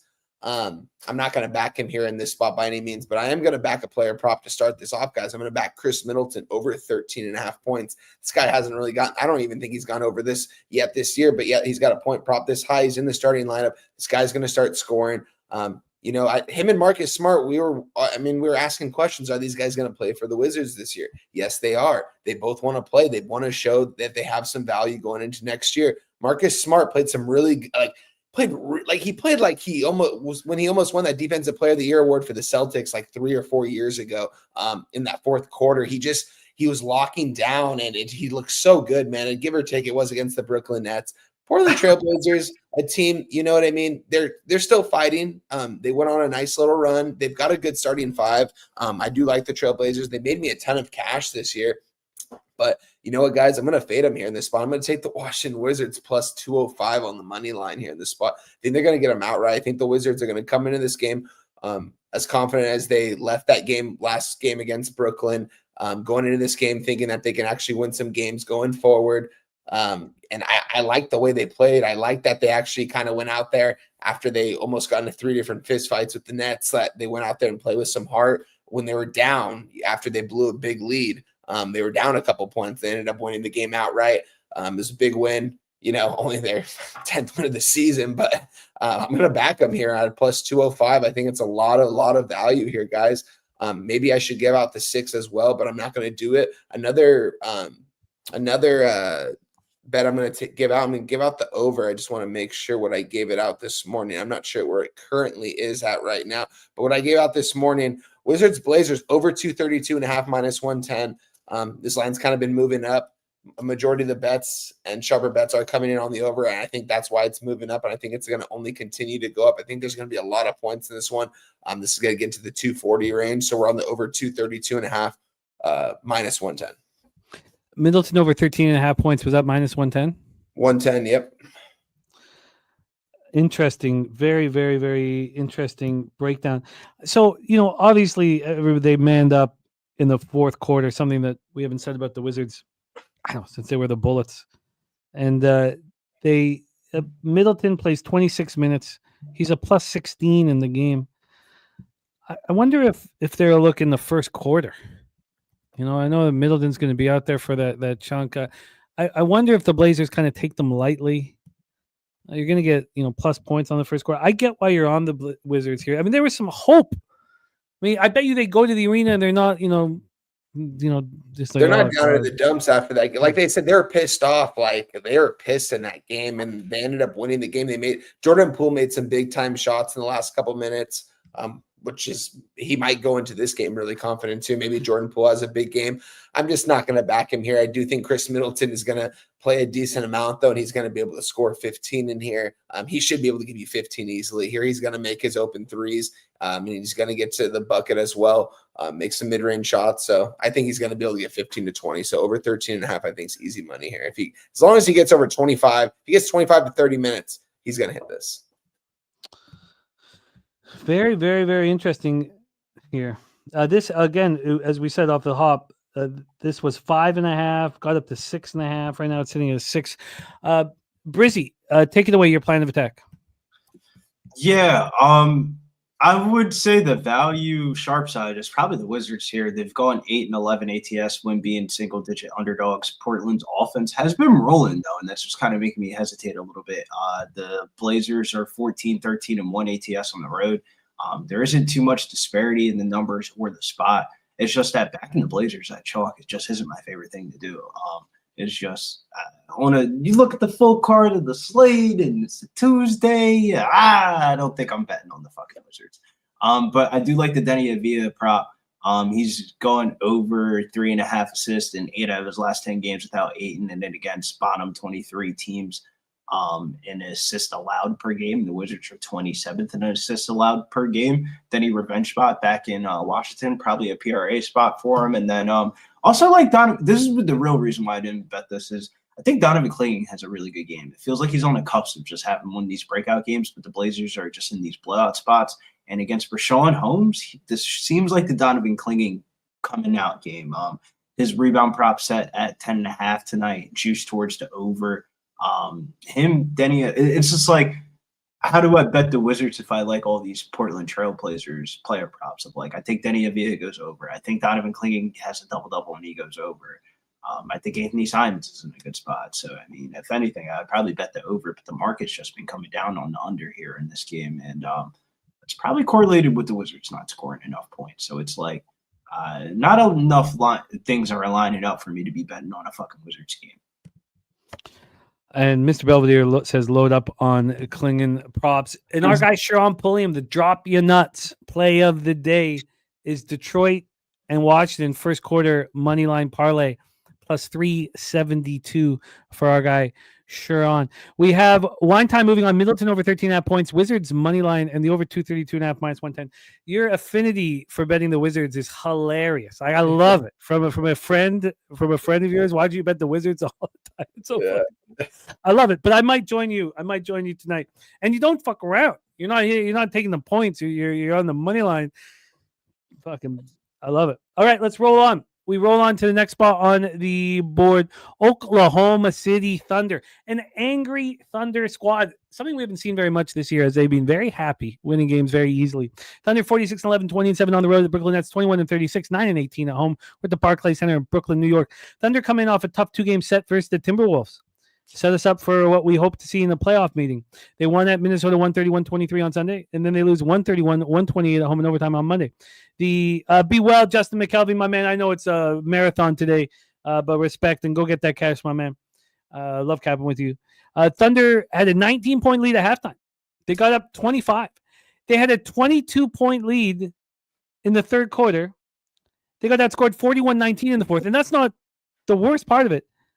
They were up 16 points before allowing the final 16 points of regulation. But to the Thunder's credit, fucking Holmgren got hurt and Hartenstein wasn't in the lineup, so they didn't have a center. Important. No, absolutely. Absolutely. Right now, both Holmgren and Hartenstein are good to go for this one. D'Angelo Russell is not. We'll go over the numbers with the Nets without Russell. They're bad. Cam Thomas, as you would expect, out as well. Starting point guard for the fucking Brooklyn Nets, man. What a world we live in. I never thought we would ever see Killian Hayes as a starting point guard of any NBA team after he flamed out in Detroit. Did he ever flame out as well? We also have Nick Claxton out. This is a rough-looking Nets squad. Cameron Johnson is questionable. Sorry, I say Knicks. This is a rough-looking Nets. I think I said Nets. I'm tripping. No, you said Nets squad. Okay. Yeah, it's bad. Let's go over Shea here. Shea missed the tying 3-pointer with 2.9 seconds left in overtime. He missed the game-winning basket with 3.9 seconds left in regulation. Still went for 39, 10, and 8. Oklahoma destroyed Brooklyn the first time they met, 127-101. And they shot 55.2%. They dominated. So Brooklyn comes in off a 107-99 loss to Washington on Monday. We talked about that spot. They just did nothing in the fourth quarter. In the fourth quarter, they were outscored by the Wizards 22-12. They shot 3-16, 6 turnovers. Throughout the game, they committed 18 turnovers. I mean, when Zaire Williams is leading you in scoring, you know there's a problem. Cameron Johnson went for 17. The Nets are 1-7 without D'Angelo Russell, who's not in the lineup, and we've already heard the Killian Hayes jokes. Brizzy, take it away. Thunder. Whoa, I didn't do the line history, and it's scary. Let's get into the line here. The Oklahoma City Thunder are 17-point favorites. That's where they opened. There's actually been a few cent move towards Brooklyn. On the total here for this one, and this is an angry Thunder squad. On the total, we have a 216. It's minus 112 to the over. This opened up at 217, so a 1-point move to the under. And then when we get to the cash flow here, we have 65% of tickets, 74% of cash on the Thunder, 89-88 on the over. I mean, Rick J says OKC going to jump out early. Should we not be afraid of how big this number is? Take it away, Brizzy. Thunder, Nets. Yeah, the one thing I will say about these tanking teams, if tanking teams or just say bottom 10 NBA teams, feels like once they get into the fourth quarter of these games are just really fucking weird. Of like, they just magically lose the lead and lose the game. No actual stats to back up that, but just what I've been watching in the NBA of recent. But this feels like a get right spot here for Oklahoma City. I mean, it's not going to fucking surprise you here. It kind of feels like sometimes when these West Coast teams have these out-of-conference games playing in New York, it's either a sleepy spot or a get-right spot in a city that they're usually not in. The weather's really nice up here in New York and New Jersey, kind of like that mid-springtime weather. So vibes are probably going to be high for Oklahoma City. They've been one of the best defensive-rated teams for the year, and the Nets have been the best defensive-rated team in the month of February. This feels like a dead under, and I kind of feel you on the covering a 17.5 and a total that's 216. That's probably going to go under kind of feels like it's too many points, but I think the Thunder do win this game. I think the best bet in this game is the team total under for the Nets here, 99.5 at -130, open up at -114. It feels like some of their totals are trending towards the under here for the Thunder. They've gone 15 and 5 towards the over in their last 20 games. I mean, that's fucking ridiculous. They're going to start going under in a couple of these games. And it's more of the Brooklyn offense is kind of making me not want to bet them here. They've been under in each of their last 6 games. And with all those injury news report guys on there, feels like a dead under spot of like, it's probably like 108 to 89 final score.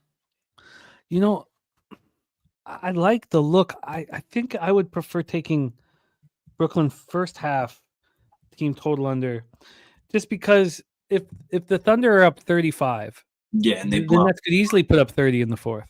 Yeah, dead ass though. They could definitely. But the one thing that makes me kind of a little bit nervous is the Nets have been one of the best first half ATS teams in the NBA. But that's on the road, not at home. I don't do what you want with the information, but I do feel you. Fading anytime we see Killian Hayes in the starting lineup for half of the first half is probably plus EV.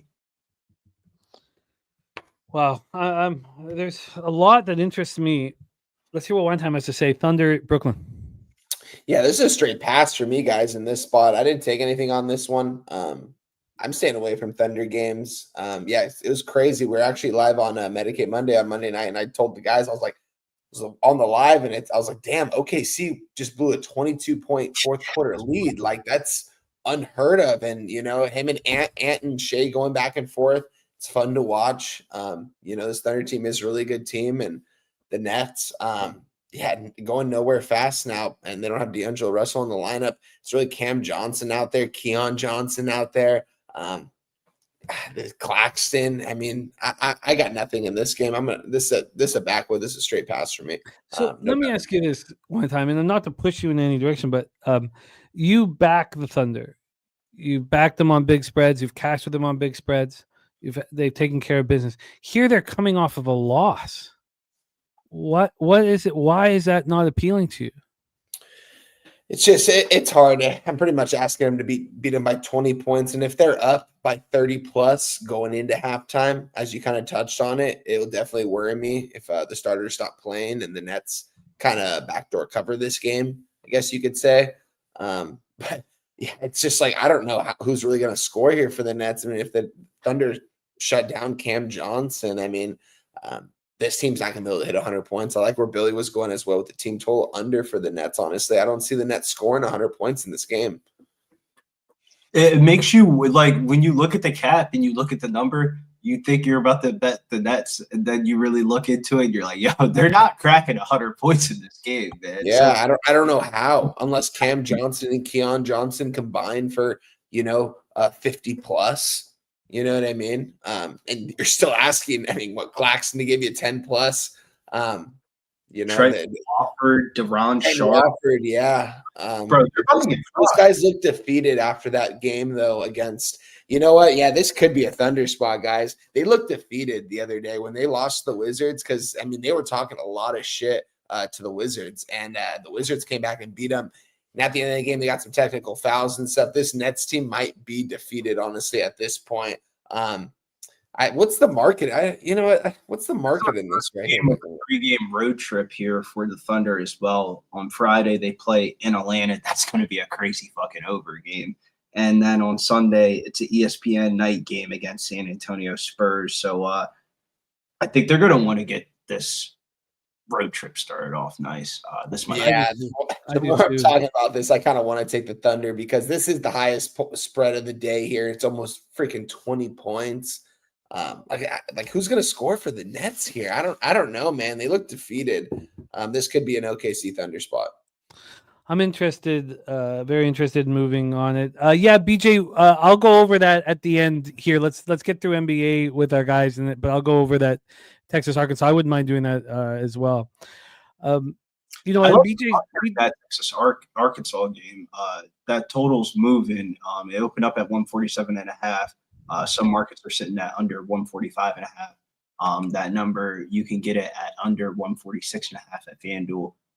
there's a lot of trends that go towards the under in that game. BJ saying not laying 2 touchdowns and field goal with any basketball team backwood. I mean, if you were hammering the Thunder in these situations, you'd be counting your profits. I'm trying to get a little bit over that, but I felt that way too. Let's roll on. We're going to roll on. Next up for us, we have 7:30 p.m. Eastern action. The Atlanta Hawks, 27-31, 14-16 on the road. The Miami Heat, 26-30, 12-11 at home at the Kaseya Center in Miami, Florida. Let's get into the line history here for this one. First off, we'll talk about the total. We have a 231. This opened up at 228.5, so we've climbed up 2.5 points. On the point spread here, we have these Atlanta Hawks plus 2.5 at -103.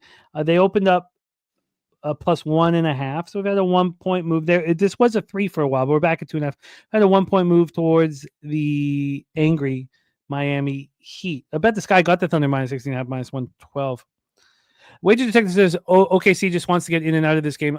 I disagree after a loss. If they were coming in off of a 30-point win, then I would completely agree. So let's roll here into the cash flow for this one. 54% of the tickets on the Hawks, 42% of the cash, 46 and 58 for the Heat. From a total perspective, 56% tickets, 55% cash on the over. The Hawks come in off having their 3-game losing streak snapped at a 98-86 win at home over these Heat on Monday. And it was the Dyson Daniels show. I mean, this 21-year-old is it brings you back to the good old days of basketball in the 80s when people hated each other and defense was played. He wants to be Defensive Player of the Year. 3.1 steals a game. He had 7 on Monday. And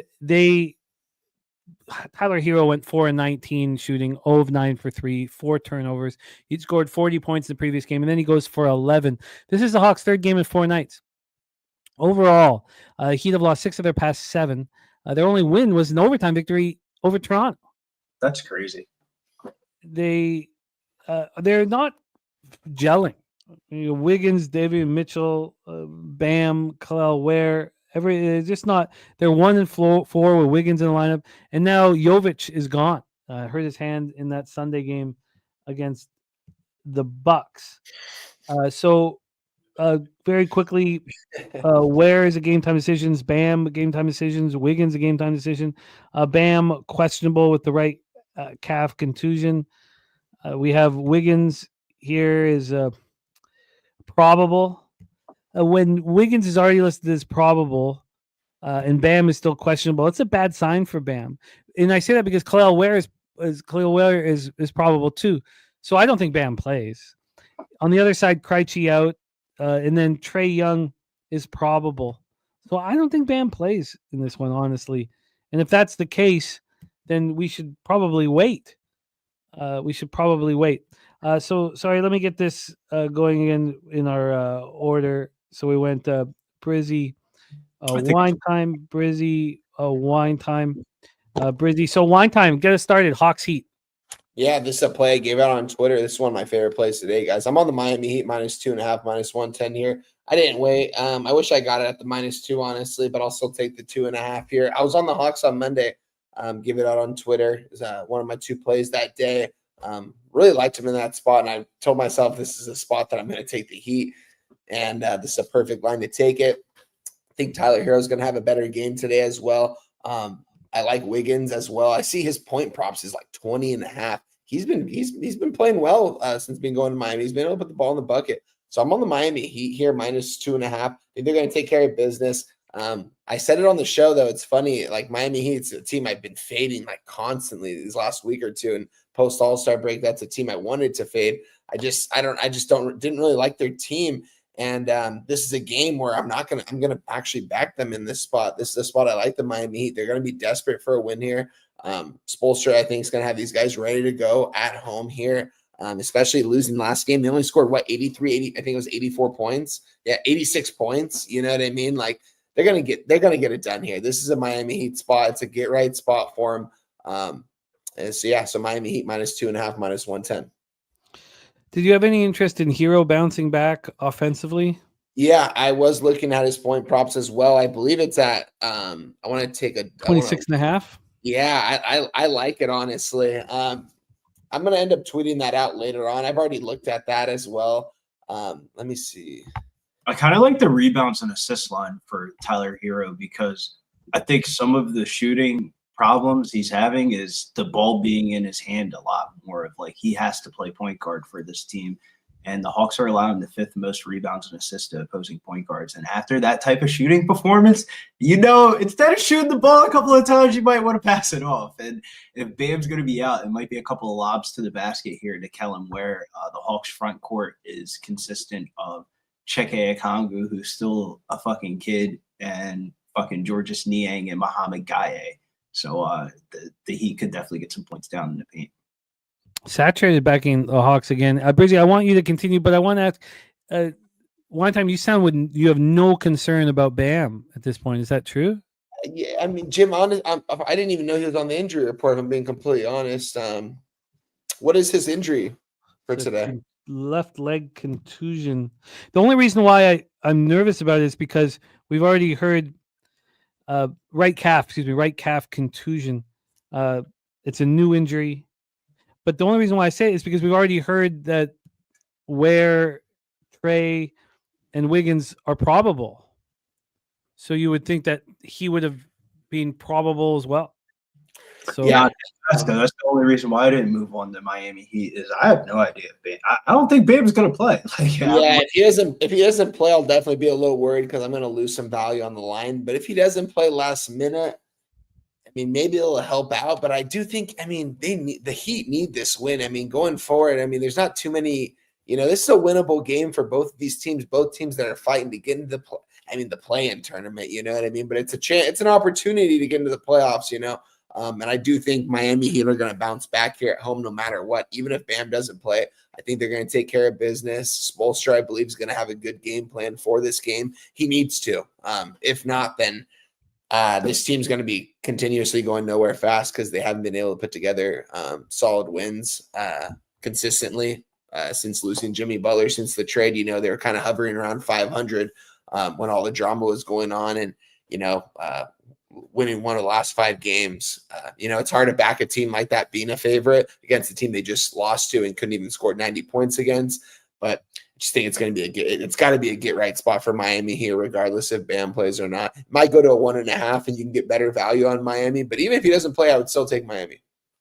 Shouts to Lynn in the chat. I'm kind of with him on that of like, if you want to get around this Bam Adebayo news, like let's say if you bet the Heat early and you're kind of a little bit worried about the Bam news, you could bet the Kellen Ware point prop at 12.5 plus 100 BetMGM, or the rebounds and points at minus 120. And that line's going to drastically go up to like 15.5, 16.5 if Bam gets ruled out. Kind of like a hedge of your action if you're already on the Heat, because I definitely think Bam is a huge part of like the cap of like Bam should smash in this fucking match so against the fucking Hawks front court. But if he's out, it just feels like the pace of play should be able to pick up, and this kind of creates an over spot. If you remember, this total on Monday opened up at 224.5, and it went 8 points up by the closing of like 230, 231, kind of where it's at today, and the game went completely under. Like he scored like 80, didn't even crack 100 points, damn near 90, which kind of didn't make sense looking at the matchup on paper, as the Hawks are the second fastest paced team in the league, and the Heat have picked up their pace of play since the Jimmy Butler trade. And if you take out Bam Adebayo, I would imagine the only way the Heat are going to play in this game are going to probably be fast tempo, pick up the pace. This one circled as a potential over spot. I mean, the whole entire public, every fucking NBA sharp was telling you bet the over in this game. And it went up 8 points and it went completely fucking under. I feel like with them playing 2 days later, this one goes over. You take out Bam, less defense. If the Heat team total over is probably a look for this one. Kind of like one of those ones where you fade the injury news report, Bam goes out, the Heat team total goes down a little bit, and you still bet the over. Like the Hawks don't play defense. It doesn't matter who they're playing. That's a great breakdown. I honestly, Bill, you might get me on the over because I think that's a great spot, honestly. I remember you touched on it on Monday night. You said that this line closed 7 points higher than what it opened at. and it went way under. And we're seeing a total even higher here. Everything you just said makes complete sense to an over in this spot, honestly. And it kind of the injury news report of like, I think Bam is going to be out. That's why the total's like shooting up. The X's and O's make sense for the over. The fact that fucking total was 237.5 in the Pelicans Spurs game was absolutely ludicrous. It made no sense whatsoever. The first game went way under, and I didn't bet the under, even though the X's and O's were screaming bet the under, because I was like, this makes no sense. I can't understand why it's so high. But here the X's and O's make sense to get Bam out of the paint. There'll be more offense there. Let's roll on. I'm interested in the Heat. I'm interested in hero props, but I need to know that what's going on with Bam, just from my own X's and O's. Let's roll on. Brizzy's getting this one started. We have 8 p.m. Eastern action. LA Clippers 31-26, 12-16 on the road. At the Chicago Bulls 23-35, 10-20 at home at the United Center in Chicago, Illinois. We'll start with the side here. We got these Clippers -9 at -108. This opened up at 8 at -106. So we have the 1-point move towards the Clippers. I've begun despising capping Clippers games. I find it very tricky to figure out what the hell's going to happen with them. We have Powell out, so Storm and Norman out. Kawhi's in. Harden's in. Bogdanovic playing the 3. You better start shooting better. Zubac at the 5. On the other side here, we have Ayo as a game time decision. Vooch is out. Ayo is listed as questionable here. Vooch is going to miss the game again. Williams is out, of course.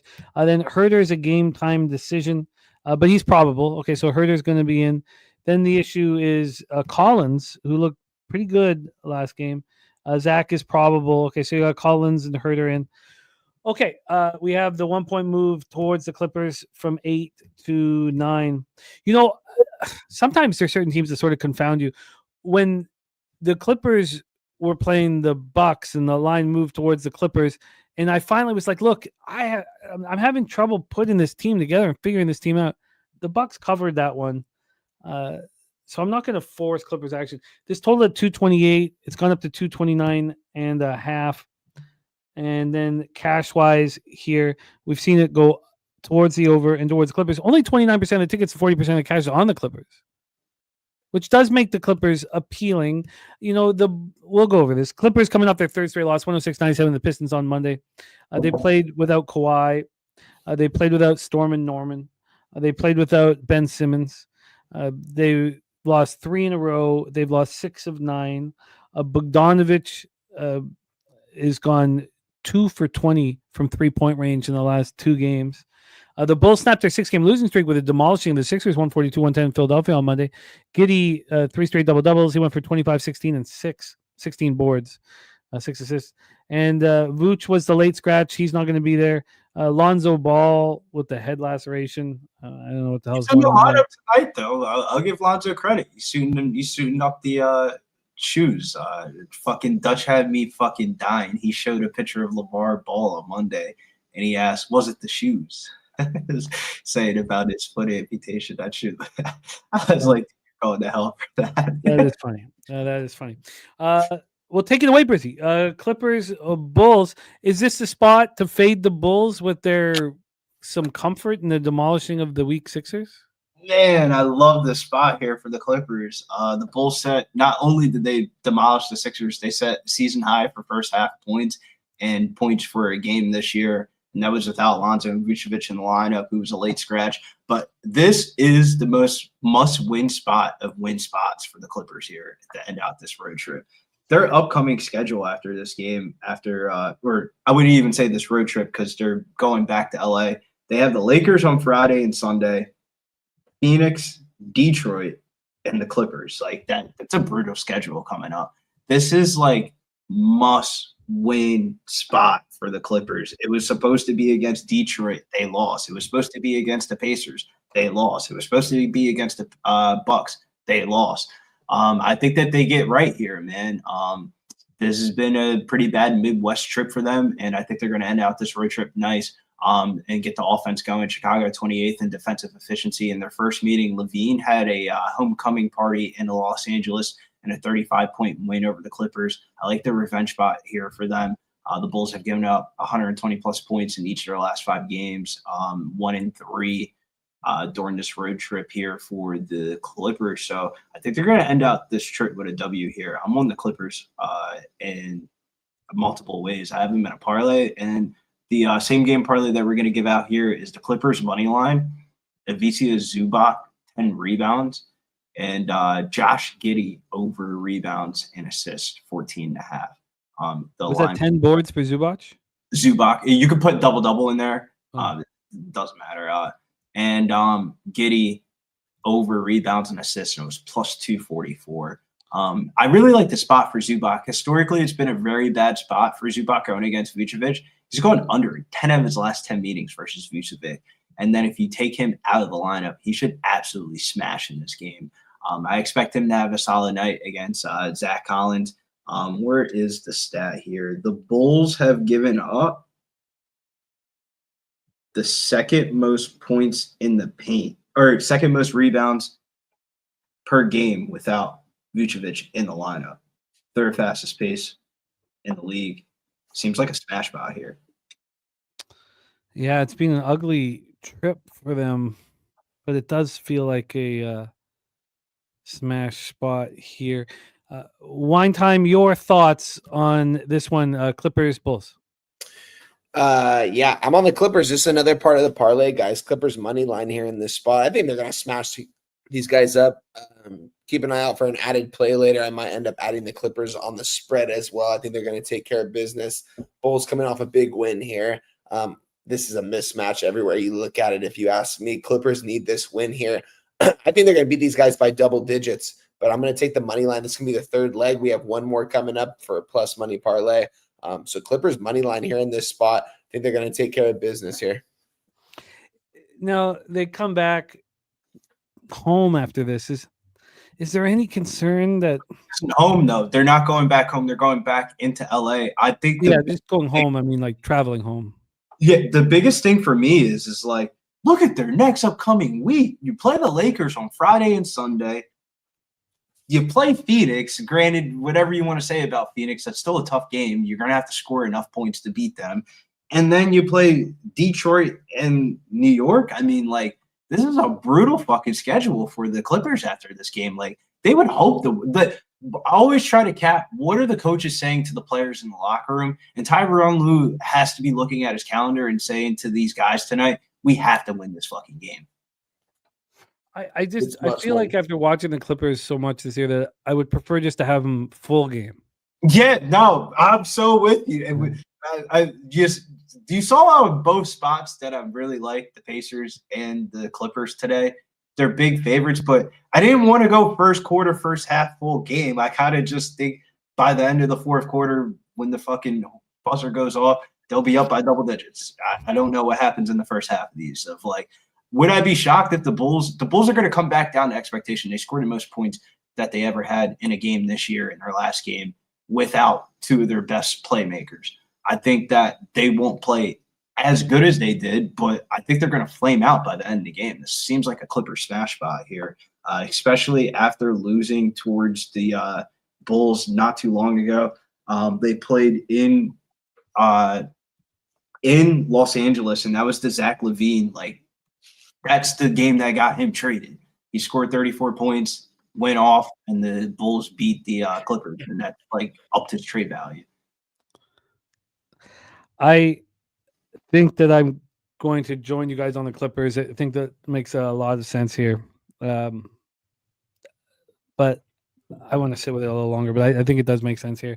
Let's roll on. We have 2 games left on our show, and then we do want to touch on the Arkansas-Texas spot for our guy, BJ. Let's roll. 9 p.m. Eastern with the Sacramento Kings, 29-28, 14-14 on the road at Utah Jazz, 14-43, 7-21 at home at the Delta Center in Salt Lake City, Utah. Sacramento comes in off the 130-88 victory at home over Charlotte on Monday. LaVine goes off for 42. Utah comes in off the 114-112 loss at home to Portland on Monday. So that, no Lauri Markkanen, no Clarkson, no Kessler, no Collins, no Sexton. And, shout out to a lot. I mean, Collier. I mean, these guys they're playing hard and there was an impressive performance by them. Sexton out, Markkanen out, and Collins out, but Kessler is back, and so is Clarkson. So that should help this squad. This is a healthy Sacramento Kings squad, a dangerous team to face here. Let's get into the line history and the cash flow, and then hand this over here to our guys. We'll start with wine time here for Kings Jazz. Let's just get this line history up. From a total perspective, we have a 236.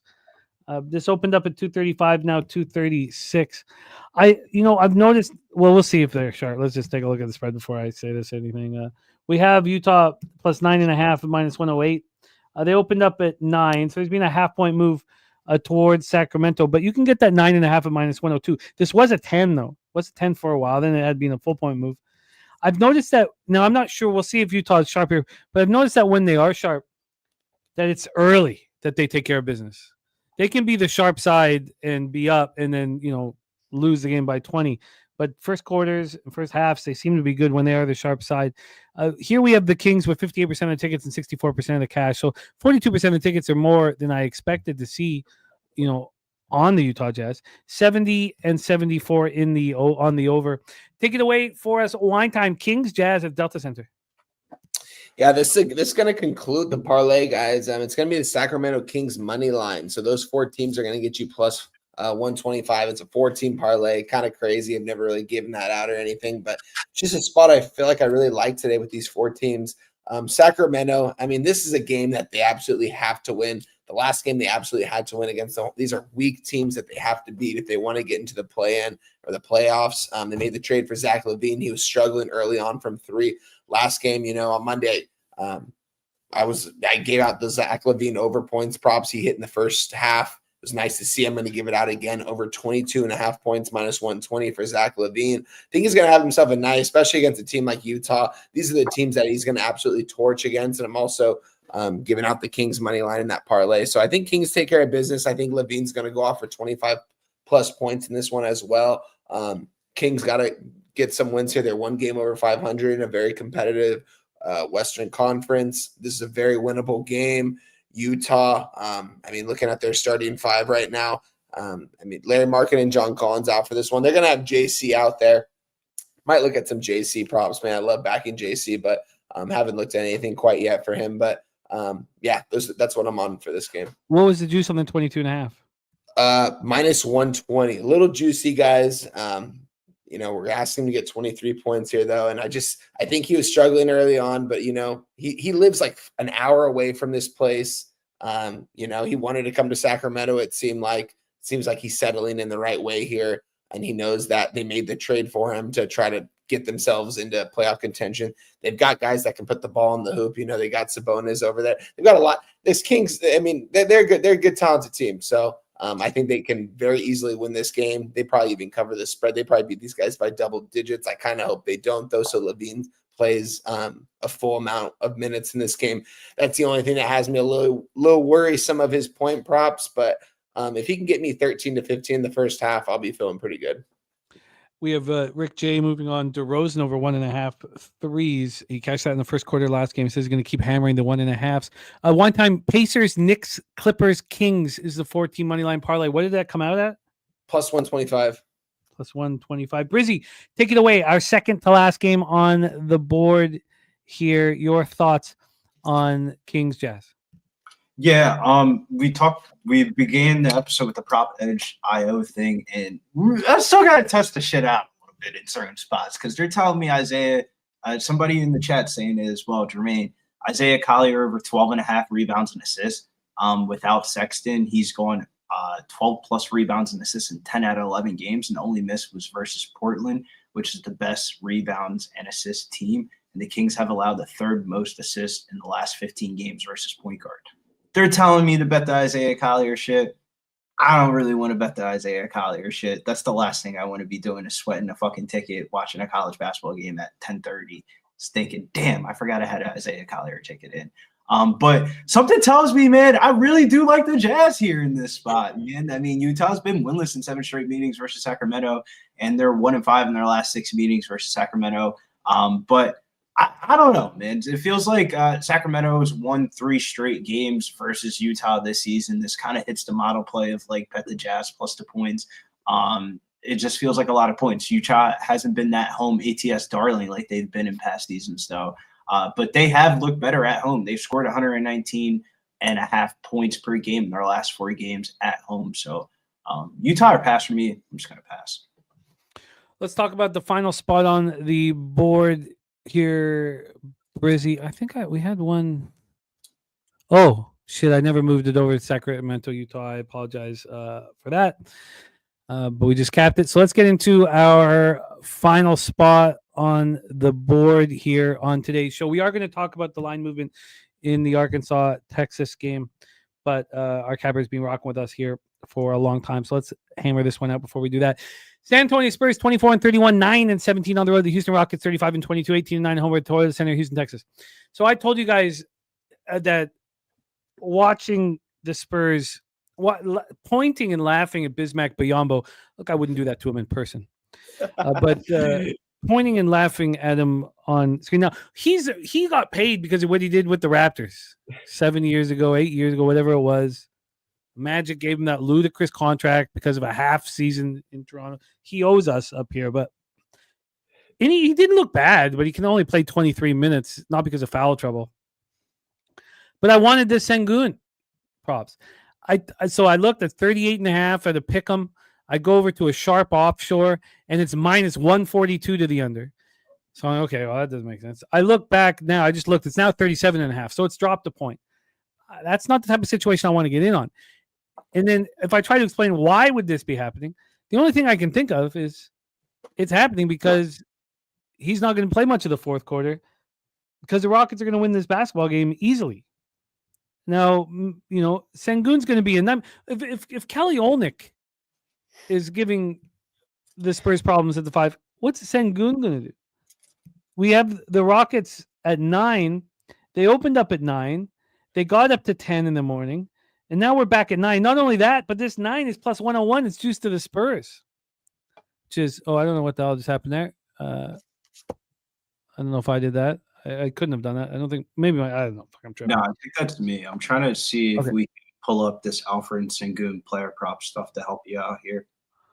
Well, I'm not going to move on it. Honestly, with the drop in the point, like that's not a scenario that I think works. But do see if you can pull it up here. So there we go. We have the 9. Let's get into the total here for this one. This total is sitting at 227.5, slightly juiced to the over. This opened up at 225.5. We're now at 227.5. When we get to the cash flow here for this spot, we have 38% of the tickets and 49% of cash on the Spurs. It feels like the Spurs are sharp. 68 and 70 on the over. We have both teams on the second half of a back-to-back. Spurs coming off second half of back-to-back after losing 109-103 last night at the Pelicans. They're 1-3 since the All-Star break and the announcement that Wembanyama is done for the season. They won their first game because they stepped up without him, and now they're losing, which is expected. Rockets on the second half back after winning 197 at home over the Bucks last night. Van Fleet missing his 10th straight game. He will not be available here. He's sitting out. Let's take a look at the last-minute information. Easton out, Van Fleet out, Bassey out for the Spurs, and they could use Bassey with their problems at the 5. So Houston... so the Rockets dominated the boards against the Bucks, 53-37. Sengun goes for 11. Why wouldn't that just happen here? What is it about this fucking Spurs team that feels like it's the sharp side here? It makes no sense to me. Shout out to Von Polo in the house. Take it away for us here. This is our final spot on the board. Take it away, Brizzy. Spurs, Rockets. Yeah, both of these teams come here on the second night of a back-to-back, but both of these teams are going in completely different directions, as the Spurs have only averaged 108.7 points per game since the Wemby injury post-All-Star break, and the Rockets continue to get more healthy during a very important part of their season. They got hot way too early last season, and then they kind of burnt out down the stretch of the season with a bunch of injuries that kind of prevented them getting inside the playoffs last year. But this is a good old-fashioned crosstown rival spot. Both of these fan bases are probably going to get up for this one. This spot actually kind of favors the Rockets playing at home again versus the Spurs who are traveling from New Orleans. The Rockets have gone 5-1 straight up, 4-2 straight up. 5-1 ATS, 4-2 straight up in their last 6 games versus the Spurs head-to-head. Both these teams have spotty second night of back-to-back records. The Spurs have lost 12 games with teams on a second leg of a back-to-back, which is terrible. And the Rockets have lost 6 out of the last 7 games on a second night of a back-to-back. I like the first half under in this game. Probably will wait on it as the total keeps on going up. But I think the first half under is good money in this one. Under 110.5 probably goes up to about 112, 113 on the close.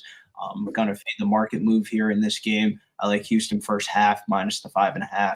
And if there was a player prop I do like in this game, Amon Thompson over 5.5 assists plus 108. Without Fred VanVleet in the lineup, he should be the starting point guard. Spurs have allowed the 4th most assists to opposing point guards the last 15 games. I got to get on out of here, but to go over my card before I leave, Sure. I have the same game parlay of the Toronto, Indiana Pacers game. Pacers money line, Turner 2 3-pointers, Halliburton 6 assists plus 100. Same game parlay in the Clippers Chicago game plus 244. Clippers money line, Zubac 10 plus rebounds, Giddey 14.5 rebounds and assists. Women's basketball tonight, Michigan State, Ohio State over 150.5 minus 110. College basketball, Maryland minus 3.5 minus 115. And then a parlay of the Pacers, Clippers, and Thunder. Absolutely ugly, but minus 154. And then TCU, senior night, women's basketball. They're going to smash in that spot. I'm telling you, Jim, you're laughing, but no bullshit. The games that I've been betting for women's college basketball are like money lines at like minus 130, 140, and they're winning the game by like 20 plus points. Totals going over, but the total I gave out last week with Juju that went over in the 3rd quarter. Like the women's basketball is where the edge is at, man. We're coming back for women's basketball, please.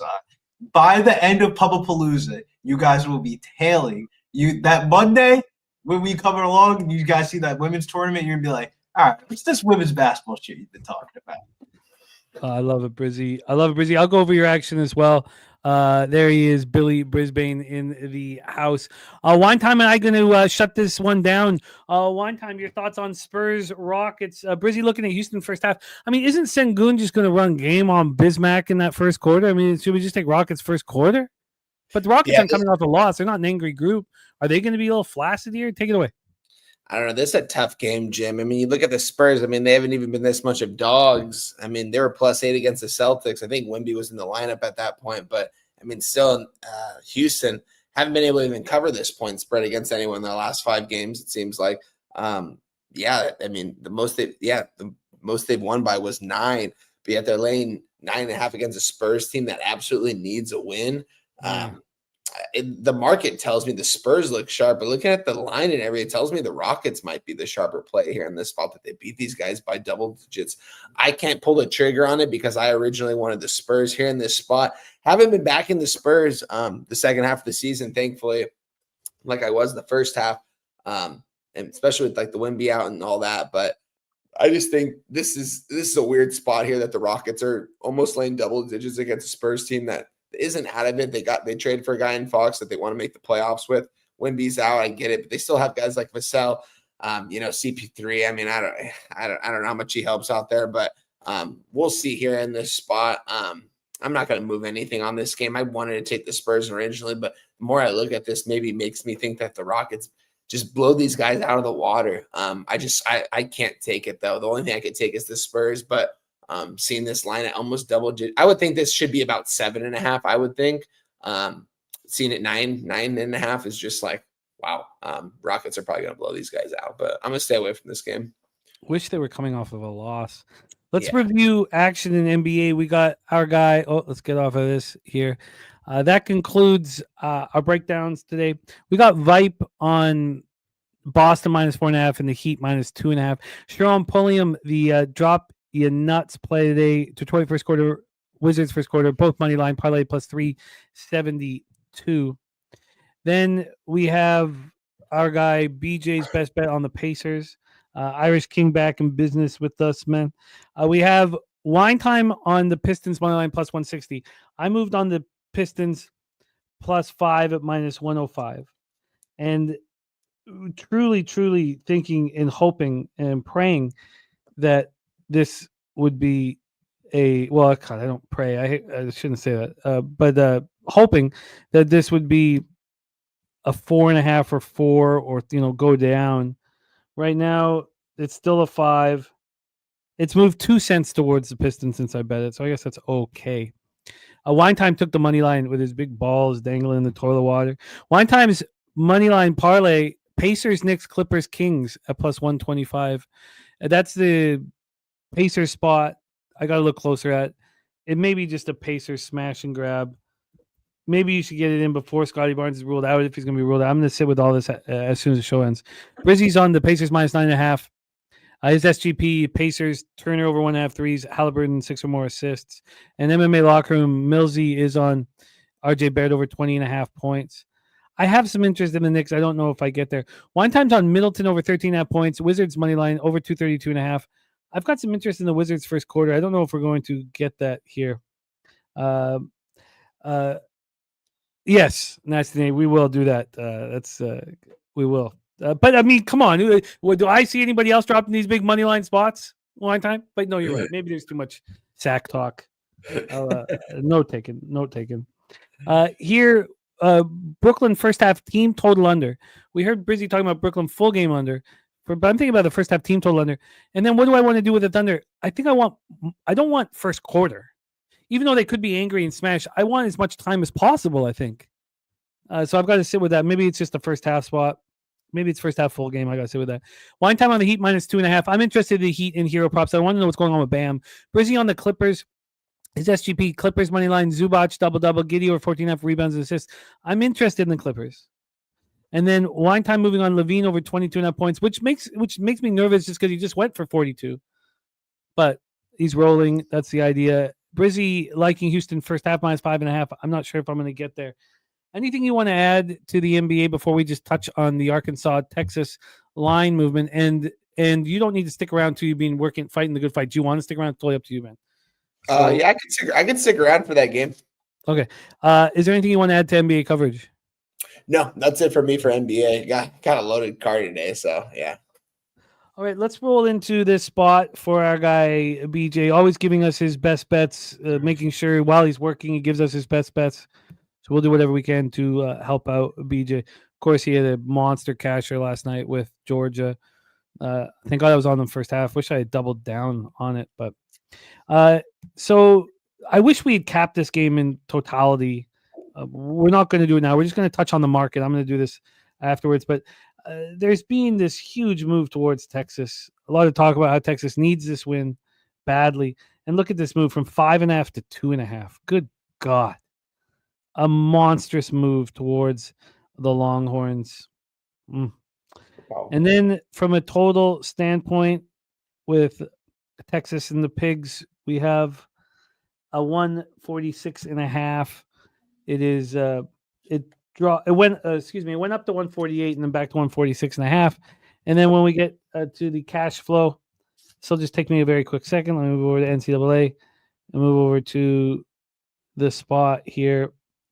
We probably should hammer this in full. It's just tricky here. And Wine Time really came in to give us the coverage that we needed. Morgan did a great job, but we needed a little bit more.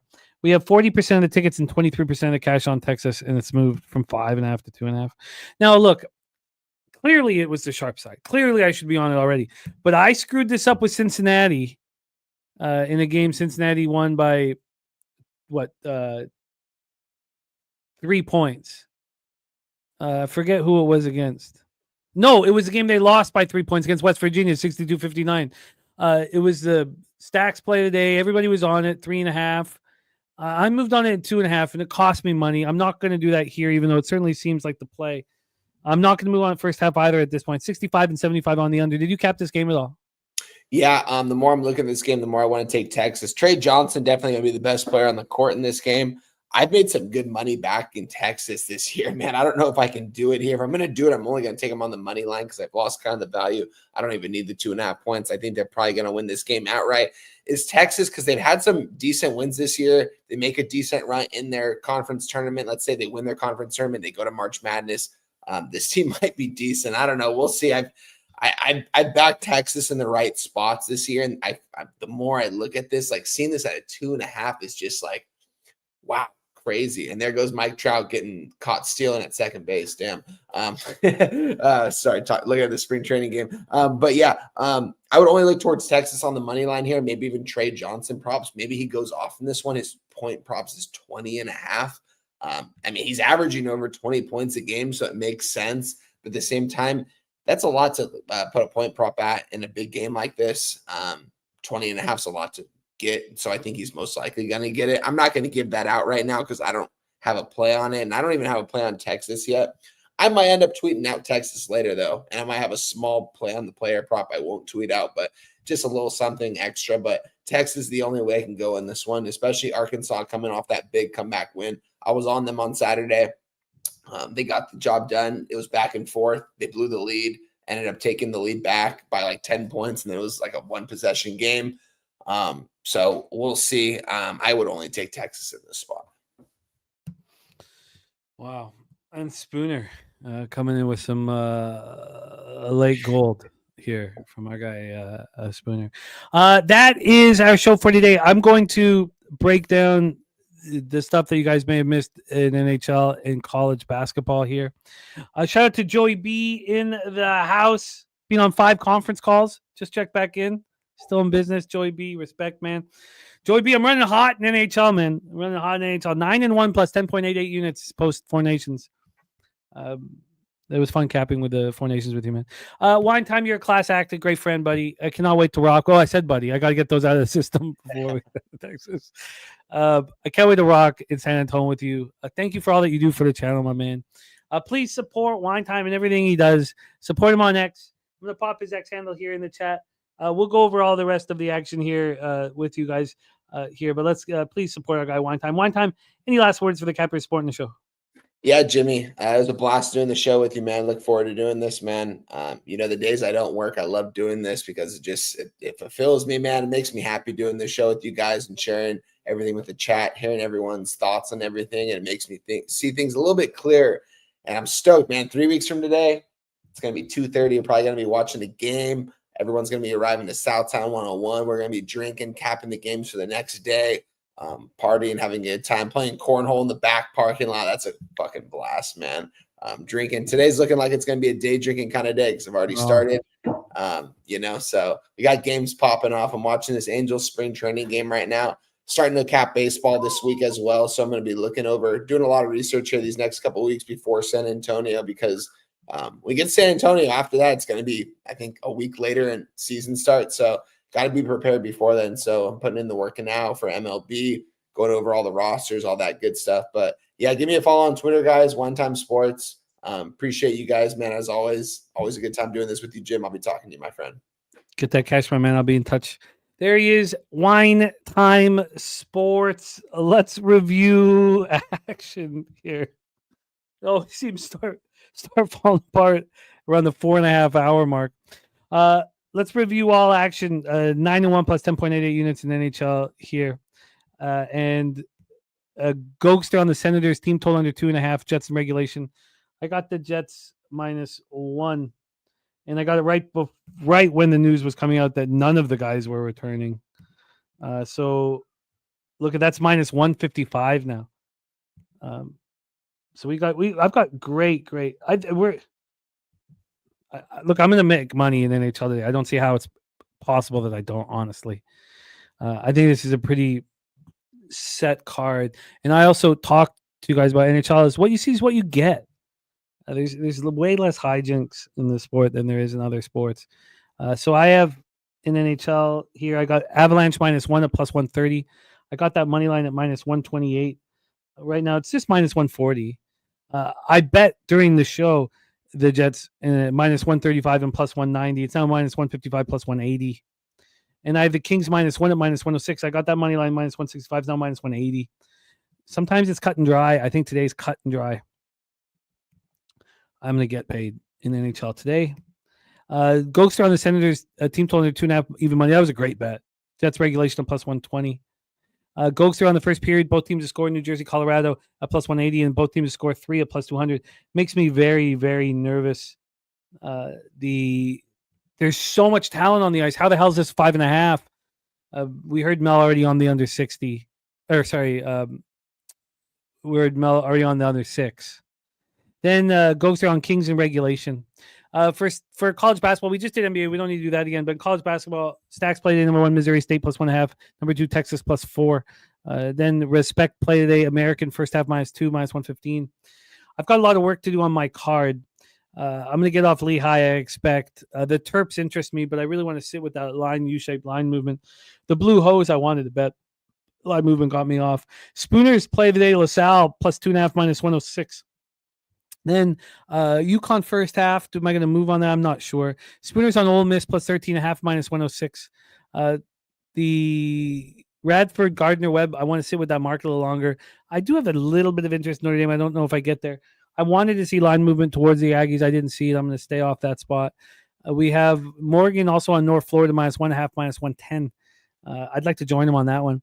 DC Kepper on Holy Cross plus 9.5. Maryland -3.5. Oklahoma plus 2.5. Then we stayed off Georgia State, Coastal Carolina, but there was interest in Coastal Carolina at first. We don't have Barnes. Barnes was not ruled out. At least he wasn't. He's just banged up. Right now, True Alama man, we have Scotty Barnes, and he is just questionable. So we never say he was ruled out. I'd be interested to see if he plays or not. Missouri State, I moved on +2 -110. Then I have some interest in Seton Hall. I don't know if I get there. I bet Valpo already at +4.5. I wish I had waited. I'd like to be on Boise State, and I did bet Oregon State -3 -108 during the show.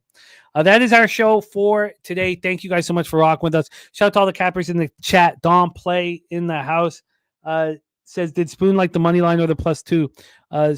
Spooner is not on money line spots. He's on North Florida -1.5 -110. He's on Ole Miss plus 13.5 -106. And LaSalle plus 2.5 -106. That's the play of the day. Ronnie Lofton, thank you for all you do for us, man. Love capping with you. Rick J says apparently Ingram wanted to be traded to Atlanta. Well, we're going to welcome him with open arms, and I hope it suits him because we'd like him to play for us. Nuke Worker, Nasty Nate, Jonathan Johnson, Mr. Belvedere, Morgan Spooner, great job today. College Station, thank you. Joey B, Rick J, Irish King, thank you guys so much for all that you do for us, man. AEOD always pumping us up with energy. The Juice, BJ, Von Polo, thank you guys. Truly, thank you from the bottom of my heart. Thank you guys. Now it is the most important time. Got to get in some more action. We got to make that money. We've been doing that. I can't stress the importance of us succeeding. I can't stress it enough. I can't stress the importance of our bankroll. It's we talk about it now. We've been using the term for a couple of weeks. Happy bankroll, happy life. Keep the bankroll strong. Don't overreach. Think about your bankroll more than anything else. You gotta take good care of it. You gotta raise it like a child. Hopefully soon it'll be big and strong. And that is our goal. Nuclear says time to drink. I'm going to be as dry as I possibly can until San Antonio. From all of us at Pub Sports Radio, thank you guys so much. And thank you to our guests, Wine Time Sports, Billy Brisbane, Mr. Gogster, and Morgan Spooner. Roll that shit, light that shit, smoke it, get that cash. Thank you guys for your support. The work never ends. It's just nonstop. And what you put into life, that's what you get out of it. So work your very, very hardest. And let's get that motherfucking money. From down south, where we ride on flair. From down south, where we ride on flair. From down south, where we ride on flair. From From down south, Yo, where we ride yo. on AvL. Pub Sports Radio's the crew, that's a fact. We all about bread, make a bank accounts fat. Who the hell is that? LJ from the H. I stack green like Boston, shout out to Nasty Nate. From down south, where we ride on slab. 420 highway smoking with that boy Gabby Cap. Fly out to Denver for the Nugget fans so we can smoke out J Money, cause you know that's our mans. Us against the bookies, put money in our pockets. Fly out to Vegas, meet up with Ski Profit. Hit the sports books, we got money to stack. Can't forget them college picks with that boy Conor Mack. Call up Dutch boy, cause you know we stay fresh. What's the strain of the day, homie? Watch the daily sesh. Roll up a paper plane, light up a Sparky. If I need a strikeout prop, we gon' holler at Sharpie. Cross over to the West Coast and holler at Fam. If we talking NBA, I got to hit Trot Wham. Always tapping in, money's what we trust. If I need a team total, gotta hit Nut Flush, cause I'm fishing for bait. Smoking straight to the chest. Gotta fly out to the beta, homie, Moose Money Bets. From bookies to West, cash and checks what we do. Cause I'm who banging with Boss and the OG Radu. If we need it under, I gotta hit Noli Knowles. If I land on my prop, I gotta holler Big Show. Now we back to the East Coast for Nicky Fish Tanks. We watching UFC, keeping money in the bank. Die Hard and Danny Betts and the whole damn crew. Nick's the only guy I know can drink a brew or buy his shoe, but hey, that's what he do. It is what it is. I can't forget that Jersey boy, that homie Billy Brisbane. If I need an ice pick, I go to Ontario, holler my ice guy, Ian Bavino. And if I need some advice in trying to cash, tune into Peter Loshak and Jimmy the Bad. And hit that like button, make sure that you smash it. The famous words of razor sharp picks, cash it. I'm on my poker shit, stacking my chips. If we ever lose a bet, man, we never gon' trip. Cause I'm Mike Knight M, pimp slap player of the day.